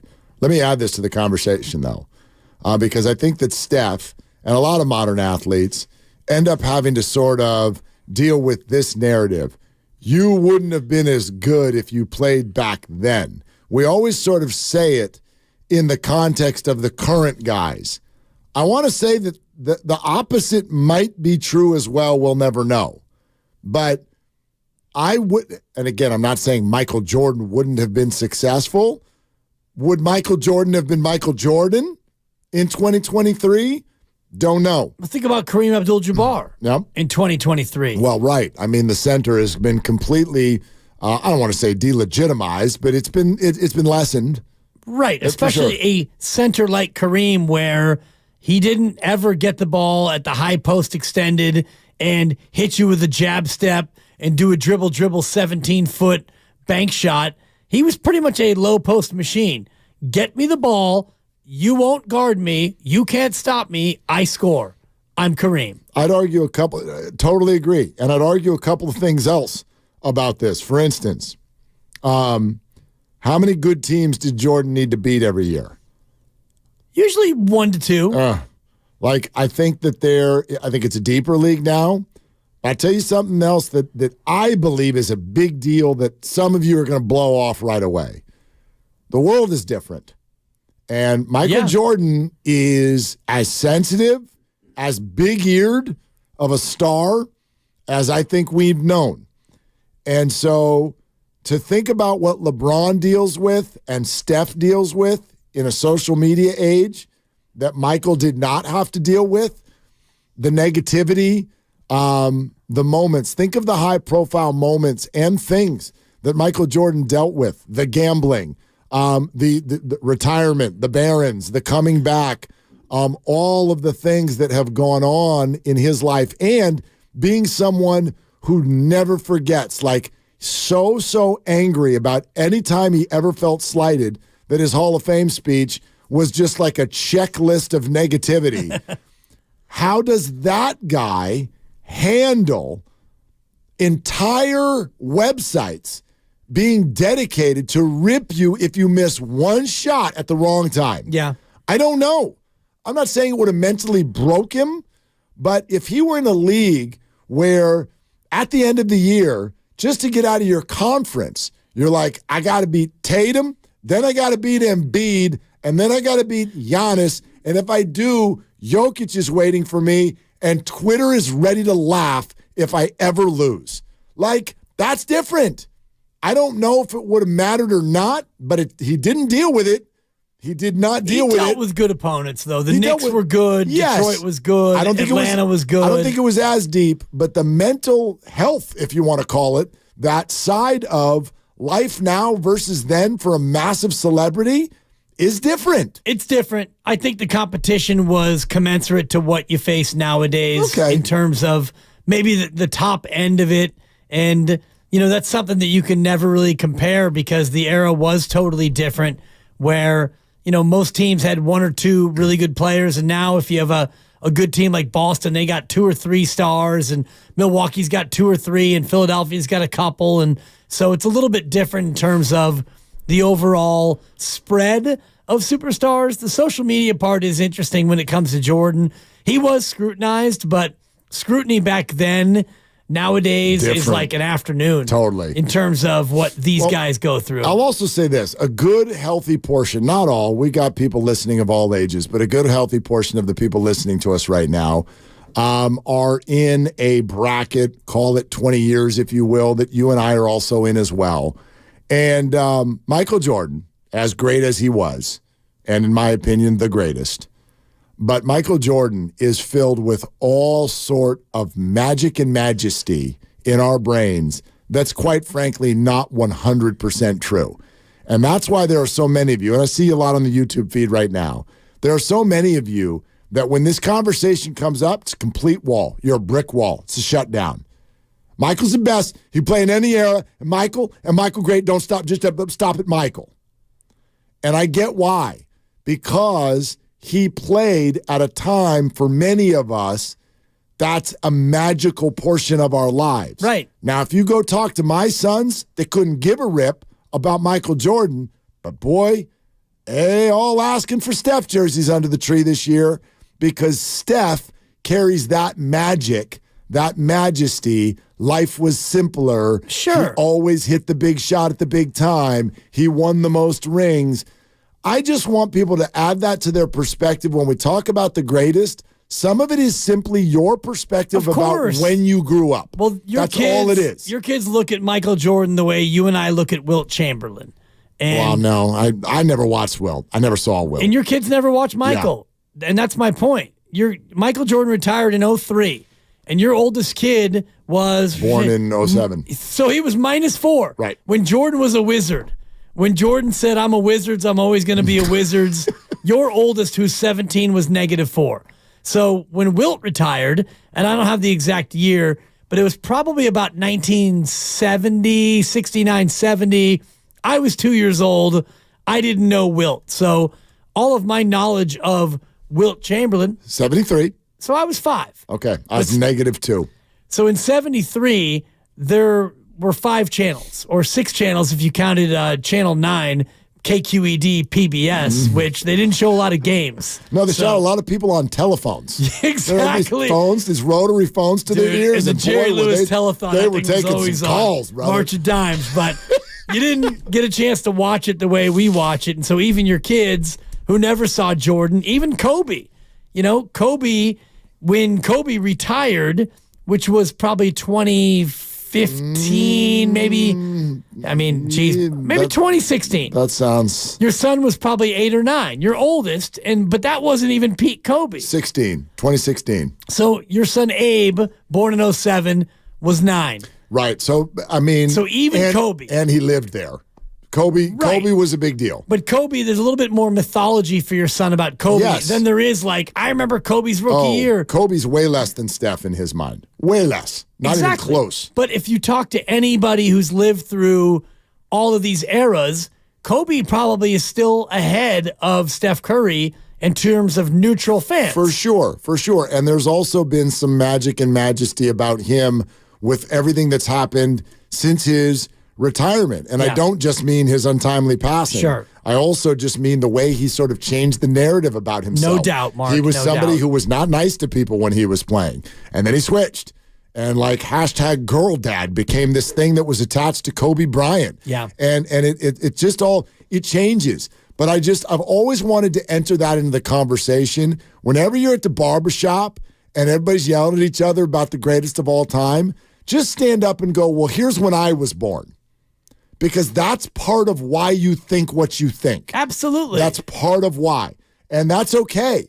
It's magical. Michael was magical if you were a kid or you were in college or whatever. You were not a fully formed brain. That's not to say you're not right. He's obviously the number one answer on the board.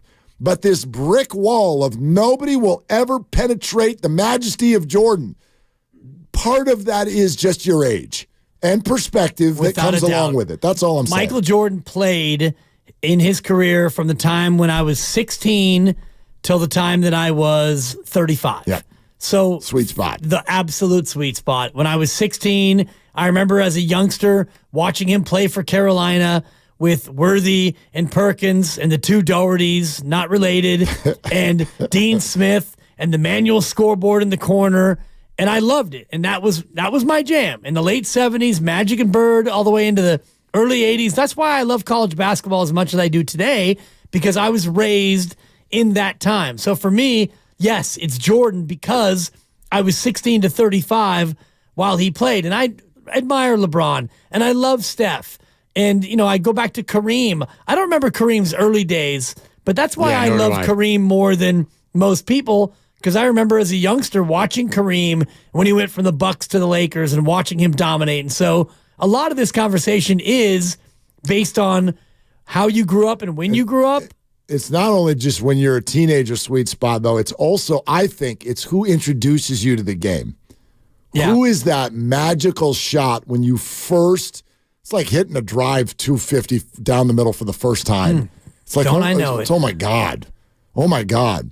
Like, I think World Be Free is way better than he was. Right. Because that was the star for the Warriors when I first was like, TV? Yeah. TV? Or Dad's going to take you to a game. I was probably, I don't know.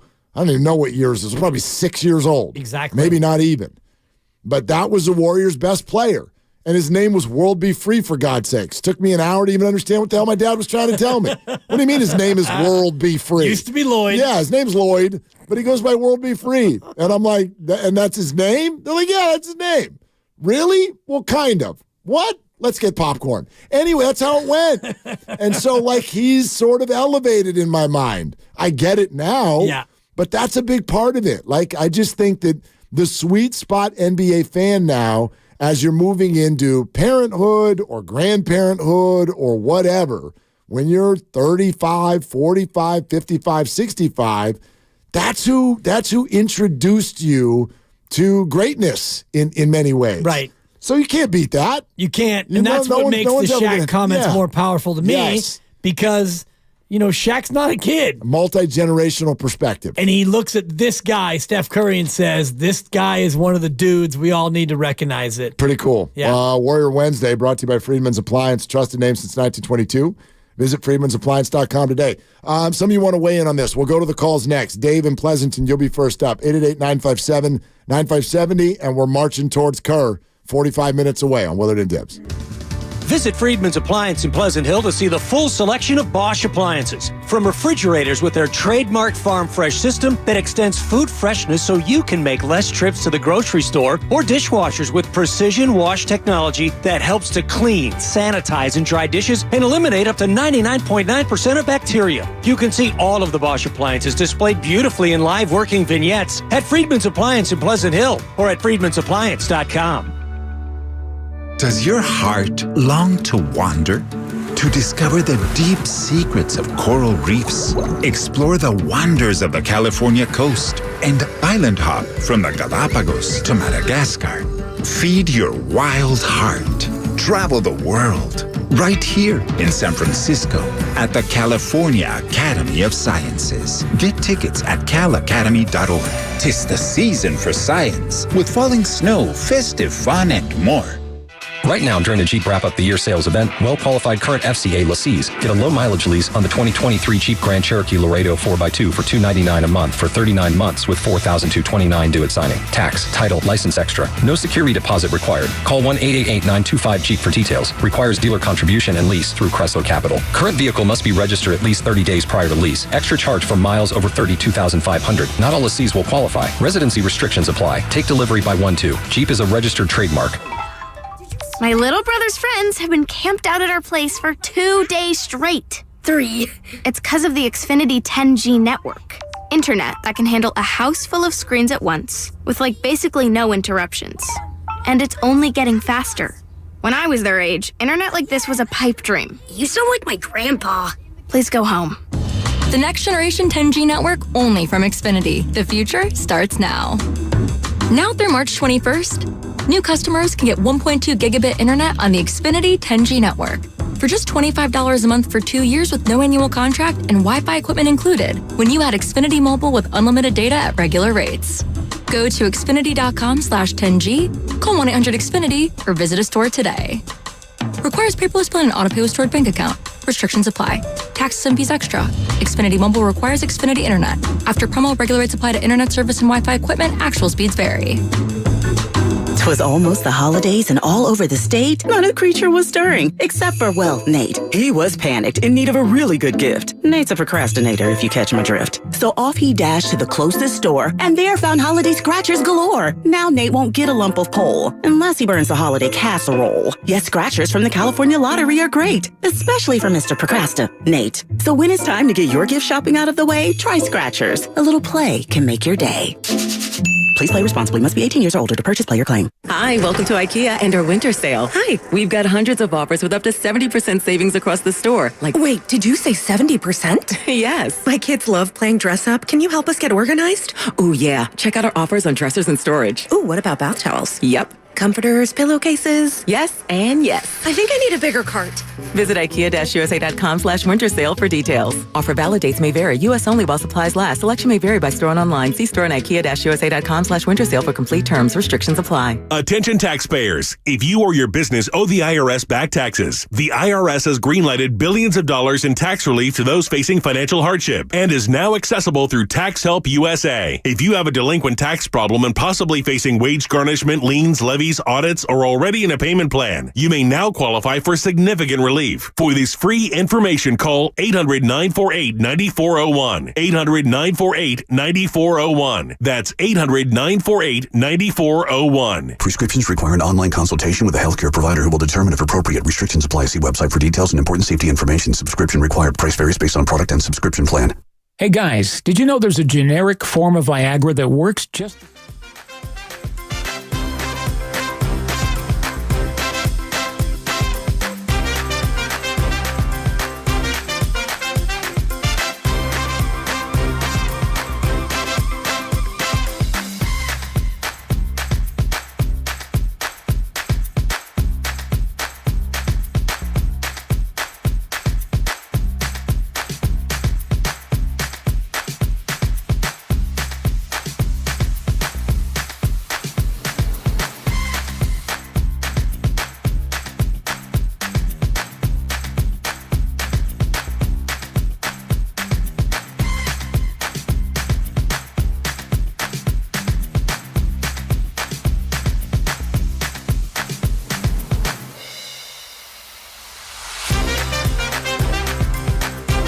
Forward by getting the all-new extraordinary Motorola Razr for just $199.99. Smile, you're on Cricket.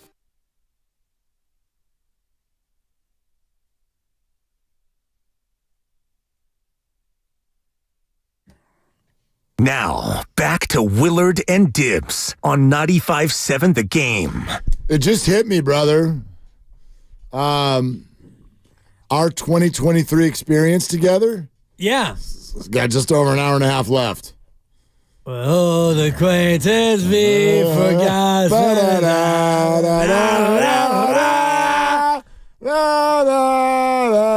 Hey, Lucas. I think the boss is not around to look. So why don't you pop open some of that champagne in the fridge down there? Let's get this New Year started. I don't have a LaCroix to pop. Oh, God. You're so fun. Let me look around. Let me find another one of these fizzy waters because, it's a celebration sensation. Cha-ching. Am I right? This guy. Cash me out one time. Actually, Dude, cash him out zero times. It does sound like this guy's fun poison. It does sound like there will be some Wednesday alcohol happening later tonight. Blame it. I love it. Yeah. Thank you. 95.7 The Thank Game. you. I just got a text. Breaking news. Just got a text from the lovely Christy. We will be having dinner together tonight. A little bit of a date/strategy session. Okay. It'll be a libation sensation? Well, does that work? It does. Okay. Because as I told you, I'm moving. I'm just moving within town. Yeah. And when you move, she doesn't move. Well, just like that. Anyway, I think that this is normal with couples or whatever. Like, I am completely just overwhelmed by the idea of what I need to get done. Like, put aside that it's freaking Christmas, I also need to move. I'm the only adult in the house. Dude. Right? Like, we've got a pack, but it's overwhelming. I don't think that's just an adult thing, by the way. There's such a thing called procrastination. No. But when you have 3 kids and a major holiday that involves packages. Right. Like, we can't like rip the house down. We have to have Christmas and then we're leaving town and then we're back. It's a mess. And I get overwhelmed, like my brain can't do the to-do list. Dude, I'm with you. I did the same thing, except replace a major holiday with having a baby. There you go, which is, I think, even harder. It's about the same, though, because we had the one kid, and she was still on the inside, but one kid inside. But there was, hey, is it today? Is it not? Do I boil water? Do I start ripping up sheets? It's a lot, but this is what she does for a living, and she's an organization sensation. Yeah, and so I'm like, I need it. I need it, Lucas. I need a strat session, and she's like, I need a date, and I'm like, let's do this. What a romantic. Yeah, so let's go. So we're going to dinner tonight, and she just got I don't know what kind of day she's having, but she just sent the text, and she's like, let's get ready. You driving. Set the clock for thirsty. You driving. Somebody's thirsty. And then followed it up with a yup. That's a 3 yup drink tonight. So it's a 3 yupper. Yeah, so that'll be that'll be 1. Yep. There you go. That'll be 1 Manhattan on the rocks for me. And then I'm gonna take care of my lady. Good. Yeah. Good. And it's I mean, moving is never easy. One time. Moving is never easy, but holiday move, and I know you've got it's not a super tight window, but you do have some off days, tight but window. Then you add in 3. Yeah, tight window. Not super tight, though. No, because I'm going to be gone for most of it. Oh, good point. Yeah. I forgot about that. We're not getting anything done when we're not here. Plus, you got major job, you got side jobs, and I'm sure you got grades that are due. Yeah. A lot of that stuff. Thanks for reminding me. Crap. I thought I had more time than I do. Plus, you got 2 more shows to do. Am I right? Meanwhile, I'll be off. For those of you who do not have accounts on the app called X, we've mentioned it on the air. Yeah. But FP Santangelo is going to be in with me tomorrow. Krugs is going to be in on Friday. We'll get you ready for a Niner game. We'll get you ready for Christmas. I'm sad that you and I did not do the 12 days of Bay Area Sports Christmas. Yeah. I will see if I can get Larry to do it. See if I can sit down and write up a song between now and then. 5 Eric Armsteads. Well, we can't do 5 Ross Striplings. We can't do that this year. He's not on the team anymore? He is on the team, but nobody will think it's funny this time. Good point. So, anyway, I already got it. 5 Jung-Hoo Lee's dog. Who didn't think of that? Come on. I mean, Dibs is not look at that. Live songwriting right here on the air. It's good harmony, too. Perfect. And a Farhan Rule 5 edition. What's Yamamoto rhyme with? Anything. 2 Yamamotos. Yeah. He's a Yankee. It doesn't rhyme. No, but he's going to be a Yankee or a Mets. He might. He's not going to be a Giants. Can I make a prediction, though? Make it. Giants-Brewers trade. A trade. Okay. And by the way, this is Are they getting Ryan Braun? I'm not like, ooh, the Mark. Hebrew Hammer? No, like Susan has already like kind of floated it. Susan Slusser. Yeah, Susan Slusser has floated it, but I don't know. I don't know if That's Susan Larkin. She's one of the big things here in Odyssey. I don't know if it'll be my mom. Rest in peace. Oh, well, my mom's best friend's name was Sue. Susan Dibley. I said was. What's She's Susan say? Still alive. Let's get back to it. Anyway. Easy. It's a holiday. I don't know if it's going to be Adames or Burns or both, but I got at least one of those being a Giant this year. What does she think? She thinks that there's action. Does she think it's both? She thinks one of the two. She thinks, as do others, that the Brewers and Giants make sense as trade partners. For instance, J.D. Davis and Lamont Wade could be the type of players, even Conforto, who raise the eyebrows of the Milwaukee Brew Crew. Yeah. Okay. The Giants have 700 outfielders, and they need to do something. Yeah. You can only play 3 at a time, right? Yeah, 3 at a time. Okay. Well, 4. There's a DH. You could just stick one of them out there. But you got Wilmer, who's your DH. A lot of the time, Against yeah. lefties. Yeah. Yeah. So. Exciting. Yeah. Whatever. It's so far on. They traded that. They already made a trade this week. They got that outfielder from the Reds who had like 17 at-bats last year. Got a couple hits, too. Good God. I'm like, you acquired another outfielder? What's his name? TJ Walker or something like that? Tom Murphy? No, not Tom Murphy. That's the catcher. Damn. They got another guy. You didn't even see it? What kind of Giants fan are you? He was a Red. They have like 15 guys who hit lefty, hit about 240, maybe 15 home runs. But he's not a Red anymore. Now he's a Giant. I can't remember his name, though.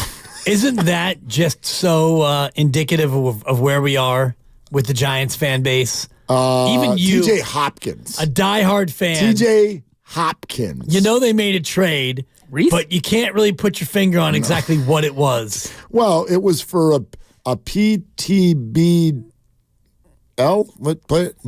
Player 2. A PTBNL. Yeah. Yeah. Or cash.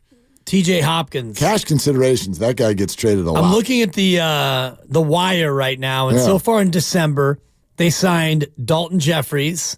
Who you call Dalton Johnson. Which I thought was a great bit, and Dalton Johnson agreed.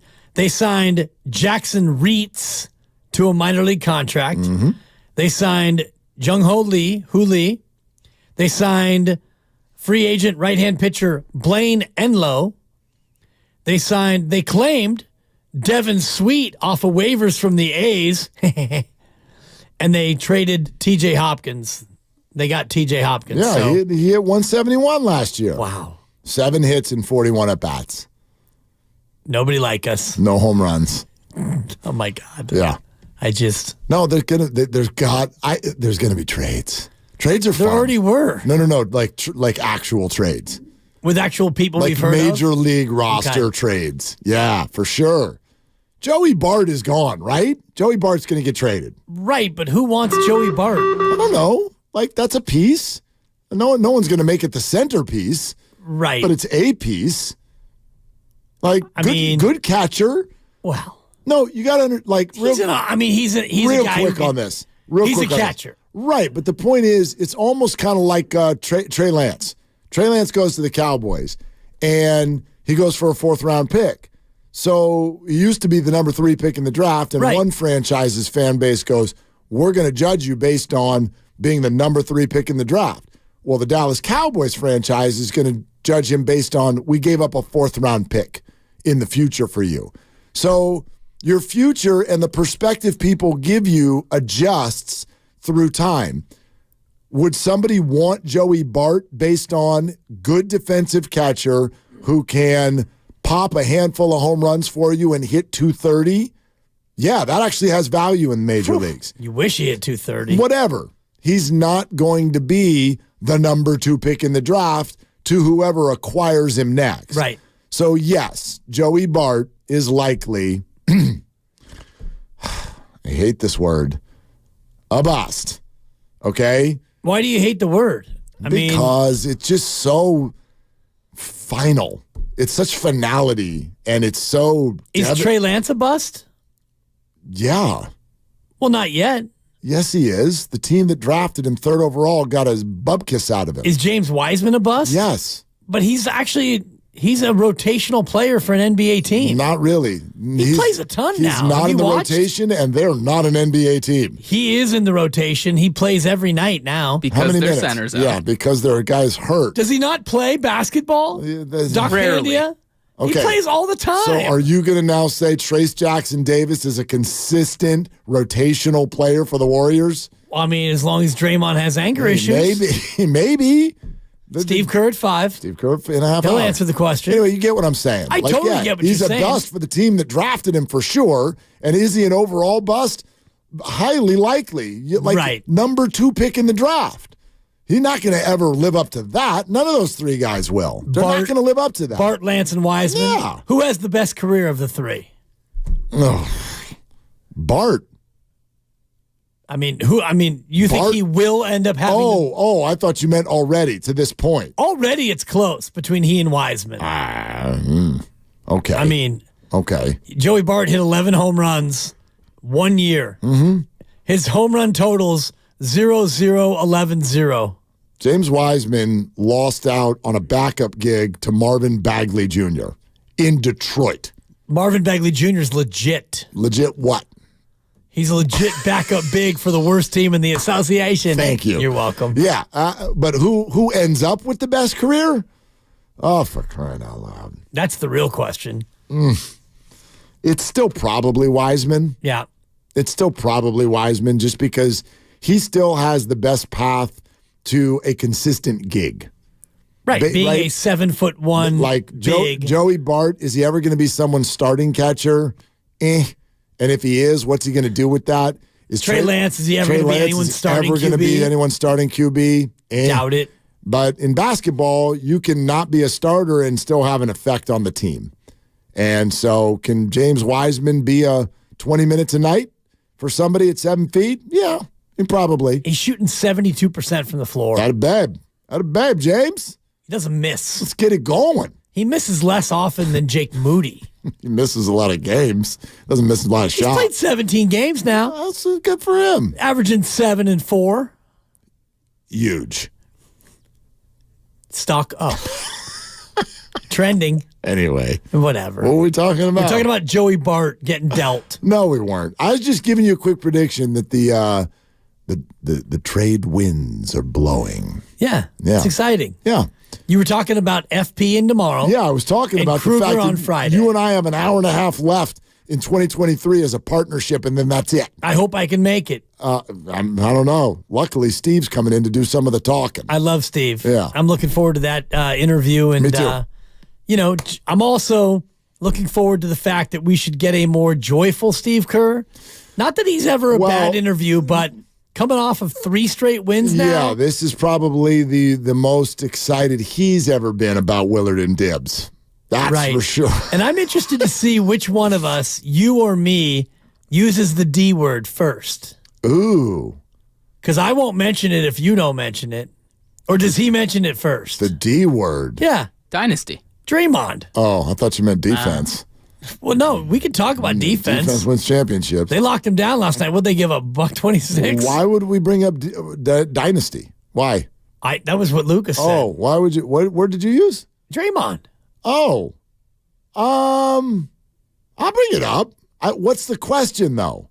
That's what I'm asking you. I don't need to talk about Draymond. I'm here basking in the glow of a great win last night. Oh, no, we'll ask about Draymond. Yeah. We're talking to he hanging out for at least 20 minutes. We'll ask him about Draymond. It's not the lead by any stretch, even though we did start the show today with something that I firmly believe, which is that this is going to end up being a good thing. Quite frankly, There's your question. Hey, Steve, is this a good thing? How awesome is this that Draymond's not there? Hi, Steve. Steve, technical fast. Steve, did we lose you? Steve, texts are down 88%. Any idea why? Texts are down 88%. Yeah, we'll ask about Draymond, but I probably won't necessarily ask it. Well, maybe I will in this sort of a way. I wonder if he thinks, what are the positives? And with an avenue toward what I mean by that, which is that there is now space for others to grow. And it appears that some people are taking advantage of that. And like most things, by the way, I had a friend in life who said this one time, and it sounds almost annoyingly positive, but his perspective, and he was an older guy, so you like to listen to your elders. That's why I listen to you so much. I was going to say, don't even let me talk, but go ahead.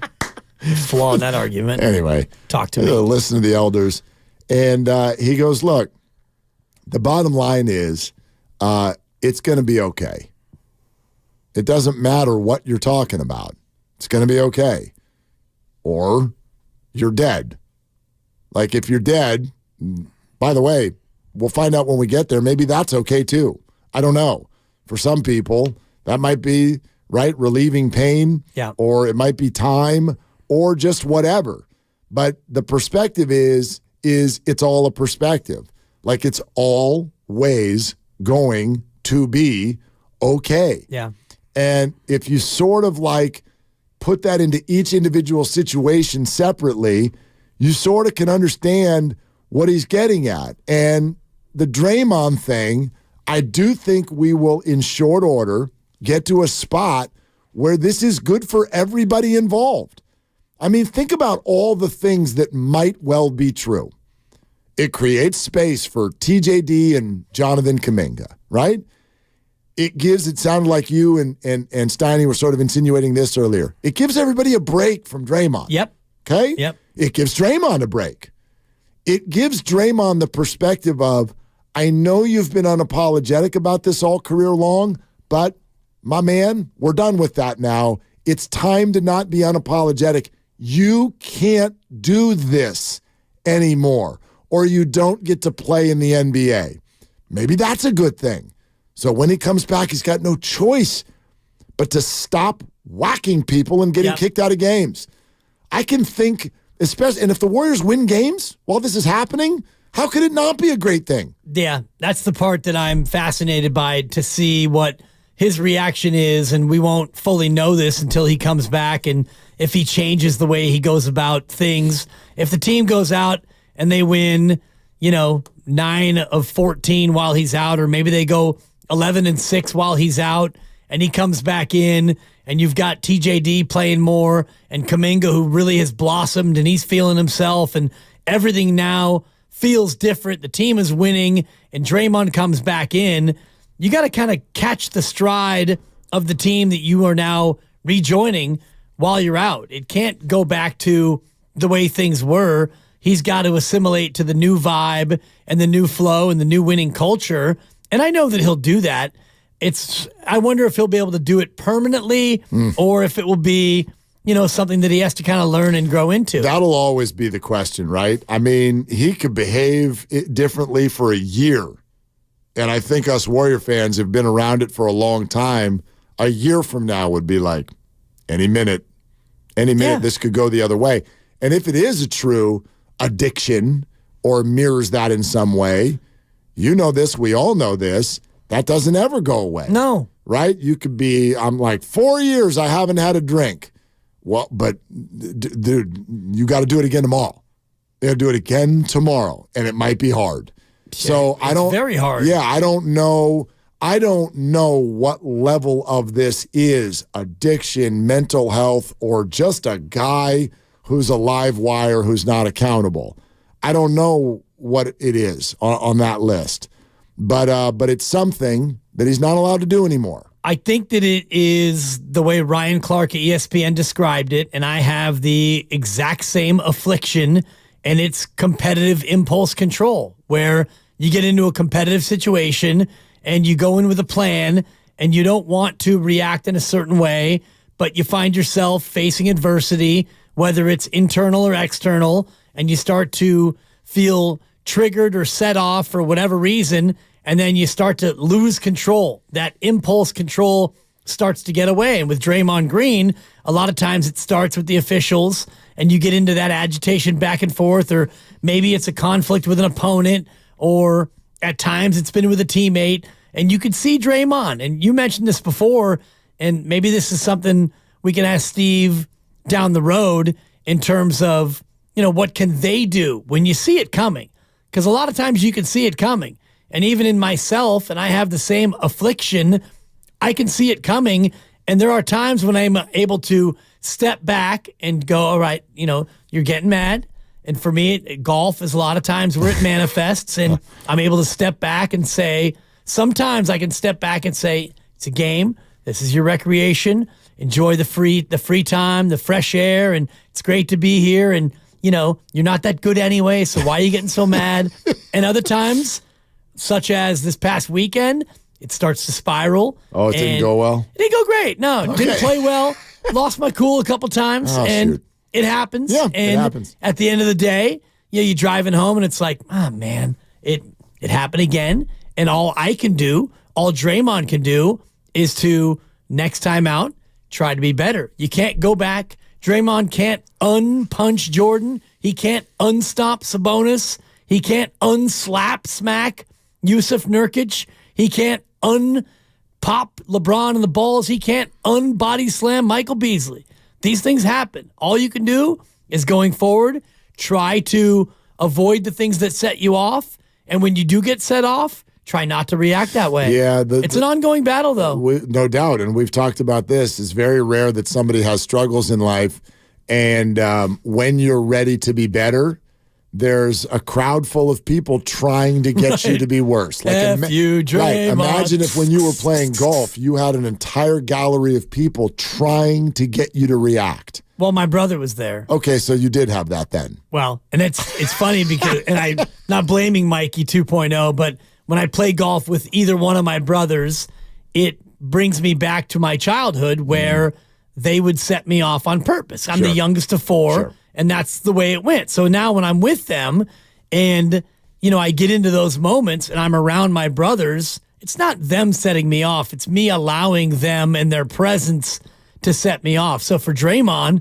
maybe it is a trip to Memphis or a trip to Boston. Or these other places where he's had these difficulties. Yeah, absolutely. And it's going to be every arena. You're right. They're all coming for him. No doubt. I wonder what this arena will sound like. It'll be supportive. I just mean there's going to be like a God, if something starts to get a little hot, right?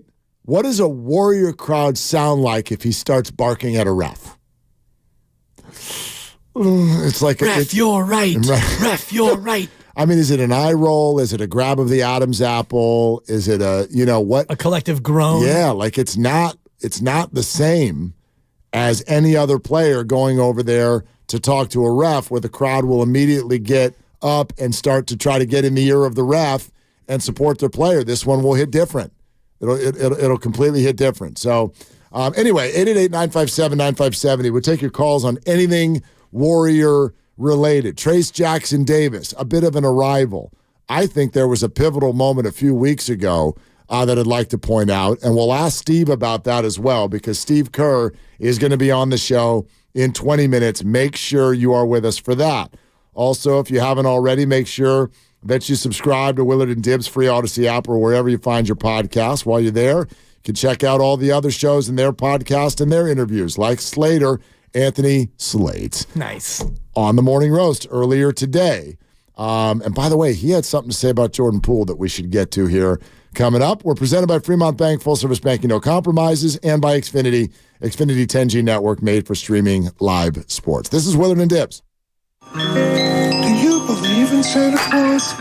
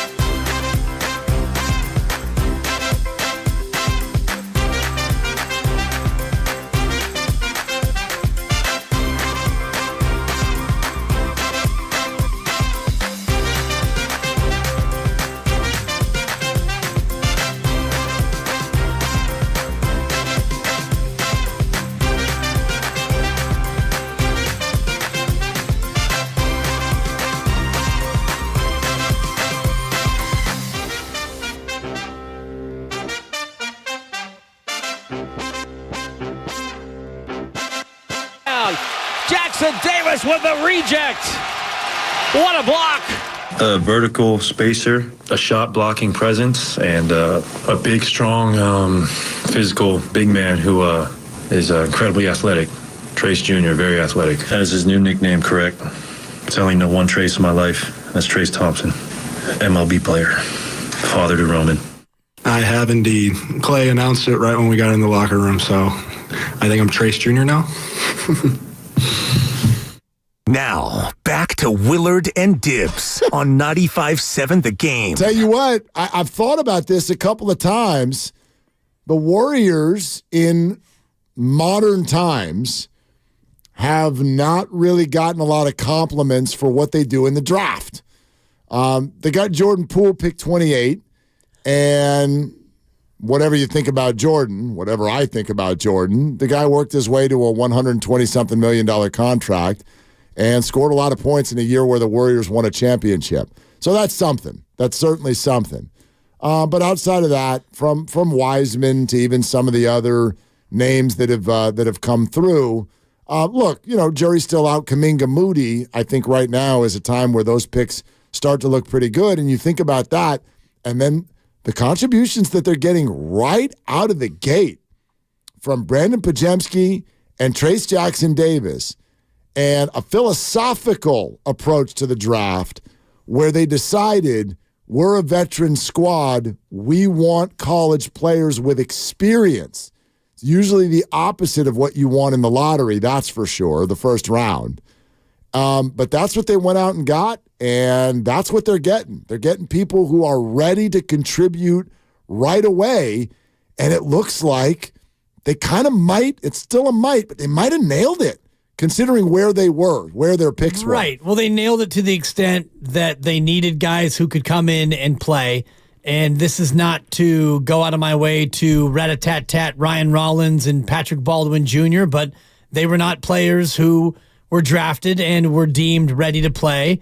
One injured and one kind of a slow developing player. I know that PBJ is playing a little bit more this year than he did last, but he still is a few years away from being a few years away. And Kuminga, it's taken him 3 years to now be rotational. Moses Moody a little bit different because he had the 1 year at Arkansas, but even he has been a little inconsistent in terms of being able to be in the rotation. But this year, as you mentioned, this is an old team and kind of a smaller team, maybe the smallest team in the association. So you need some size, and so to take TJD to bring him in, a guy who spent a number of years in college and comes in as a grown man in the making. That was a smart choice. Yeah. I mean, the early returns, you didn't know it was going to go this way, but the early returns really, really good to where one rookie, they've decided we cannot keep him off the floor, and the other one might just be the absolute perfect thing that the Warriors need right now with the circumstances that have shown up. Draymond Green is out for an extended period of time. They need some size, some youth, some athleticism, and somebody who can handle finishing things around the rim and grab a rebound or two. And I just described Trayce Jackson-Davis. Yeah. So we'll see where it goes. It's just getting started. But last night, very, very encouraging. Super encouraging and fun to watch him get his chance and do the things that we all were hoping he would do. Just the one wrinkle to this is the Warriors didn't actually draft him. So as we get into the nuance of this draft day, right? Yeah. I'm sure Steiny somewhere, Captain Semantics is, they didn't draft him, and it was they bought him exactly for cash considerations, cash Monet. So they still get credit though for identifying him, and the fact that he went this late in the draft is a bit of a curiosity, and I think a lot of teams were scared off by the fact that he doesn't have a shot, which. His shot is better than you think. Well, I tell you what, I listened to something real interesting with Slates on with the Morning Roast today. And again, Odyssey app if you want to hear the whole thing, because there was some interesting Jordan Poole stuff. He talked to Jordan Poole when the Wizards were visiting the Sacramento Kings earlier in the week. So he's already had that conversation. Article is coming out. I think it's going to hit The Athletic on Thursday, the day before Poole and the Wizards visit Chase Center. So that was one side of the conversation that was real interesting.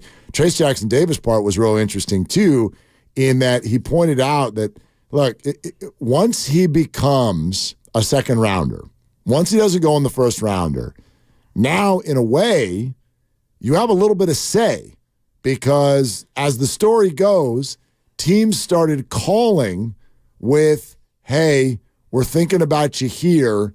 This is the structure of what we want to offer you, non-guaranteed deals. And Trayce was like, no, I'm not signing that.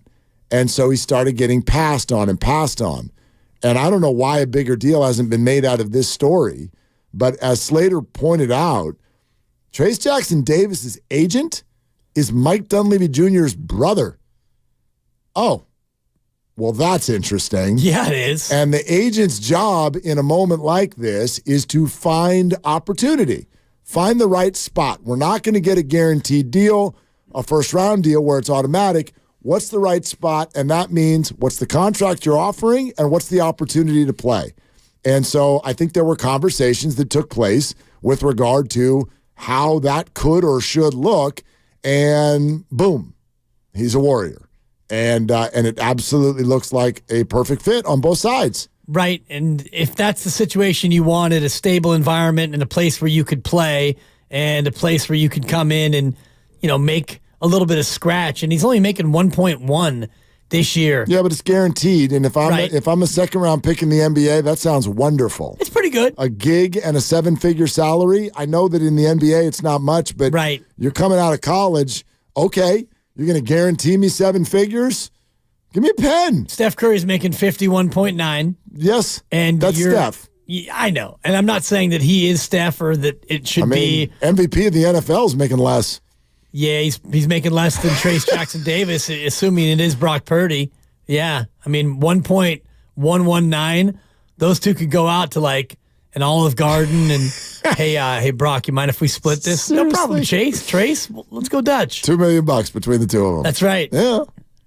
One guy's going to be the MVP, and the other guy is maybe not last night's MVP, but might be a Warriors starting center here in another week or two. Could be, and that's something we can ask Steve in terms of further lineup tweaks. Kevon Looney's spot might be one where it gets changed. Maybe, yeah. Steve's going to be along here in just a few minutes. Let's go to Twan in the town. What's up, Twan? What are you doing? Hey, what's going on, guys? What's up? I'm chilling, just washing my clothes, listening to you guys, of course. Of course. That's a good thing. I just wanted to say that this is giving me David Lee gets hurt and Draymond get plugged in vibes. I'm talking about different circumstances, but monumental results. The basketball guys have intervened, play JK, play Trace Jr., give BP and Moody their minutes. Clay is doing better, man. Let's ride this wave. That's what I say. Well, I think you're going to get it, whether it's on purpose all the time or not. I'm not sure, but I am forever fascinated by this. I know that I get why the Warrior fan base wants an injection of youth, because sometimes you watch the Warriors, and it's not just that they are old; they also look it. Like you can see it. That game against Portland a few weeks ago that J.K. saved. Yeah. For me, it really might have been the turning point of his career. He was not even going to play. And Portland, a bad team, is running up and down the floor at Chase Center. And Steve goes, all right, let's go, JK. What can you do? And he goes in there and he doesn't miss a shot. And he basically leads the Warriors to victory. And he hasn't turned around and looked back since. So I get it. I understand the desire. But sometimes I do feel like it goes overboard. Here's what I mean by that. I hear a lot of Warrior fans just come hella high water. Young, play the young, play the young, play the young. Okay, at the expense of what? Winning. How far do you want to go with that? It's for some people, it feels like play the young no matter the results. Yeah, then you're Detroit. Yeah, that's what you do when you got no shot to do anything. Exactly. And, fair point if you think they don't, but, that's not who this group is. And if you've got any respect for Steph Curry, you don't think that. Yeah, and you've got Clay, and you've got Draymond, and you got CP3, and then you add in a couple of guys who aren't necessarily old, but they're veterans in Wiggins and Looney and Saric. These guys are all coming up on being 30, so they've been in the league a long time, and you can't just completely throw out all the vets. I do think it's interesting, and so far so good for what Steve Kerr has done, which is Andrew, you're going to have to come off the bench for a while. CP3 already coming off the bench, and you're starting to see some of the younger guys earlier in games, and they're responding. Yeah, absolutely. So there's no downside to it. I just wonder if people aren't more prepared to sort of be a fan the same way the Warriors coach, which is like, let it go night to night, and let's see what happens. We come in with these rules the next day. Okay, the young guys played good, so now it's play the young guys. No, just maybe. Like, yes, they're going to have a spot, but I don't care what the age is of the player. I care what the final score is of the game, right? Yeah. Like, they're still going to, and let's not act like Steph and Clay didn't also have a massive role, if not the role, in the Warriors winning last night. Exactly, and certainly in terms of scoring big buckets and hitting big threes, but it did feel like a team effort down the stretch with, TJD making big defensive plays and Jonathan Kuminga seemingly growing up in front of our eyes. No doubt about it. You're listening to 95.7 The Game, KGMZ FM and HD1 San Francisco, always live on the free Odyssey app, Twitch, and YouTube. All right, let's do it. Steve Kerr, sponsored by Xfinity. The Xfinity 10G network is made for streaming live sports, which means it's the network you can rely on in the biggest moments. The Xfinity 10G network, the best way to stream live sports. And also presented by Great Clips. In sports, success is about team effort, and the same is true for your hair. Great Clips, it's going to be great, kind of like last night. And we were talking about it all afternoon, Steve. We figure of all your Willard and Dibbs appearances, you've been looking forward to this one the most. True or false? True. Okay. True. Yeah, but it's also the first show we've done after a win all year, I think. So, is it? Gosh. I feel like maybe we had one more, but definitely the first 3-game win streak. I mean, and it being Boston and the way it went down, like, can you give our listeners that? Like, what did last night mean to all of you? Well, I think obviously they're a great team. Just saw them in the finals a year and a half ago. All the same guys. Big night at Chase. Really, it was loud and electric in there. And so, between winning our third straight game and having it come against a great team, being down 17 in the second half, it was kind of just what we needed, really. I'm hoping this is a game that can spark us and we can get on a real run here. Yeah, we were hoping the same thing, and you got a couple of schedule spots that look more favorable than Boston probably would have felt last night. Steve, what's it like when you're there watching this all take place and you're down 17 and there's no give up and all of a sudden you're back in it, and then you see Steph hit another one of his classic three-pointers, and you said in the postgame that when he shoots these, you expect him to go in. What's that like to see that shot, seeing as much basketball as you've seen, and really expecting it to go in? Well, and watching Steph every day at practice, too. It's not just games. I mean, I'm so familiar with his motion and just the fluidity with which he plays and the rhythm. It's just beautiful to watch. And so every once in a while, he takes one that seems so outrageous and so beautiful. I mean, I think Clay called it a moon ball. And that's what it felt like. That ball was up there forever. And I don't know. I mean, I've been around him for a decade now, and I fully expect that shot to go in, and it did. Steve, I want to ask you about both rookies. Let's start with the quick question on Brandon Podziemski. How's he doing? He's doing pretty well. Yeah, we got good reports today. He recovered well. The beauty of being young, you can, overcome a knock or a bruise pretty quickly, and Brandon's feeling better. So he's going to try to practice tomorrow, and we'll see how it goes. So I would guess questionable for Friday, but things seem to be looking fine in that regard. And then, what was the next question? Well, the next one is Trayce Jackson-Davis, and what last night means for his role going forward. Yeah, I mean, it's 2 games in a row with Trayce where he was really fantastic and gave us such a big lift at both ends with the rim presence, shot blocking capability, and then also, his finishing around the rim in the paint. He was brilliant both nights and really the key to the game last night. So he's going to play. He's going to be in the rotation 100%. He really balances out the front court and gives us a different look from Looney and Dario. So we're really excited about Trayce. I mean, he's the 57th pick in the draft. That makes no sense. He looks like a lottery pick to me. Speaking of lottery picks, Jonathan Kuminga, lottery pick, and last night sure played like it. Are you seeing his confidence level really emerging in leaps and bounds of late?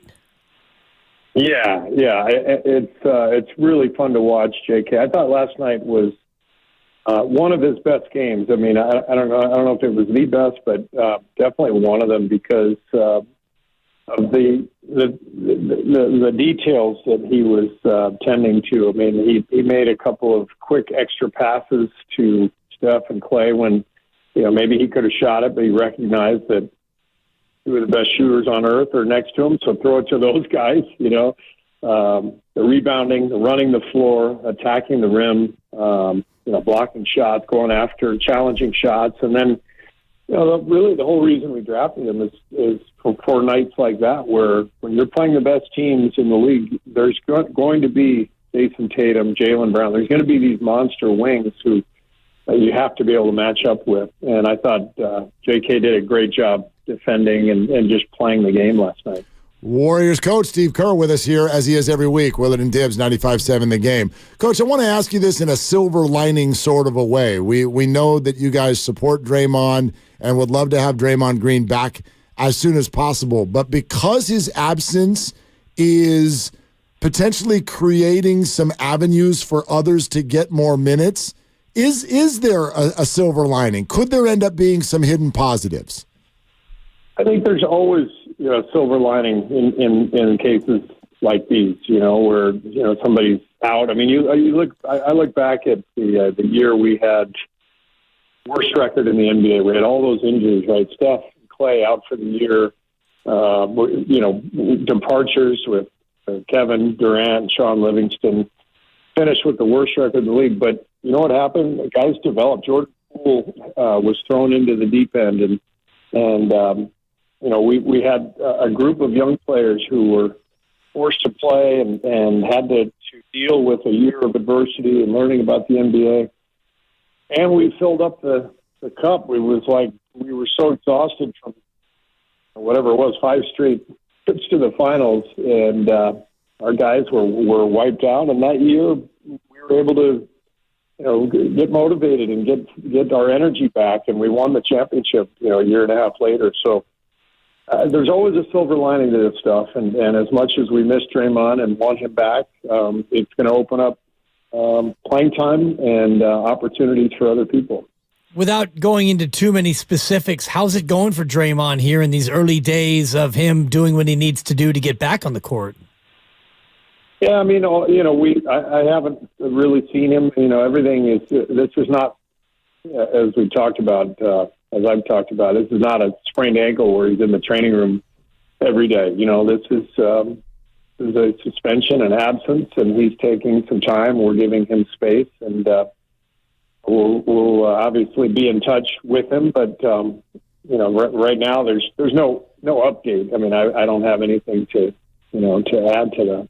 Steve, just so we know, because we've sort of seen the report that during this time Draymond would still practice with the team. Is that not the case? Is he not around?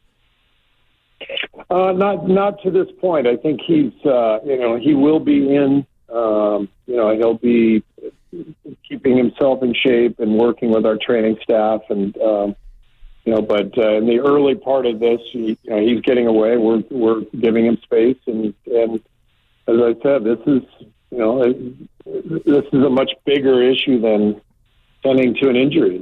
So we have to give him his privacy on that and space and go from there. Well, we appreciate all future updates. We all want Draymond to be back and playing the best basketball he can in no real related way. Looks like the team is certainly playing with a little bit more joy. Is that because the team's playing better, or is it because you guys are winning? Are those things just always going to be interrelated with the joy aspect? Well, to me, they're always interrelated, and what comes first, the chicken or the egg. But what you try to do, what we preach is a sense of joy every day, and it's not about. Preach is the wrong word. I mean, when your culture takes hold as an athletic team, whatever your values are, those things are alive every day, and you don't have to try. It's just that's the vibe, and we're lucky. We have Steph Curry, who I think personifies joy in sports better than any athlete that I've ever seen in my life. So, I think our players, if you ask them, I think they'll tell you they enjoy coming to work every day. They enjoy being together. They come into the facility, get their work in. It's fun. It's vibrant. It's a great atmosphere. And then bottom line is that translates to the court. And when wins come like they have this past week, then there's no question there's a greater sense of joy. That's just kind of how it works. Coach, 30, 24, 28, 24. Those are Klay Thompson's last 4 games. What has been the key to him turning it on? I think just shot selection. That's really the main thing. Patience and poise and recognizing that, he's not open, just move it on. I watched him last night, get double covered off of several pin downs, and he just immediately dumped the ball into Trace or Looney, and he just made the simple play. And I think when Clay simplifies his game, that's when he really starts to click. Kevon Looney's minutes have been down last night, minus 19. I don't know how much stock you put into plus minus over one game. It seems like Kevon is a little bit out of sorts this year. What would you put your finger on in terms of where Kevon is this year as opposed to previous years where he's played more and been more successful? Yeah, I think some of Loon's struggles have been related to the struggles of the team itself. He's a complementary player. He's a guy who really supports star players. That's his role in the NBA. And you think about him the last couple of years, with guys playing at such a high level. Obviously, a championship team. 2 years ago, last year's starting five, which Loon's obviously a part of, the best unit in the league. I think with the struggles of Clay and Wiggs early on, the suspension of Draymond, some of the absences, the lack of rhythm, continuity, I think that's hurt Loon for sure. And because of our slow start, because of some losses and, trying to find different lineup combinations, he hasn't been able to get into a rhythm. But I know that we need him. I know he's going to play a big role. You think about all the games that we've got down the line with centers that we're going to have him to guard those guys. One being Christmas Day against Jokic. Loon's going to play a big role. There's no doubt. But Trace has earned minutes, and he's going to play too. Steve, you've indicated in the past, even this year, that you really like some structure and continuity with your lineups, and especially with what you were just talking about. You've shown so much more flexibility for different lineups. You've had to. Do you see that continuing, or are you moving closer to something that you would consider somewhat firm in terms of a lineup and a rotation? It's interesting. It's a great question, and every team is different. And some years you just know these are our top 9 or top 10 automatic, and we're going to play these guys. This is not one of those years. I really feel like we have 13 guys who could all be in the rotation. And when everybody's healthy, no matter how you slice it, there's going to be 3 or 4 guys who are really not thrilled at the end of the night because there's only enough time for 9 to 10 guys each night. So nothing is set in stone. I think we have to figure out what's going to work each night, who's playing well. The challenge there comes with individually. Players really have to embrace that and accept that, and that's not an easy thing to do. And as a coaching staff, we have to figure out what those rotations are from night to night, and which is different. So, it's a good problem to have a really deep roster, but there's also at times, questions that are not easily answered. Does it help that somebody like Chris Paul has been so willing to adapt to this role, a guy who's never come off the bench in his career, and he's almost exclusively been off the bench this year? Does that set a certain tone for the rest of the guys to be more malleable with these lineup changes? No question. You have to have vets who sacrifice. I always point to Andre Iguodala, who I thought was made the key sacrifice in our run, starting 9 years ago when he agreed to come off the bench. And, Chris is doing the same now. Chris is a Hall of Famer, one of the great point guards of all time, still playing at a really high level, and just completely embraced coming off the bench. And that sets a tone for all the guys. So we're lucky to have Chris, and he's an unbelievable leader for these guys. Steve Kerr with us here, Willard and Dibs. Coach, there's no question that this is a little bit of a different kind of a vibe and a return of an ex-champion player. What are your emotions with Jordan Poole returning Friday night? Well, number one, I'm excited for him because I know our fans are going to give him an enormous ovation, and he deserves that. He's a champion. We don't win that championship in 22 without Jordan. He played a huge role there. He's an unbelievable success story. 28th pick in the draft, He played that first year that I referenced when we had the worst record in the league, and we really threw him into the deep end. He wasn't ready, and took his lumps, and then just went to work and put in so much great work and turned himself into the player that he's become. And our fans, they recognize all of that, and so do all of our players and coaches. So we're going to welcome Jordan back with open arms on Friday, and we're excited to see him. Any idea about the video tribute? Will it be pregame, first quarter? Is this something that you even have on your radar, or is it something that you just get surprised by when it actually pops up in game?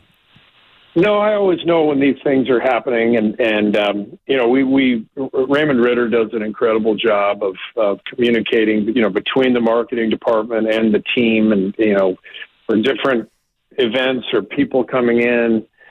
We always have these discussions, so everyone's aware of what's happening. And I thought it was so great a month ago or so when Kevin Durant finally got his return to Chase, or debut at Chase, I guess I should say, return to the Bay. And our fans gave him exactly the ovation he deserved, being a two-time Finals MVP. And, I thought that was a wonderful night, and I think tomorrow will be similar for Jordan.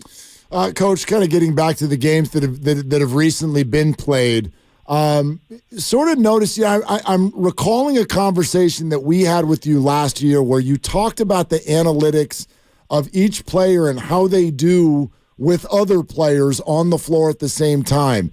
And for a team that seems to have a thirst for more youth and athleticism, I wanted to ask you why Andrew Wiggins and Jonathan Kuminga aren't on the floor at the same time more often. Well, you just talked about it. We look at combinations all the time, whether it's two-man combinations, three-man, or all five. And, we put the ones on the floor, frankly, that we think are going to do the best and that match up the best.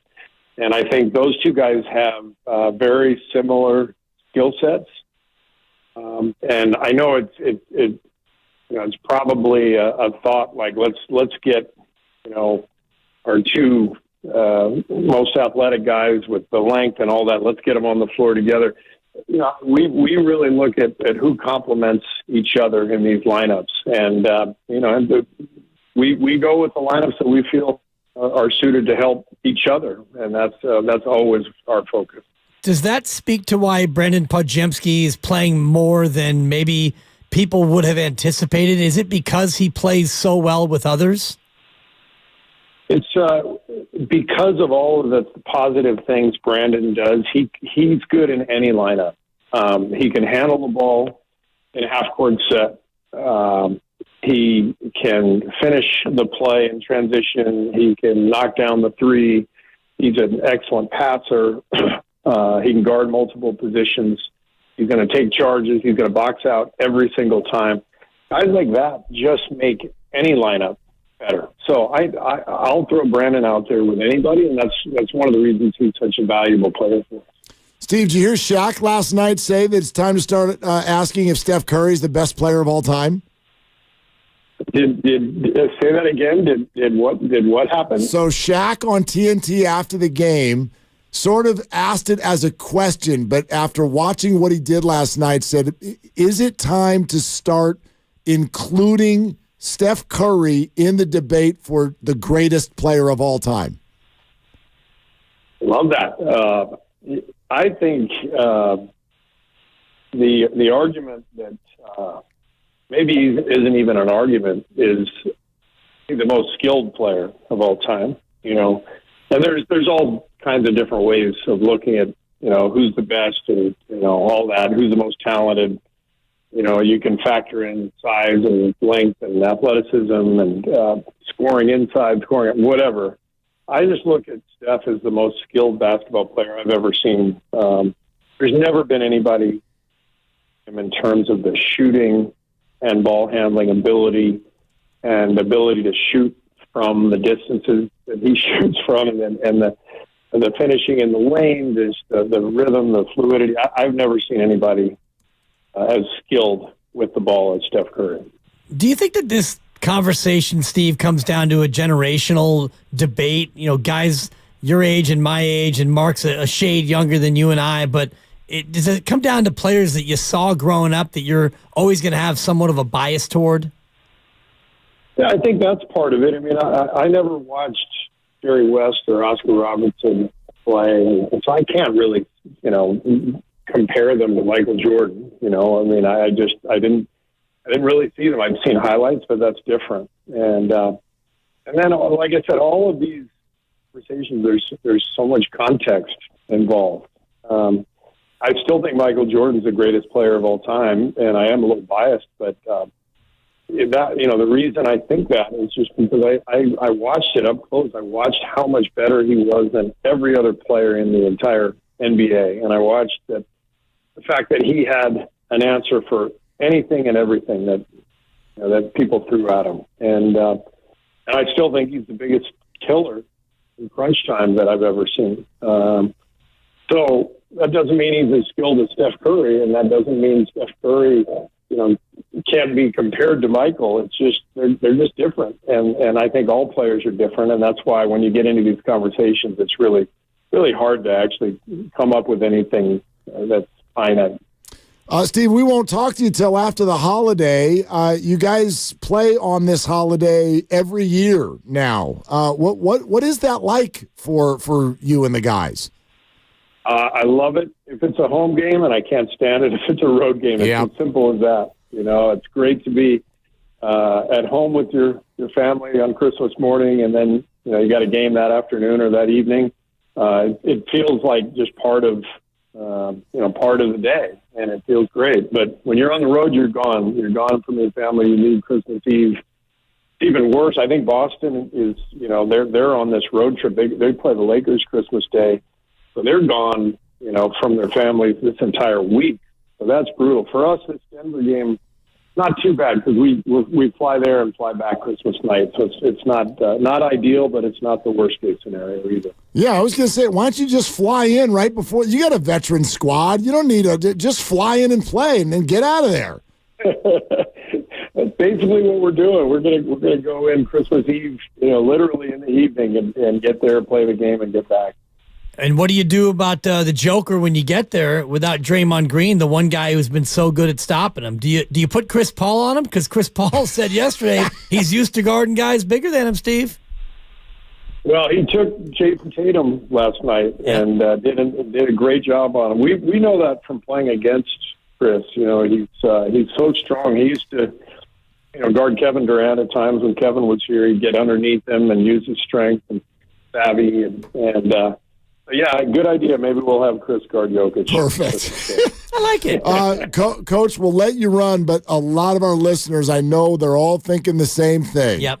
Steve Kerr, is he still alive in the fantasy playoffs or not? Complete collapse, guys. Complete, utter collapse. Yeah. Don't tell me it was coaching. Oh, it had to be coaching. Oh, Steve. Steve, no. You played the wrong lineup, Steve? I was 8-2, and I'm now 8-7. I've lost 5 in a row. We do like Premier League style. We don't have playoffs. We just do best record at the end of the year. 18 weeks and 18 games. So I've fallen out of contention, and it's devastating. Oh my gosh! I like it. That's old school. Yeah. That's old school. Steve, man, who took you out? Is this the former Arizona teammates? Was it Craig McMillan who took you out? Matt Muehlbach is my fellow Wildcat who's in the league. Nice. But Craig's not in the league. But we it's mostly U of A guys, bunch of college buddies, and we love it. But this was a tough stretch here the last 5 weeks. Man. Well, bad stretch for fantasy, good stretch for reality. And I'll bet you make that trade every single time. And Steve, thank you as always, and Merry Christmas to you, honestly. Merry Christmas to you guys, and we'll talk soon. Okay, Thanks, there Steve. it is. Head coach of the Warriors, Steve Kerr, on the road on Christmas. Bummer. Yeah. I'm glad, and I love the honesty too, because, the NBA's got this It's a big old marketing wheel. Right. And every coach Oh, and it's an player, honor to be playing on we Christmas. love the in-season tournament. We can't wait to play extra games. I love it. Steve's achieved enough in the league to be like, I hate it when we're on the road. I hate it. Home is good. Yeah. Road is bad. Yeah. But at least it's an early game to where, you're in there, you play, you beat the Joker, Chris Paul shuts him down, you fly home. Yeah, exactly. Boy, Warriors are going to lose that game by 30, aren't they? I don't Flying know. in the night before, flying out that night. They don't care. Good to know. It's a good note. Well, if you look at the schedule, too, it's, 10 of 11 at home. The one road game is on Christmas. Well, you'd call it a schedule loss. It's also just Denver, so it's hard no matter what. But I know in our minds, this isn't reality yet, but in our minds, the Warriors are going to go into that game on a 5-game win streak. I think they got a great shot to do it, obviously. Yeah. You got two teams that are incredibly beatable coming in, but it's a back-to-back, and it's the Warriors. You never know. They're not that dominant, but you like their chances to be 15-14 going into that game at Denver. And if you lose that one and then take a couple more days off before coming back to continue or start up a new homestand, understandable, excusable, all of those things. And like you said, the Denver spot is always going to be difficult, even if it's a one-off like this. And, this one's a one-off that happens to be, I guess that's a 1:30 local time game. It's 11:30 out here. So a little bit of an odd one. You do have the day before off, and, you don't want to fly out first thing on the 24th. So you'll let people have their Christmas observed, and you fly out the night of the 24th. Get in your bed, wake up, play, come home. It's a tough spot. So game day off. Right, but that day off, be with your families and then get to the airport. Yeah. And then fly to Denver in altitude, wake up, play early game, and then get back for Christmas night. That's a lot.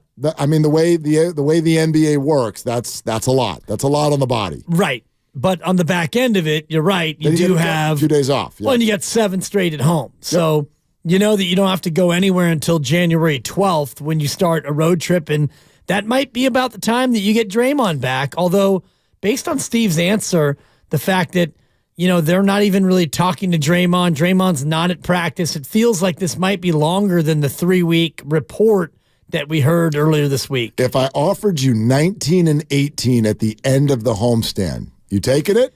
19 and 18. Yeah, that means beat Washington, beat Portland, lose to Denver, and then on those next 7 games, you go 4-3. Am I taking it? Yes, I am. You are? Yes, I am. Okay, and again, the opponents. That's the key. Miami, Dallas, Orlando, Denver, Detroit, Toronto, New Orleans. Miami's very good. Dallas is an interesting one. Yeah. And I don't know if any of these teams have back-to-backs. The Warriors do not have any back-to-backs in that stretch. Yep. Orlando's much improved. They do have one. Denver to Detroit is January 4th and 5th.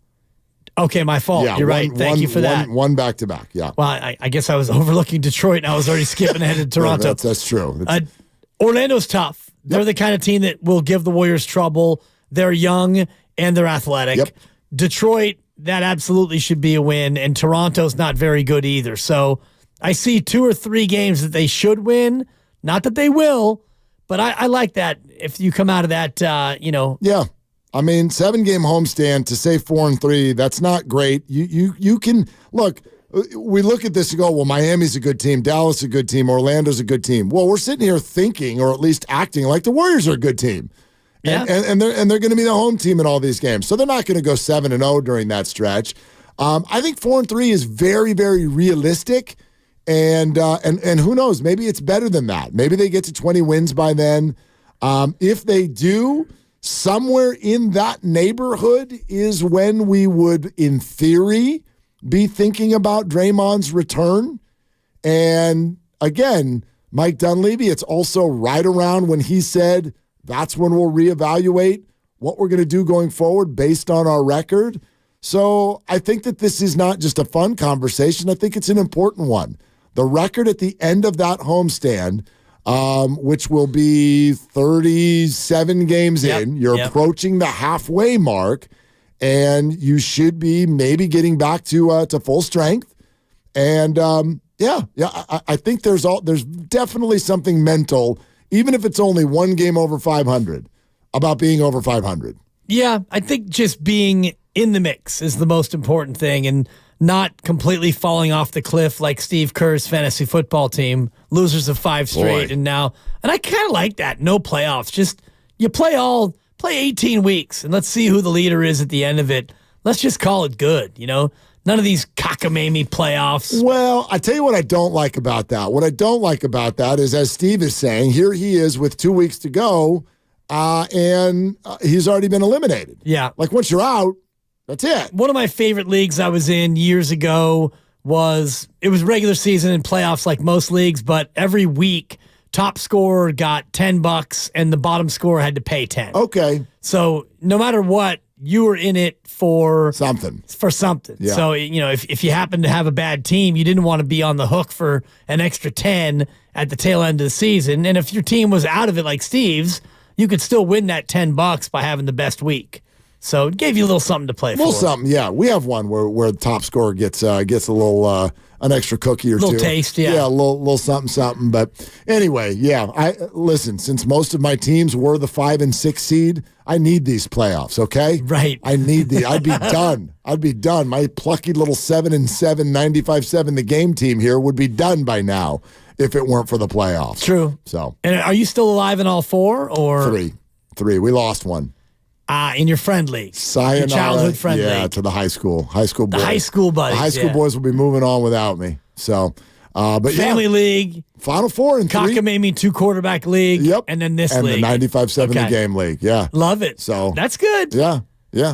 I could use some cash. You could. Yeah. Based on your Christmas 45 gifts. My God. I mean, that's. I got to count them up. 36. Yeah, it's at least 45. Now, do you go even increments for each kid in terms of money number or of presents? Number. Money's impossible. Agreed. Especially when you have 2 boys and a girl. The girl wins. You spend the most on your daughter, I would imagine. That's probably true. I know true. I'm spending the most on my daughter. Yeah, well, She's 15 months old. The other 2 kids are adults. Yes. They'll be lucky to get a pack of cigarettes and a punch in the arm. No, unfortunately, I get a carton. I wish that I had raised them differently so that gratitude overwhelmed everything. But I got a phone call last night from my daughter. Dad, why do both of the boys have one more gift under the tree? She's doing the count. I'm like, it's December 19th. This stuff's still coming in the mail. Santa's got a visit to make, too. Hit the brakes. Yeah. Girl. Hit the pike. Plus, you're going to come out here and look at, whatever the number was. You got 8 gifts under the tree, and you're going to call me and ask me why it's not 9? Do you know what you sound like right now? Wow. So, yeah. That's tough. The numbers need to be equal. But it's also because... And do y'all do this now? Are you one of those houses that if someone's opening a gift, everybody stop and watch that person? Absolutely. Me too. Absolutely. But I've seen houses that just go absolute chaos. All right, everybody open their gifts. And everybody's in wrapping papers full is hitting you in the head. You can't even see straight. I'm like, what is happening in this house? No, everybody fold your hands on your lap and stare at the person who's opening a gift.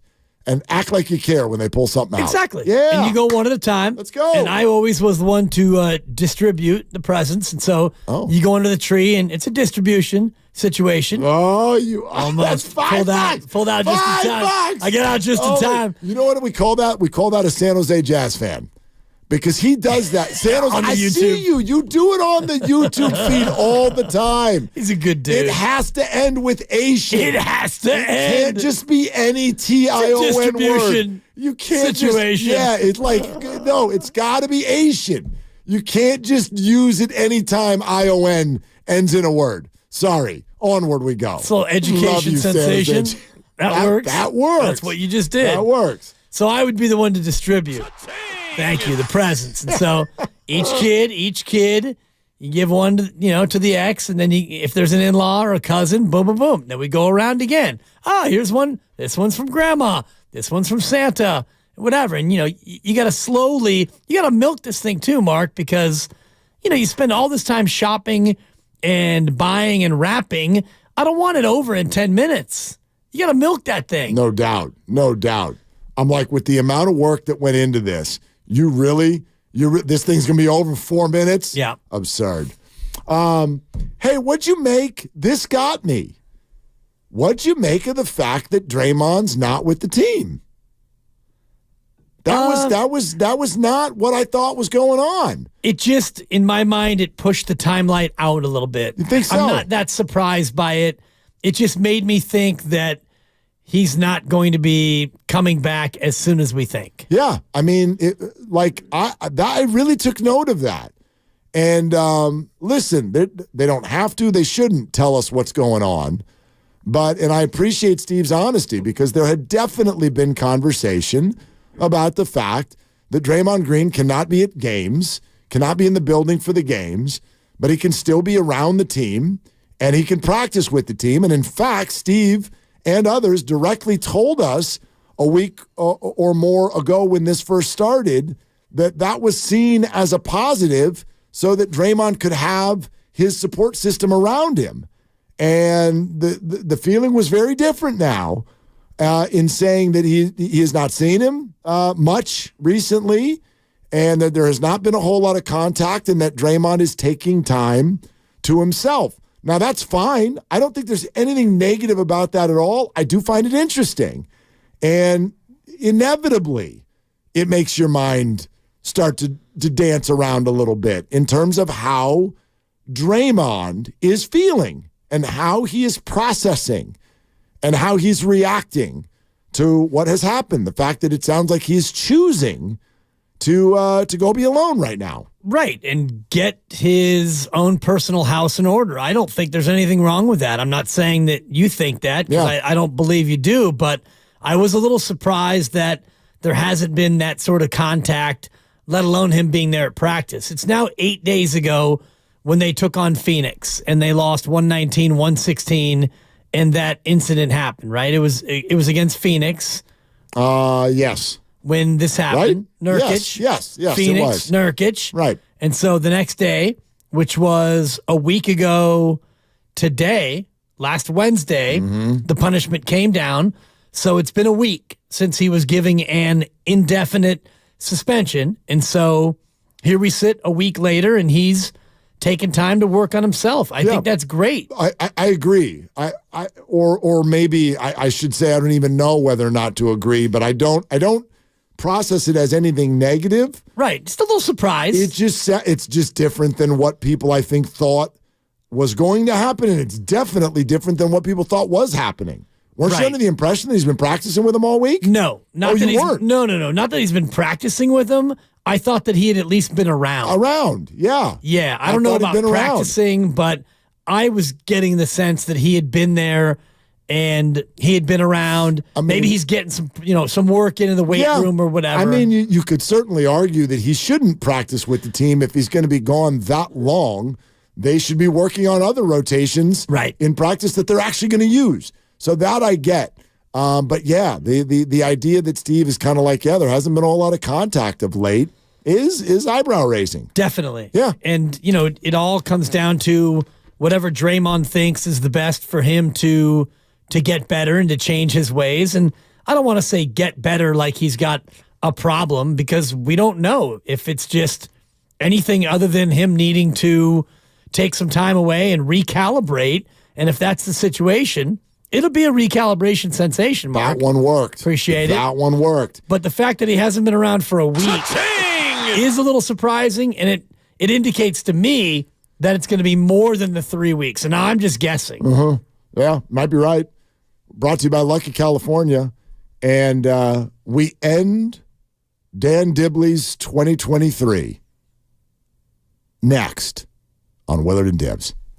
Lucky has incredible savings for your holiday celebration. And to help with your last-minute shopping, they're open till 7 p.m. on Christmas Eve, plus select stores are open 7 a.m. to 5 p.m. on Christmas Day. Come on in.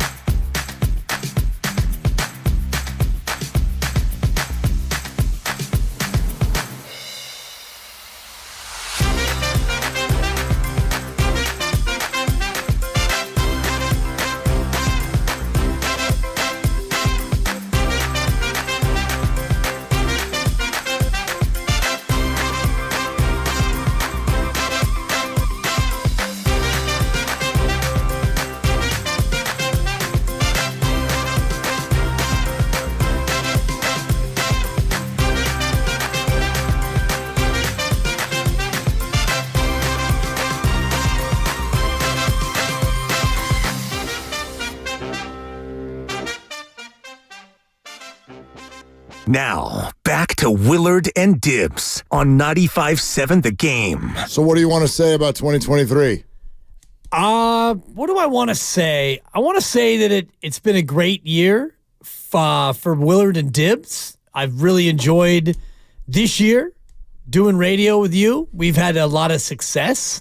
I think that we handled the transition from a different day part into the afternoon with aplomb and class and ease. I think that our show, which was awesome in the middays, even better in the afternoon. And I'm happy. I'm healthy. It's been a wonderful year, and I really look forward to doing this again in 2024. What do you think will be some of the headlines? I thought this might be fun. Next time you and I talk in front of microphones. January 2, 2024. What are some things that will be true then that are not yet reality now? Warriors or Niners secure the top seed. Okay, and they won't have played the Rams yet, but they will have played the Ravens. They will have played the Ravens and the Commanders, and I think at that point, the number one seed is clinched, and it will be the beginning of the Sam Darnold era. Are you back on the second? Yeah. Okay. So are you. So yes, I know that. I just didn't know if you were. The first is a Monday. It's a holiday. The Warriors will be playing Orlando that night. They will have actually only played, silly NBA, only playing 5 games between now and when you and I talk again. Warriors will have a winning record by the time or at least 500. Okay. Winning record, they'd have to go 4-1. Right. Because if they go 3-2, which is most likely, they'd have to win all their home games. Loss, win is what I have. Okay, so you got them at a 500 record. I'm sorry, win, loss, win. Okay, all right. Warriors will be at 500. Okay. The Giants will not have done a damn thing. No, Yoshinobu Yamamoto. He will have signed in New York. Maybe, probably in New York. 2 Yamamotos. Yeah, get it ready. I like the number of syllables. It works. It does. Yeah.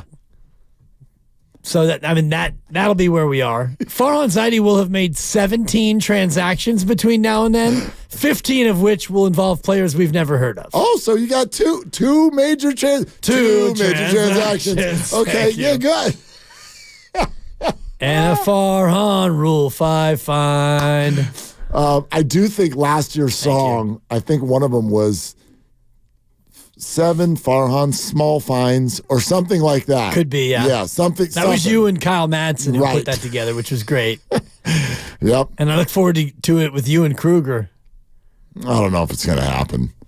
I need somebody who can carry a tune. 4 nickel packages. Yeah, that's not Larry Kruger, right? I mean, Larry's going to be like 3 gap blitzes, 5 offensive linemen from Iowa State the Niners should look at. I mean, like, right? 3 technique, 2 deep zone.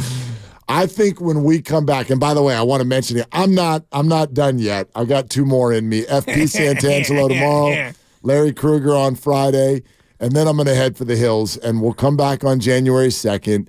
And I do believe that, Yamamoto will have a team. I don't know if it's the Giants. By the way, real quick on that, though, do you see this as a good thing or a non-thing? That they don't get Yamamoto? No, listen, they met with him again. Ooh. Just over the weekend. Now, hold on. It was not in L.A. at his agency. It was reportedly back here. Back here? He came back to San Francisco for a second meeting. Man. He came back to see New York if this city was as big a dump as he'd heard. Farhan, I'd like to meet you in the, I think they call it the Tenderloin. Stop it! Yes, Yoshinobu, do you have any questions? Yes, Mr. Zaidi. Is this place as big a dump as they say it is? No. No. I've never had a free agent say that to me before, period. I am really looking forward to tomorrow's show. Mm-hmm. I'll be playing golf at Cache Creek at Yochadehi. Oh. Never played there. Course looks beautiful. How do you pronounce that, by the way? Because, Yochadehi is what I've heard. Yochadehi. Yochadehi. That's the Michael Jackson pronunciation. I've never been there. I got jokes. A couple more in the I air. had a friend once called it just Yochadehi. Yeah, Yochadehi. You got to do it like Michael. You don't have to.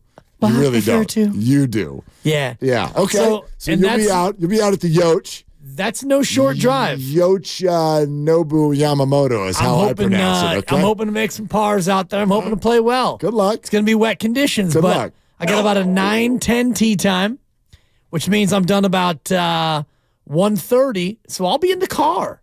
I'll be listening to the debut of FP Santangelo. here on 95.7 The Yes, Game. FP on the game. Yeah. I'm looking forward to it. That'll be fun. He and I go way back. Now, I didn't make him. He and I do not. Well, that's a first. Yeah. He and I do not.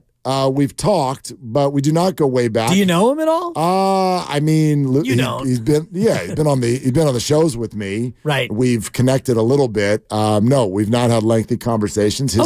His son was my first producer when I got back home here to the Bay. Junior? Yeah, he was my first producer. Okay. But anyway, yeah, really looking forward to that. And then Larry on Friday. But yeah, I'm with you. I think when we come back, the Niners are 13-3. Yeah. I think that the Giants will have made one significant trade. Mm-hmm. No predictions on Yamamoto other than that he will have signed. Okay. Somewhere. Way to stick your neck out. Well, no, I don't. I mean, what's the point?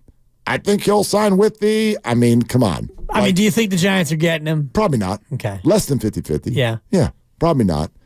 But what about Bellinger? Is he still out there? You know what? Let me give you one note that would give me a nuggy nug. One note that would help the Giants in the Yamamoto chase. And then one that doesn't. Normally, when you start to see an indicator of the way that it's going, I feel like this is the new thing in free agency. When you see the way it's going, it's not going that way. There's a reason you're hearing about it. He's on a plane to Toronto. No, he's not. Oh, John Paul Morosi. He's a Dodger. Jim Bowden last week was like, Giants and Red Sox have offered Yamamoto over $300 million. They're not the only two in the race. I'm like, oh, that's not a good sign. That means they're being used to drive up the price elsewhere. But then J.P. Morosi this week reports that Yamamoto is interested in pitching on, quote, the biggest stage. That's not here. This is a good stage. It's not the stage. That would be New York, I would argue. It's a side stage at Outside Lands. But why would that get reported?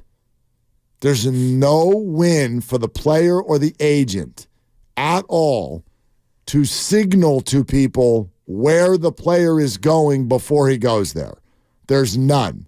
There is a win for the player and the agent to signal where he's not going, to make the team where he wants to go get it up, get Tampa it higher. Bay, small stage. Exactly. Kansas City. Like why Oakland A's. Why would we get that? He wants to be on the biggest stage. Why would that be out there? Yeah, I don't know. It makes no sense, but maybe. Yeah, it's possible. Maybe. Okay. Well, I hope I come back and it's Yoshinobu Yamamoto is a Giant.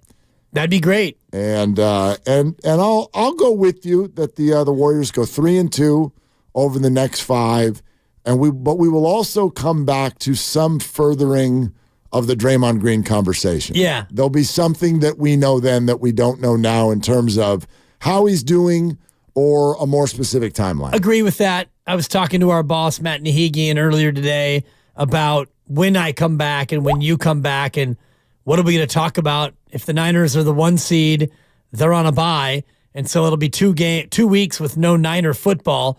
And I said it's going to be back to Draymond because he'll either be close to returning or he won't be. I think by January 2nd, we will have much more clarity as to the timeline. I think. By the way, though, playoff football, and I know what they mean. Like the Niners will play, but maybe it's not going to be the Niners playing. In other words, they'll play the Rams, but it might be a Sam Darnold special. Sammy D. But still, I think that's the playoffs, though, man. Like that week, the playoff matchups will come into focus. Yeah. The week after that, who the Niners are going to play Come on, man. That's the juicy stuff. We'll get into that no matter what. I'm not saying it'll be lean around here. Yeah. It's one thing that I love about you and I and doing the show is we always have things to talk about, and we always make it entertaining.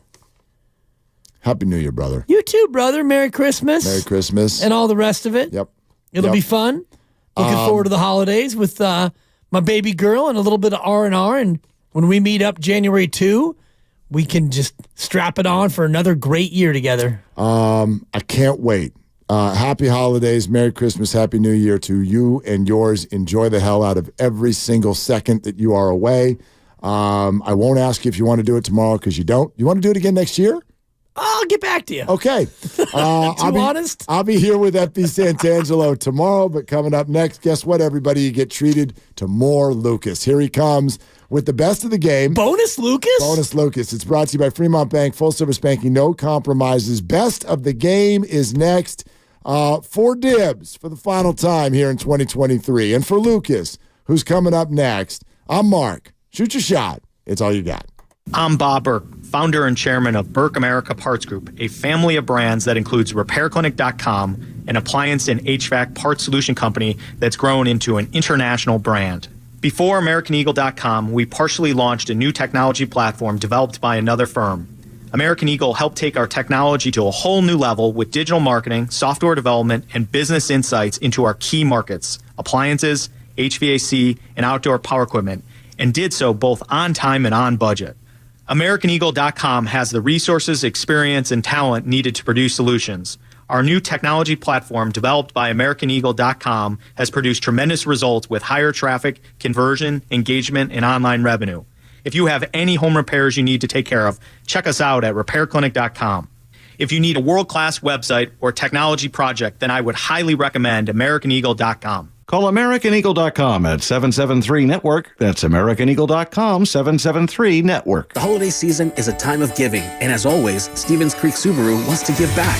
Purchase or lease any new Subaru vehicle from Stevens Creek Subaru from now until January 2nd, and Subaru will donate $250 to a select national charity of your choice. During the 2023 Subaru Share the Love event, going on now at Stevens Creek Subaru. In addition, Stevens Creek Subaru will add another $75 for charity. Since 2008, Subaru of America has proudly donated more than $256 million to more than 2,100 national and local charities. And if that's not enough, buy or lease any new Subaru from Stevens Creek Subaru between now and December 31st and receive 2 Sierra at Tahoe season passes from Subaru of America. For information on Subaru's 4 national charities, call Stevens Creek Subaru at 408-984-2001. So get a great deal on a new Subaru and have a donation made in your name. It's a win-win from Stevens Creek Subaru. We're easy to find on Stevens Creek Boulevard, just off of Winchester, near Santana Row in San Jose, or online at StevensCreekSubaru.com. That's StevensCreekSubaru.com. Buckle up and drive safely. 'Twas a holiday evening and all through the house, everyone was bored. Even the hamster Klaus. The TV was blaring with reruns galore, while Grandma and Grandpa were competing to snore. Then holiday scratchers got pulled from a stocking, and that playful gift got the whole house rocking. 'Twas a moment of fun that gave them a reason to give holiday scratchers. They're the gift of the season. The California Lottery helped them find a way, because a little play can make your day.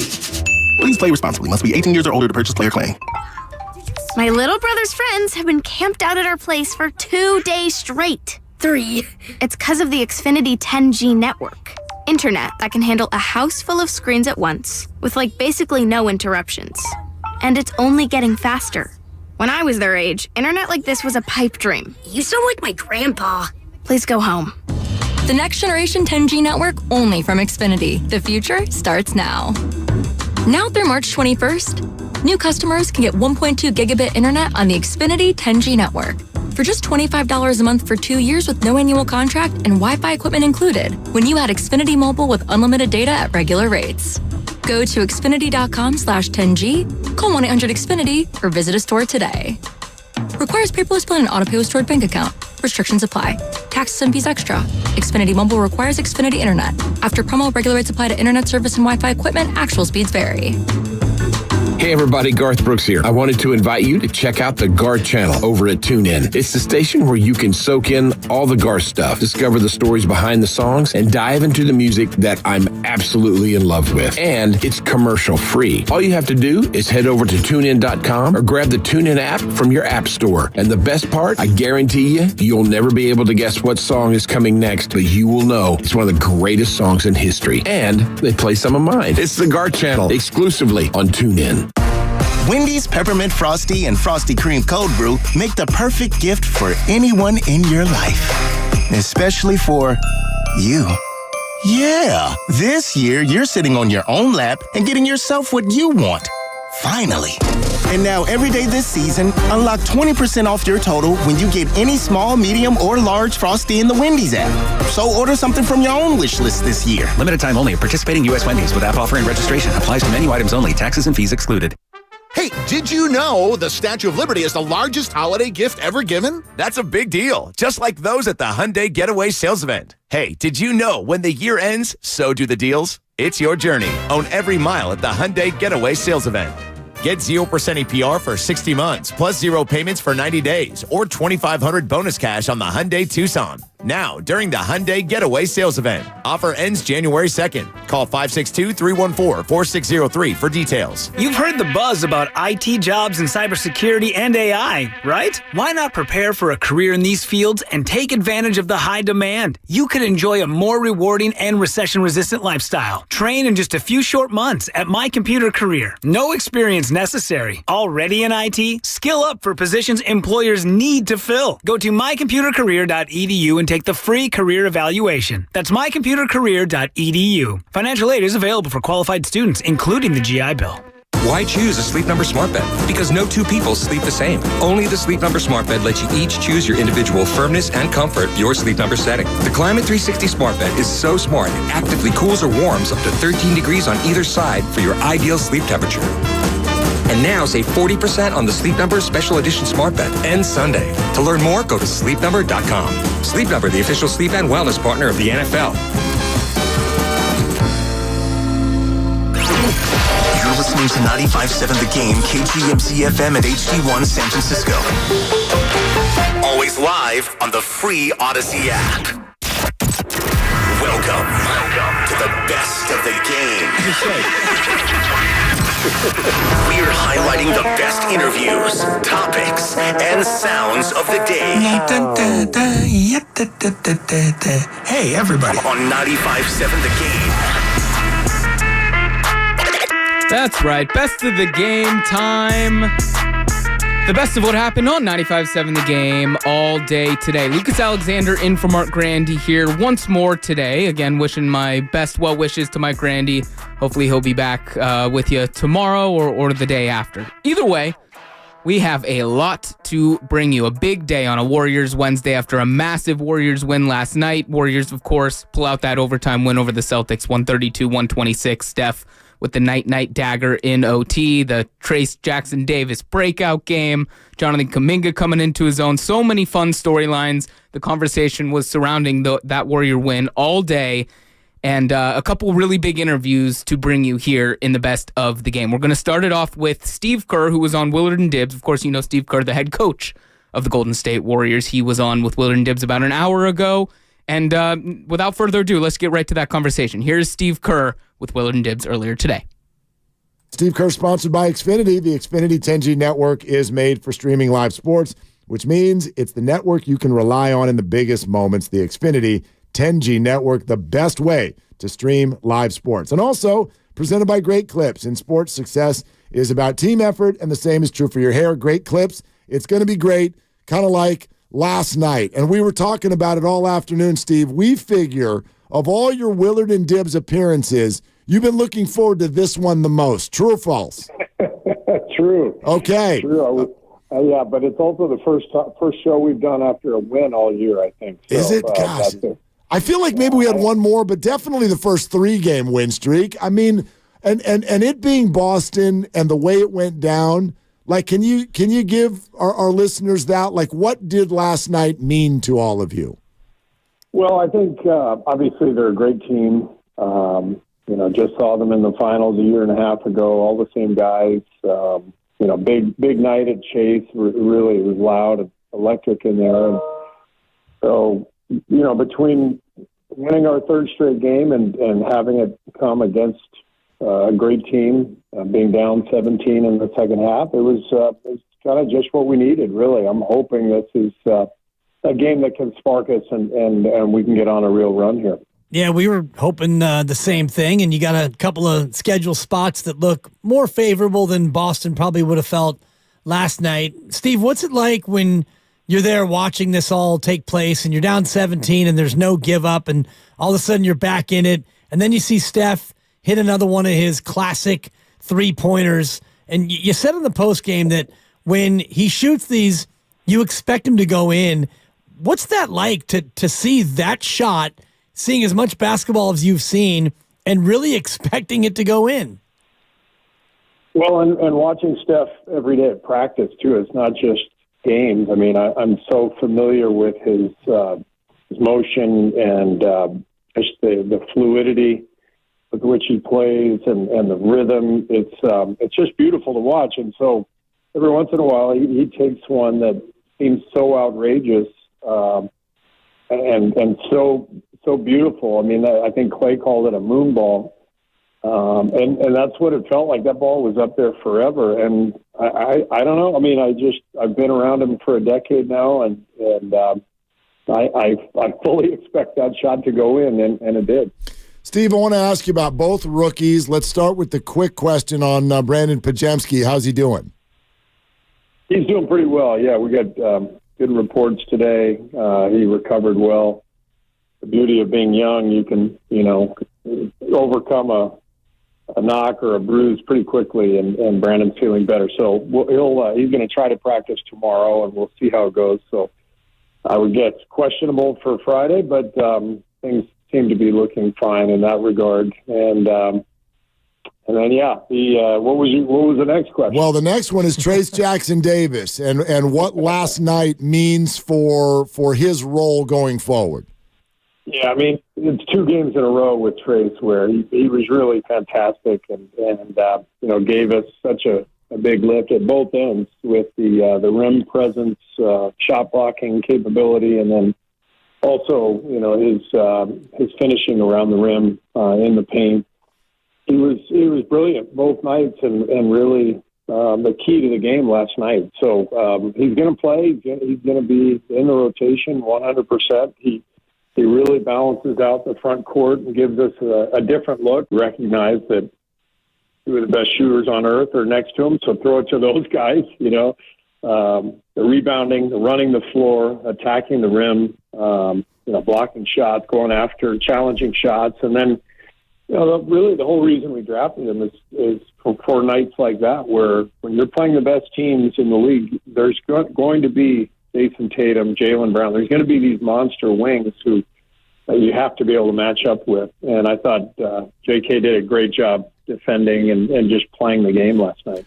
Warriors coach Steve Kerr with us here, as he is every week. Willard and Dibs, 95.7 The Game. Coach, I want to ask you this in a silver lining sort of a way. We know that you guys support Draymond and would love to have Draymond Green back as soon as possible. But because his absence is potentially creating some avenues for others to get more minutes, is there a silver lining? Could there end up being some hidden positives? I think there's always a silver lining in cases like these, where somebody's out. I mean, I look back at the year we had worst record in the NBA. We had all those injuries, right? Steph and Clay out for the year. Departures with Kevin Durant, Sean Livingston, finished with the worst record in the league. But you know what happened? The guys developed. Jordan Poole was thrown into the deep end, and we had a group of young players who were forced to play and had to deal with a year of adversity and learning about the NBA. And we filled up the cup. It was like we were so exhausted from whatever it was, 5 straight trips to the finals, and our guys were wiped out. And that year, we were able to get motivated and get our energy back. And we won the championship, a year and a half later. So there's always a silver lining to this stuff. And as much as we miss Draymond and want him back, it's going to open up playing time and opportunities for other people. Without going into too many specifics, how's it going for Draymond here in these early days of him doing what he needs to do to get back on the court? Yeah, I mean, I haven't really seen him. Everything is. This is not, as we talked about, as I've talked about. This is not a sprained ankle where he's in the training room every day. This is a suspension, an absence, and he's taking some time. We're giving him space, and we'll obviously be in touch with him. But right now there's no update. I mean, I don't have anything to add to that. Steve, just so we know, because we've sort of seen the report that during this time Draymond would still practice with the team. Is that not the case? Is he not around? Not to this point. I think he's he will be in. He'll be keeping himself in shape and working with our training staff, and but in the early part of this, he's getting away. We're giving him space, and as I said, this is a much bigger issue than tending to an injury. So we have to give him his privacy on that and space and go from there. Well, we appreciate all future updates. We all want Draymond to be back and playing the best basketball he can in no real related way.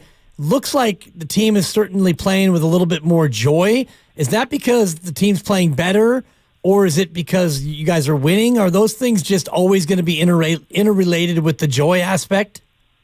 Well, to me, they're always interrelated, and what comes first, the chicken or the egg. But what you try to do, what we preach is a sense of joy every day. And it's not about, preach is the wrong word. I mean, when your culture takes hold as an athletic team, whatever your values are, those things are alive every day, and you don't have to try. It's just that's the vibe, and we're lucky we have Steph Curry, who I think personifies joy in sports better than any athlete that I've ever seen in my life. So I think our players, if you ask them, I think they'll tell you they enjoy coming to work every day. They enjoy being together, come into the facility, get their work in. It's fun. It's vibrant. It's a great atmosphere.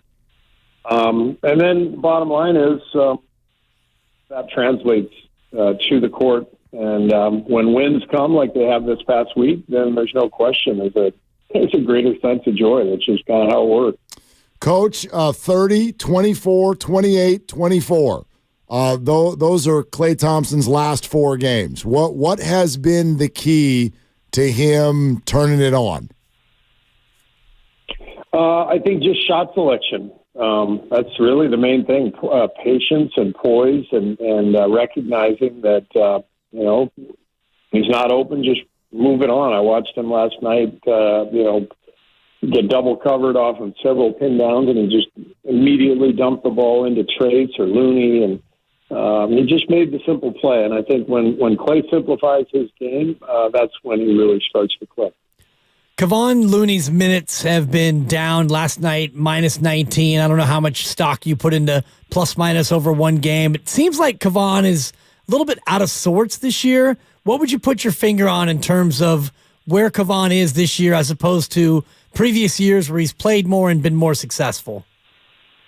Yeah, I think some of Loon's struggles have been related to the struggles of the team itself. He's a complementary player. He's a guy who really supports star players. That's his role in the NBA. And you think about him the last couple of years, with guys playing at such a high level. Obviously, a championship team. 2 years ago, last year's starting 5, which Loon's obviously a part of, our best unit in the league. I think with the struggles of Klay and Wiggs early on, the suspension of Draymond, some of the absences, the lack of rhythm, continuity, I think that's hurt for sure. And because of our slow start, because of some losses and, trying to find different lineup combinations, he hasn't been able to get into a rhythm. But I know that we need him. I know he's going to play a big role. You think about all the games that we've got down the line with centers that we're going to have him to guard those guys, one being Christmas Day against Jokic. Lou's going to play a big role, there's no doubt. But Trace has earned minutes, and he's going to play too. Steve, you've indicated in the past, even this year, that you really like some structure and continuity with your lineups, and especially with what you were just talking about. You've shown so much more flexibility for different lineups. You've had to. Do you see that continuing, or are you moving closer to something that you would consider somewhat firm in terms of a lineup and a rotation? It's interesting. It's a great question, and every team is different. And some years you just know these are our top 9 or top 10 automatic, and we're going to play these guys. This is not one of those years. I really feel like we have 13 guys who could all be in the rotation. And when everybody's healthy, no matter how you slice it, there's going to be 3 or 4 guys who are really not thrilled at the end of the night because there's only enough time for 9 to 10 guys each night. So nothing is set in stone. I think we have to figure out what's going to work each night, who's playing well. The challenge there comes with individually, players really have to embrace that and accept that, and that's not an easy thing to do. And as a coaching staff, we have to figure out what those rotations are from night to night, and which is different. So, it's a good problem to have a really deep roster, but there's also at times, questions that are not easily answered. Does it help that somebody like Chris Paul has been so willing to adapt to this role, a guy who's never come off the bench in his career, and he's almost exclusively been off the bench this year? Does that set a certain tone for the rest of the guys to be more malleable with these lineup changes? No question. You have to have vets who sacrifice. I always point to Andre Iguodala, who I thought was made the key sacrifice in our run, starting 9 years ago when he agreed to come off the bench. And, Chris is doing the same now. Chris is a Hall of Famer, one of the great point guards of all time, still playing at a really high level, and just completely embraced coming off the bench. And that sets a tone for all the guys. So we're lucky to have Chris, and he's an unbelievable leader for these guys. Steve Kerr with us here, Willard and Dibs. Coach, there's no question that this is a little bit of a different kind of a vibe and a return of an ex-champion player. What are your emotions with Jordan Poole returning Friday night? Well, number one, I'm excited for him because I know our fans are going to give him an enormous ovation, and he deserves that. He's a champion. We don't win that championship in 22 without Jordan. He played a huge role there. He's an unbelievable success story. 28th pick in the draft. He played that first year that I referenced when we had the worst record in the league, and we really threw him into the deep end. He wasn't ready, and took his lumps, and then just went to work and put in so much great work and turned himself into the player that he's become. And our fans, they recognize all of that, and so do all of our players and coaches. So we're going to welcome Jordan back with open arms on Friday, and we're excited to see him. Any idea about the video tribute? Will it be pregame, first quarter? Is this something that you even have on your radar, or is it something that you just get surprised by when it actually pops up in game? No, I always know when these things are happening, and Raymond Ritter does an incredible job of communicating, between the marketing department and the team, and for different events or people coming in. We always have these discussions, so everyone's aware of what's happening. And I thought it was so great a month ago or so when Kevin Durant finally got his return to Chase, or debut at Chase, I guess I should say, return to the Bay. And our fans gave him exactly the ovation he deserved, being a two-time Finals MVP. I thought that was a wonderful night, and I think tomorrow will be similar for Jordan. Coach, kind of getting back to the games that have recently been played, sort of noticed, I'm recalling a conversation that we had with you last year where you talked about the analytics of each player and how they do with other players on the floor at the same time. And for a team that seems to have a thirst for more youth and athleticism, I wanted to ask you why Andrew Wiggins and Jonathan Kuminga aren't on the floor at the same time more often. Well, you just talked about it. We look at combinations all the time, whether it's two-man combinations, three-man, or all five. And, we put the ones on the floor, frankly, that we think are going to do the best and that match up the best. And I think those two guys have very similar skill sets. And I know it's probably a thought like let's get our two most athletic guys with the length and all that. Let's get them on the floor together. We really look at who complements each other in these lineups, and we go with the lineups that we feel are suited to help each other, and that's always our focus. Does that speak to why Brandon Podziemski is playing more than maybe people would have anticipated? Is it because he plays so well with others? It's because of all of the positive things Brandon does. He's good in any lineup. He can handle the ball in a half-court set. He can finish the play in transition. He can knock down the three. He's an excellent passer. He can guard multiple positions. He's going to take charges. He's going to box out every single time. Guys like that just make any lineup better. So I'll throw Brandon out there with anybody, and that's one of the reasons he's such a valuable player for us.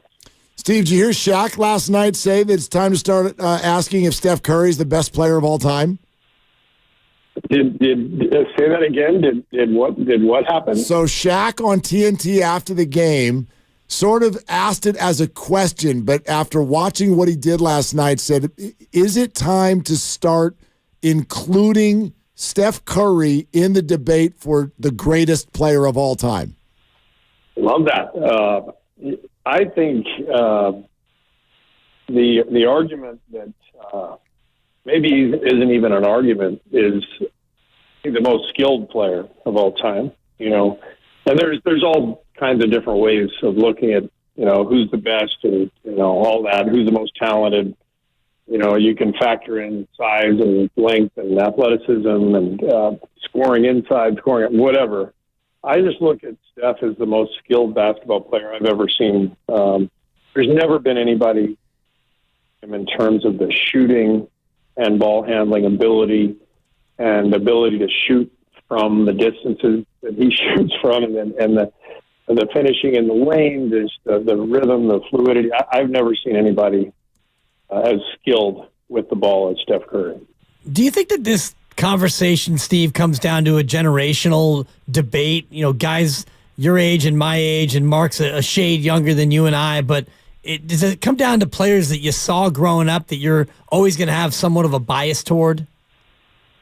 Yeah, I think that's part of it. I mean, I never watched Jerry West or Oscar Robertson play, so I can't really, compare them to Michael Jordan. I didn't really see them. I've seen highlights, but that's different. And then, like I said, all of these conversations, there's so much context involved.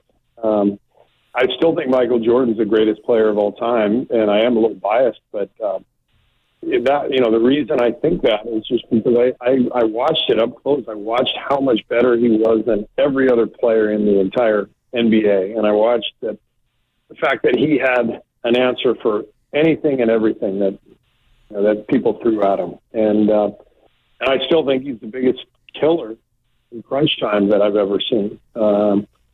So that doesn't mean he's as skilled as Steph Curry, and that doesn't mean Steph Curry, can't be compared to Michael. It's just they're just different, and I think all players are different, and that's why when you get into these conversations, it's really, really hard to actually come up with anything that's finite. Steve, we won't talk to you till after the holiday. You guys play on this holiday every year now. What is that like for you and the guys?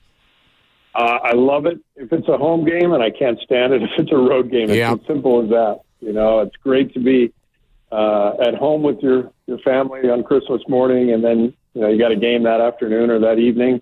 It feels like just part of the day, and it feels great. But when you're on the road, you're gone. You're gone from your family. You leave Christmas Eve.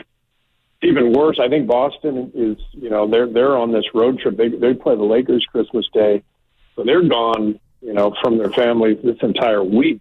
So that's brutal for us. This Denver game, not too bad because we fly there and fly back Christmas night. So it's not ideal, but it's not the worst case scenario either. Yeah, I was going to say, why don't you just fly in right before? You got a veteran squad. You don't need just fly in and play and then get out of there. That's basically what we're doing. We're gonna go in Christmas Eve, literally in the evening and get there, play the game, and get back. And what do you do about the Joker when you get there without Draymond Green, the one guy who's been so good at stopping him? Do you put Chris Paul on him? Because Chris Paul said yesterday he's used to guarding guys bigger than him, Steve. Well, he took Jason Tatum last night and did a great job on him. We know that from playing against Chris. He's so strong. He used to guard Kevin Durant at times when Kevin was here. He'd get underneath him and use his strength and savvy and yeah, good idea. Maybe we'll have Chris guard Jokic. Perfect. I like it. Coach, we'll let you run, but a lot of our listeners, I know they're all thinking the same thing. Yep. Steve Kerr, is he still alive in the fantasy playoffs or not? Complete collapse, guys. Complete, utter collapse. Yep. Don't tell me it was coaching. Oh, it had to be coaching. Oh, Steve. Steve, no. You played the wrong lineup, Steve? I was 8-2, and I'm now 8-7. I've lost 5 in a row. We do like Premier League style. We don't have playoffs. We just do best record at the end of the year. 18 weeks and 18 games. So I've fallen out of contention, and it's devastating. Oh my gosh! I like it. That's old school. Yeah. That's old school. Steve, man, who took you out? Is this the former Arizona teammates? Was it Craig McMillan who took you out? Oh, no. Matt Muehlbach is my fellow Wildcat who's in the league. Nice. But Craig's not in the league. But we it's mostly U of A guys, a bunch of college buddies, and we love it. But this was a tough stretch here the last 5 weeks. Man. Well, bad stretch for fantasy, good stretch for reality. And I'll bet you make that trade every single time. And Steve, thank you as always, and Merry Christmas to you, honestly. Merry Christmas to you guys, and we'll talk soon. All right, there he is. Steve Kerr on Willard and Dibs earlier today. That's always fun. It's the best interview that we have on 95.7 The Game each and every week. Lucky to have him. Steve Kerr, head coach of the Golden State Warriors. All right. On the other side, we got a great conversation with Anthony Slater. He was on the Morning Roast. That's our 95.7 The Game Warriors insider. He also writes for The Athletic. He's the best in the business, the greatest beat writer in the country covering any sport. You heard it here first. Anthony Slater, he's the best. He was on the Morning Roast this morning, obviously talking about that huge win, the big win over the Celtics last night. He had a great story on TJD constructing his fall in the draft to the Warriors. Pretty much when his agent was hearing from teams offering him deals, he wanted to go to the Warriors because he at least thought he would have a chance to prove himself with the Warriors. Also, he's writing a piece on Jordan Poole's return to the Bay Area. He, of course, returns on Friday with the Washington Wizards. So all those things coming up with Anthony Slater on the Morning Roast. You have that on the other side here on the Best of the Game. I'm Lucas Alexander in for Mark Grandy. And the Best of the Game, that segment of it was sponsored by Inn at the Tides. Relaxing days, stunning sunsets. Winter is magical in Bodega Bay. Come experience it all at the Inn at the Tides. Winter midweeks rates start at just $179 per night and include breakfast and bottle of wine upon arrival. Book ahead at inatthetides.com. Television sales on Black Friday set new records as millions of Americans snapped up the hot deals. But a lot of people were out of town or too busy to take advantage of the special pricing. So, how about a redo? Right now, you've got a second chance to save big on many of the top-rated Samsung, LG, and Sony TVs. Where? At Video Only, where the smart shoppers go. So, don't miss out. Check out Video Only now, or you'll be sorry. Reimagine this holiday season with more capability and more adventure in Kia's Ever-Ready lineup. This winter, gift yourself what you really want during Kia's Season of Giving Back sales event. Kia is offering great deals on the capable Sorrento and the spacious Sportage, and deals on even more vehicles like the all-electric EV6 and the fun-to-drive Forte. So visit your local Kia dealer and explore all your newfound possibilities by enjoying Kia's Season of Giving Back. Kia, movement that inspires. Call 800-3334-KIA for details. Always drive safely. Event ends 1/2/24. Switch to Verizon and you'll save. Get in the holiday spirit, San Francisco. Verizon has an extra gift for your family this season. You can save a lot. Get $800 in Verizon gift cards when you switch your family of 4 and get 4 new phones on us with Select Trade-In and Unlimited Ultimate. Great deals from Verizon. Great deals from Verizon. There's never been a better time to switch, but this offer won't last forever. So hurry in. Switch to the network America relies on. Get $800 in gift cards and get new phones for the whole family on us with Select Trade-In and Unlimited Ultimate. Visit your local Verizon store today. $999.99 device payment or full retail purchase with new smartphone line on Unlimited Ultimate plan required per phone. $200 Verizon e-gift card with port in per line. Less $1,000 trade-in/promo credit applied over 36 months. Promo credit ends if eligibility requirements are no longer met. 0% APR. Prescriptions require an online consultation with a healthcare provider who will determine if appropriate. Restrictions apply. See website for details and important safety information. Subscription required. Price varies based on product and subscription plan. Hey guys, did you know there's a generic form of Viagra that works just the same, but is 95% cheaper? And you can get it online? Just go to hims.com/radio. Through Hims, you'll get a free medical consultation, discreet shipping if prescribed, a 100% online process, and trusted generic alternatives to the name brands to treat ED at up to 95% off. That's right, the same active ingredient as the brand name for 95% less. It's the same ED medication, still prescribed by a licensed medical provider, but with zero copay, no expensive appointments, and no awkward face-to-face conversations. To start your free online visit, you need to go to this exclusive address, hims.com/radio. That's hims.com/radio for your free online visit. HIMS.com/RADIO.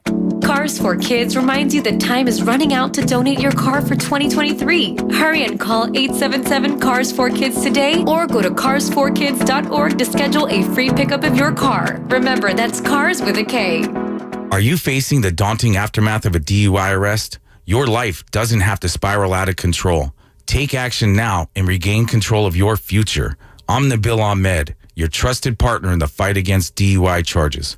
I'm a dedicated DUI attorney that is ready to stand by your side, working tirelessly to protect your rights and your freedom. Don't let one mistake define your future. When the stakes are high, make the call that counts. Contact me at eastbaylawpractice.com. That's eastbaylawpractice.com. In sports, success is about team effort, and the same is true for your hair. At Great Clips, we save your haircut details in clip notes, so every member of the highly skilled team knows exactly how to create your signature look. Download our app today. Great Clips. It's gonna be great. People who come to Cricket stay with Cricket, just like our customer Jaron. I'm the singer and guitarist in a band, and I use my Cricket phone for everything. It's basically like another band member. Don't miss a single beat. Switch today and get a free Samsung Galaxy A14 5G. Smile, you're on Cricket. Real customer paid for testimonial. Must bring your number to Cricket on up to a $60 a month voice plan depending on device. Select models only while supplies last. First month service charge and tax due at sale. Cricket 5G requires a compatible device and is not available everywhere. Fees, terms, and restrictions apply. See store for details. Prescriptions require an online consultation with a healthcare provider who will determine if appropriate. Restrictions apply. See website for details and important safety information. Subscription required. Price varies based on product and subscription plan. Hey guys, did you know there's a generic form of Viagra that works just the same, but is 95% cheaper? And you can get it online? Just go to hims.com/joy. Through Hims, you'll get a free medical consultation, discreet shipping if prescribed, a 100% online process, and trusted generic alternatives to the name brands at up to 95% off. That's right, get generic for Viagra, the same active ingredient as brand name Viagra, but for 95% less. It's the same medication, still prescribed by a licensed medical provider, but with zero copay, no expensive appointments, and no awkward face-to-face conversations. To start your free online visit, you need to go to this exclusive address, hims.com/joy. That's hims.com/joy for your free online visit. HIMS.com/JOY. Temperatures in the upper 50s. We may see a little rain this evening. Weather brought to you by Pfizer. COVID-19 can keep you on the sidelines. If you're more likely to get very sick from COVID, ask your doctor if prescription oral treatment is right for you. Visit treatcovid19.com. Sponsored by Pfizer.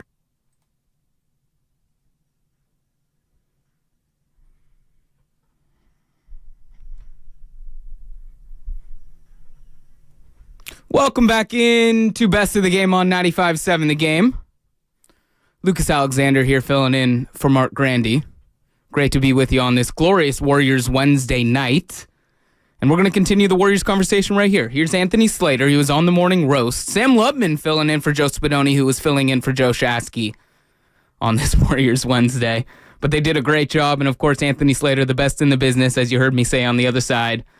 Here he is talking about the big win, talking about TJD and how he became a Warrior. And also stay tuned for the very end when he mentions his story that's coming out about Jordan Poole and his return to the Bay Area with the Wizards on Friday night. Here's Anthony Slater on the Morning Roast. Dub Nation, what is happening? It's me, it's Lubman, it's Anthony Slater right now. We'll get back to the phone calls in just a second as the Warriors rally from a 17-point deficit. And you heard Tim Roy right there on the call, the voice of the Golden State Warriors. Stephen Curry playing the entire fourth quarter in overtime with 5 fouls. You got the great games from TJD and JK. Chris Paul with a quietly good game, filling up the stat sheet. Clay's been hot the last 4. Heck, he's been hot in 14 in the last 14 games. So, Anthony, what a win for the Golden State Warriors. They were dead in the water, man, against the Boston Celtics, and they rally there. And it's a lot to get into. But first, let's start with Stephen Curry. Playing that fourth quarter in overtime with 5 fouls, and he hits the night shot over Derek White. He saves his best for last with 20 points after halftime. The guy's just not slowing down. It's just a treat to watch every single night, Anthony. Yeah, he actually hadn't been good for 6 quarters. However, obviously he had the streak broken in Portland. But I thought, not only the 5 fouls that missed some open threes, heading into that fourth, but he turned it on again. That's actually 2 of the last 3 fourth quarters, right? The Brooklyn fourth quarter. And he pulled them to wins, and, they needed it at times, but it's also, isn't this kind of a reminder that, although the NBA season feels so long, like a little 3-game stretch can just turn the mood. I mean, you just, came on, yelling like the Niners that just want a playoff game. But they're 13-15, which is not good, as we know. But right. Wizards are 13-14. But Wizards Blazers coming up. If you get those two, you're 15-14. You're back over 500. I know that's not necessarily the goal at the beginning of the season, but it is just a reminder. A little 3-game streak can change how things feel around the team. No, it definitely changes the tenor of the attitude, right, and the mood of this basketball team, especially without Draymond Green. You're on it. You play Washington to Portland, as you mentioned. You get over 500, and you get ready for a 5-game stretch where you see Denver, Miami, Dallas, Orlando, Denver. So you want to be feeling good going into those games, but they're also reestablishing home court advantage. And what you said about Steph there, 2 of the last 3 fourth quarters, I brought that up last segment, gets Brooklyn scoring 12 straight when they blow the lead. Last night, he has the big 3-pointers as, for whatever reason, Boston just would not double him. They left Al Horford on him on the island, and that is night there. But reestablishing home court advantage while doing it with the youngsters. And it feels like Clay and Steph are really appreciating the likes of JK and TJD. Let's start with JK, because he was out of the rotation back on December 6th against the Portland Trail Blazers. Doesn't play. They fall behind by double digits. He plays the last 17 minutes, has an impact going 6-6, and now he's had 7 straight games scoring in double figures. He has the 17 points and 7 rebounds last night. But to me, Anthony, the big key for him was not only the individual defense, but it's the fact that he went through a game and played a game without fouling anybody. He finished the game with 0 fouls and only 1 turnover, so he's scoring up by the game. Yeah, Steve Kerr loves that. He's probably using a highlighter in his post-game office. He's starting now, right? He seems to have an established starting spot that I don't think he's giving up anytime soon. It's interesting that Steve Kerr seems to be choosing between him and Wiggins, although they did start together to open the second half after Podziemski left. But, he even said it in pregame, typically when it comes down to closing lineups, especially if he wants to play, Steph, Clay, and Paul, which it seems like he does, it's going to be Wiggins or Kuminga. He went with Kuminga last night. I think part of that was, Wiggins was 2 of 11, I think, shooting. But I'm curious when it gets to a point where the default is Kuminga. It's like regardless of how the two are playing, it still feels like, the two previous games he went with Wiggins. I think Wiggins earned it in Portland, right, the way he played. But if that is the choice, it's going to be interesting to track. I'll say that because Kuminga's doing some stuff that, I think last night you're not seeing Wiggins get a pick six in overtime. I don't think, stuff like that. And it's part of the theme of this team right now where it just feels like at almost every spot there's a young guy, riding up the rear view mirror of a veteran right now. And obviously I'm sure we'll get to the center spot where suddenly that's really happening. Anthony Slater here on the Morning Russell on 95.7 The Game, our 95.7 The Game insider who does a tremendous job with The Athletic, one of the best beat writers not only in this market but across the globe. He really does a great job covering this team. And to follow up on that with Jonathan Kuminga, he just looks like the better player right now than Andrew Wiggins. He looks stronger, he looks more physical, he looks faster, more athletic, and he's finishing at the rim. How about him just calling off Klay Thompson like, no, you just go to the top of the key. I'm going to have this dance with Jaylen Brown. I'm going to go in and dunk. He's been the better player, so I'm with you. I do wonder when Steve Kerr just gets to a point where he says, you know what, JK's one of our best five down the stretch. It feels like it's coming right now with the way Andrew Wiggins has been so inconsistent. Yeah, almost regardless of night, although I will say, part of what I think Kerr is doing better, really since the Moody situation in Sacramento, right, which he criticized himself for, is adjusting night to night. I know at times it can be too slow for the fan base or, it can be too trusting of a veteran, but it does at least feel like pretty much every night now, he will stay with his best, like whoever is playing best down the stretch, which it hadn't been. We'll see, necessarily how much that continues. But, yeah, I agree with you. I mean, Kuminga, I think 7 and 9 on twos last night, and that wasn't against, the Wizards. That wasn't against the Nets. That was against, you mentioned going at Jaylen Brown, but you have Al Horford on the backside of the defense. Drew Holiday's out there. Derek White's out there. Jason Tatum. That's the best defensive team in basketball, I think, at least personnel-wise. And he just looked like an elite athlete within that. I thought, the Curry moon ball, you guys played the audio, Tim Roy coming in on it.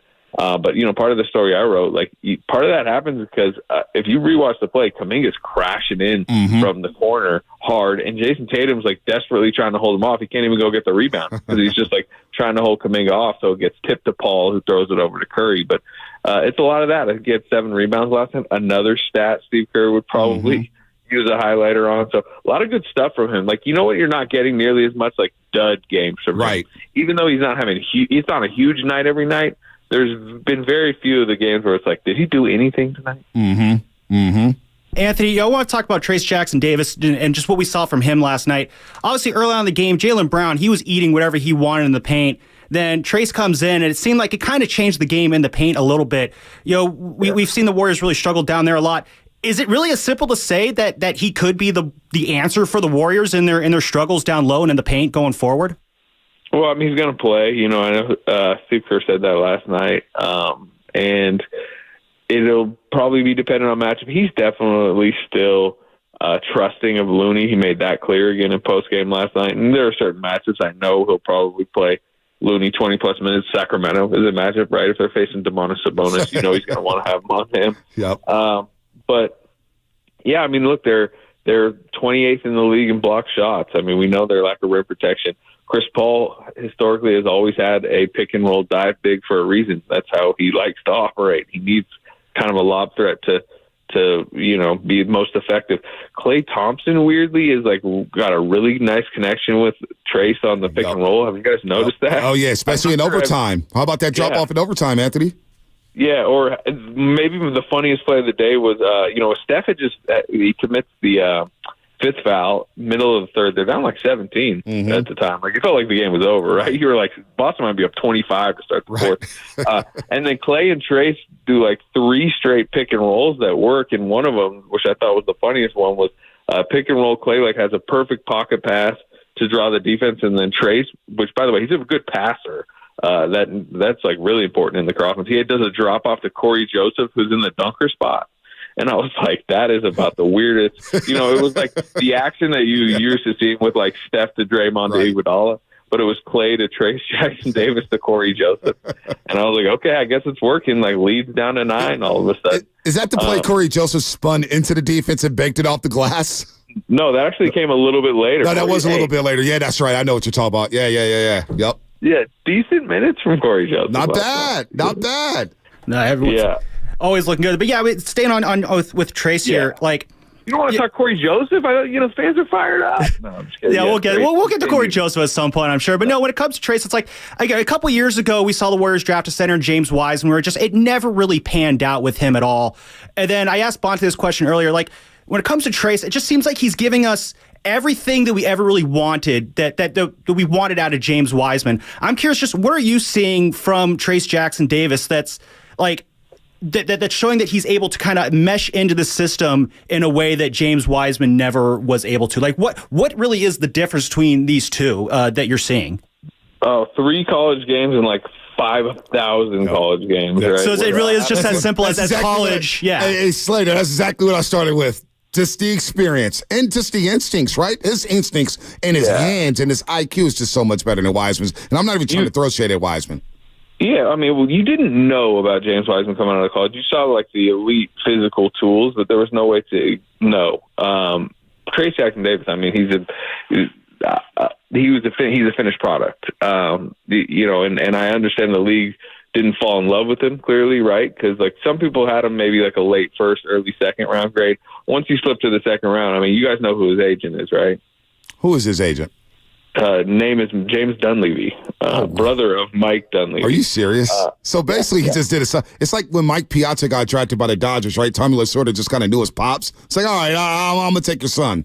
Well, I'll just say this, and there's a reason that Trey slipped to the second, there's a reason he slipped to 57. Once he's in the second rounders don't have guaranteed contracts. So that agents, this is common in the league. Agents try to maneuver them to a place where they're going to get a good opportunity, and the Warriors guaranteed, like he got a guaranteed deal from the Warriors. So, 2 years guaranteed, 4 years total, because the Warriors saw a polished center who could pass and fit into Steve Kerr's system and could help tomorrow, basically.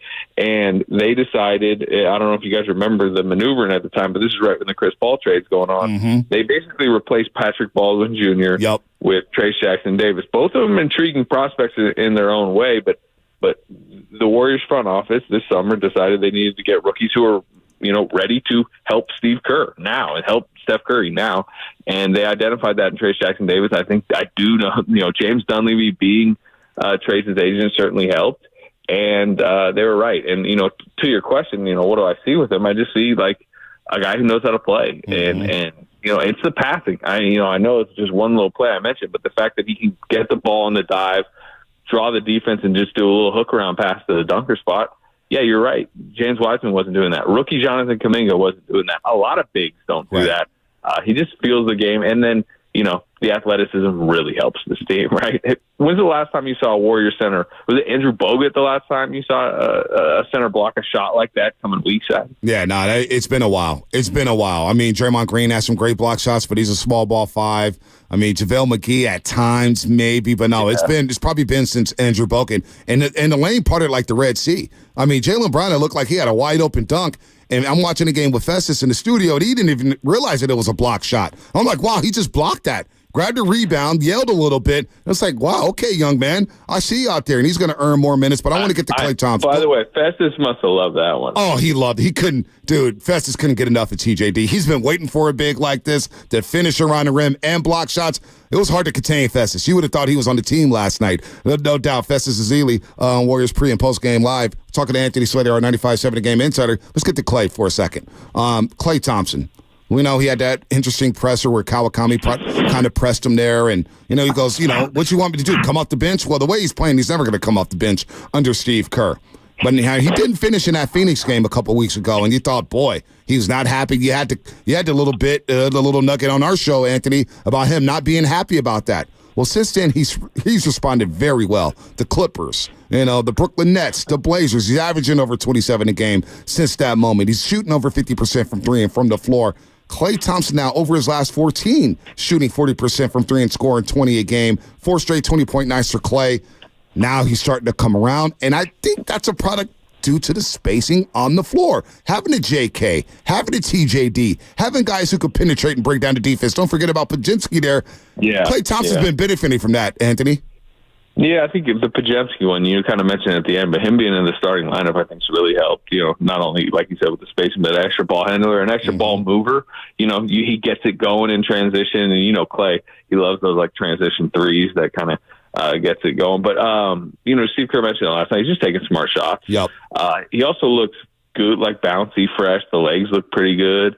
Sometimes older players, and at this point I think we can categorize Klay Thompson as an older player, need part of the season, a good chunk of the season, to get themselves in rhythm and in condition, and their legs feeling good on a nightly basis, every night, other night basis. And right. I just think he looks good right now, and he's confident. And you could maybe say the benching helped. I don't think he'd admit that. But the 4 games you mentioned, 23 of 46 from 3. That's the 4 games since the benching. Right. And yeah, it's huge. It changes them. They don't win last night if he doesn't hit major threes that just have to have at moments. Mm-hmm. Yeah, in the fourth quarter, he hit 2 threes there, 114, 107. Steph Curry gets doubled. He goes to the left wing. Boom, splash. You're down 4 there. Now, before we get you out of here, you were in L.A. last week after the announcement that Draymond Green was suspended indefinitely. Shams Charania, your partner over there at The Athletic, just reported on Monday that he's going to be out for the next 3 weeks at least, minimum. Dunleavy mentioned to you at UCLA when they were practicing, basically saying, these next 10 to 15 games are going to determine what this roster looks like moving forward. And I'm looking at Andrew Wiggins here. Is there a scenario where Andrew Wiggins, and I don't know his value, I don't know if teams are willing to take on that contract, 4 years plus a player option, but the way he's playing right now, could you see a situation in which Andrew Wiggins is the odd man out? Because you got a lot of players coming back. Gary Payton II, Draymond Green. And if Andrew Wiggins is not finishing and he's not being effective and Kuminga's playing so much better than him and being more consistent, is Andrew Wiggins' Warriors tenure on the line here over the next 10 to 20 games?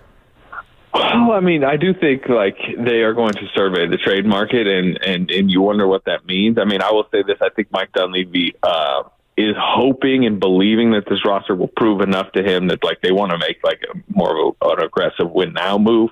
I do think Wiggins' contract, even though, like you said, there's still a long-term aspect to it, it's still one of the more tradable contracts considering age and position, right? 3-and-D wing, theoretically. 2 years ago, he was one of the best 3-and-D wings in basketball. And what is it like? It's 25-ish million this year. That's, it's a lot to in the average human, but in the NBA, that's fine for a starting small forward. So yeah, you could probably utilize him potentially to go get different missing pieces that you feel like you might have. But at the same time, you don't just say, Kuminga's playing well, Gary Payton's coming back. There's no need for an extra wing in the in the NBA playoffs. Right.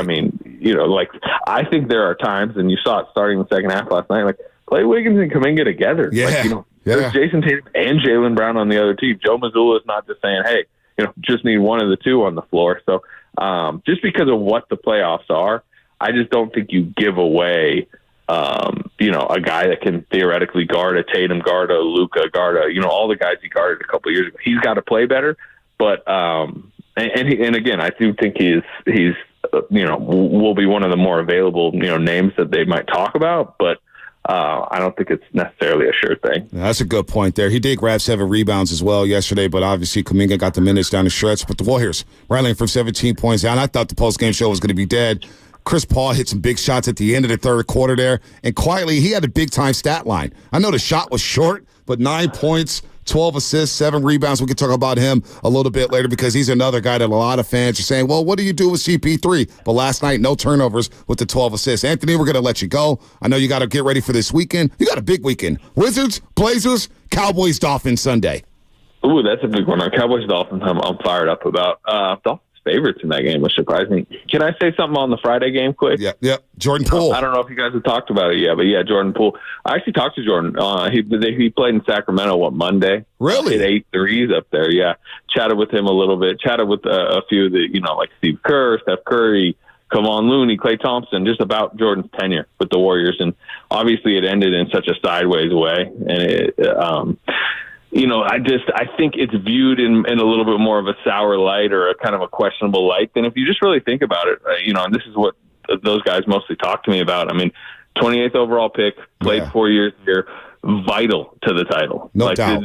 The stamp of a title, which was that fourth one in Boston, go through that playoff run. He had 7 or 8 just monster games. He did. They just don't win that title without him. And so that right there is to me stamps you as you just say Warriors legend really in some ways, or however you want it. He was major in that, and I just that should probably be remembered more than what the fourth year was. I was going to let you go here. Now I got to ask, what's his temperament like? How's he feel about the Warriors in that tenure there? Yeah, I mean, he's still a little bit hesitant to discuss much. I mean, he still talks about, he's still really good friends with Looney, right? The Milwaukee connection. Mm-hmm. Wiggins, he has the same agent as he's always been close with. He's very appreciative of his time watching Steph and Clay, just learning from them, right? As a guy who views himself as, a quick trigger shooter, that, scorer. Doesn't really mention Draymond, won't really answer questions about Draymond, which, how could you blame him? Yeah.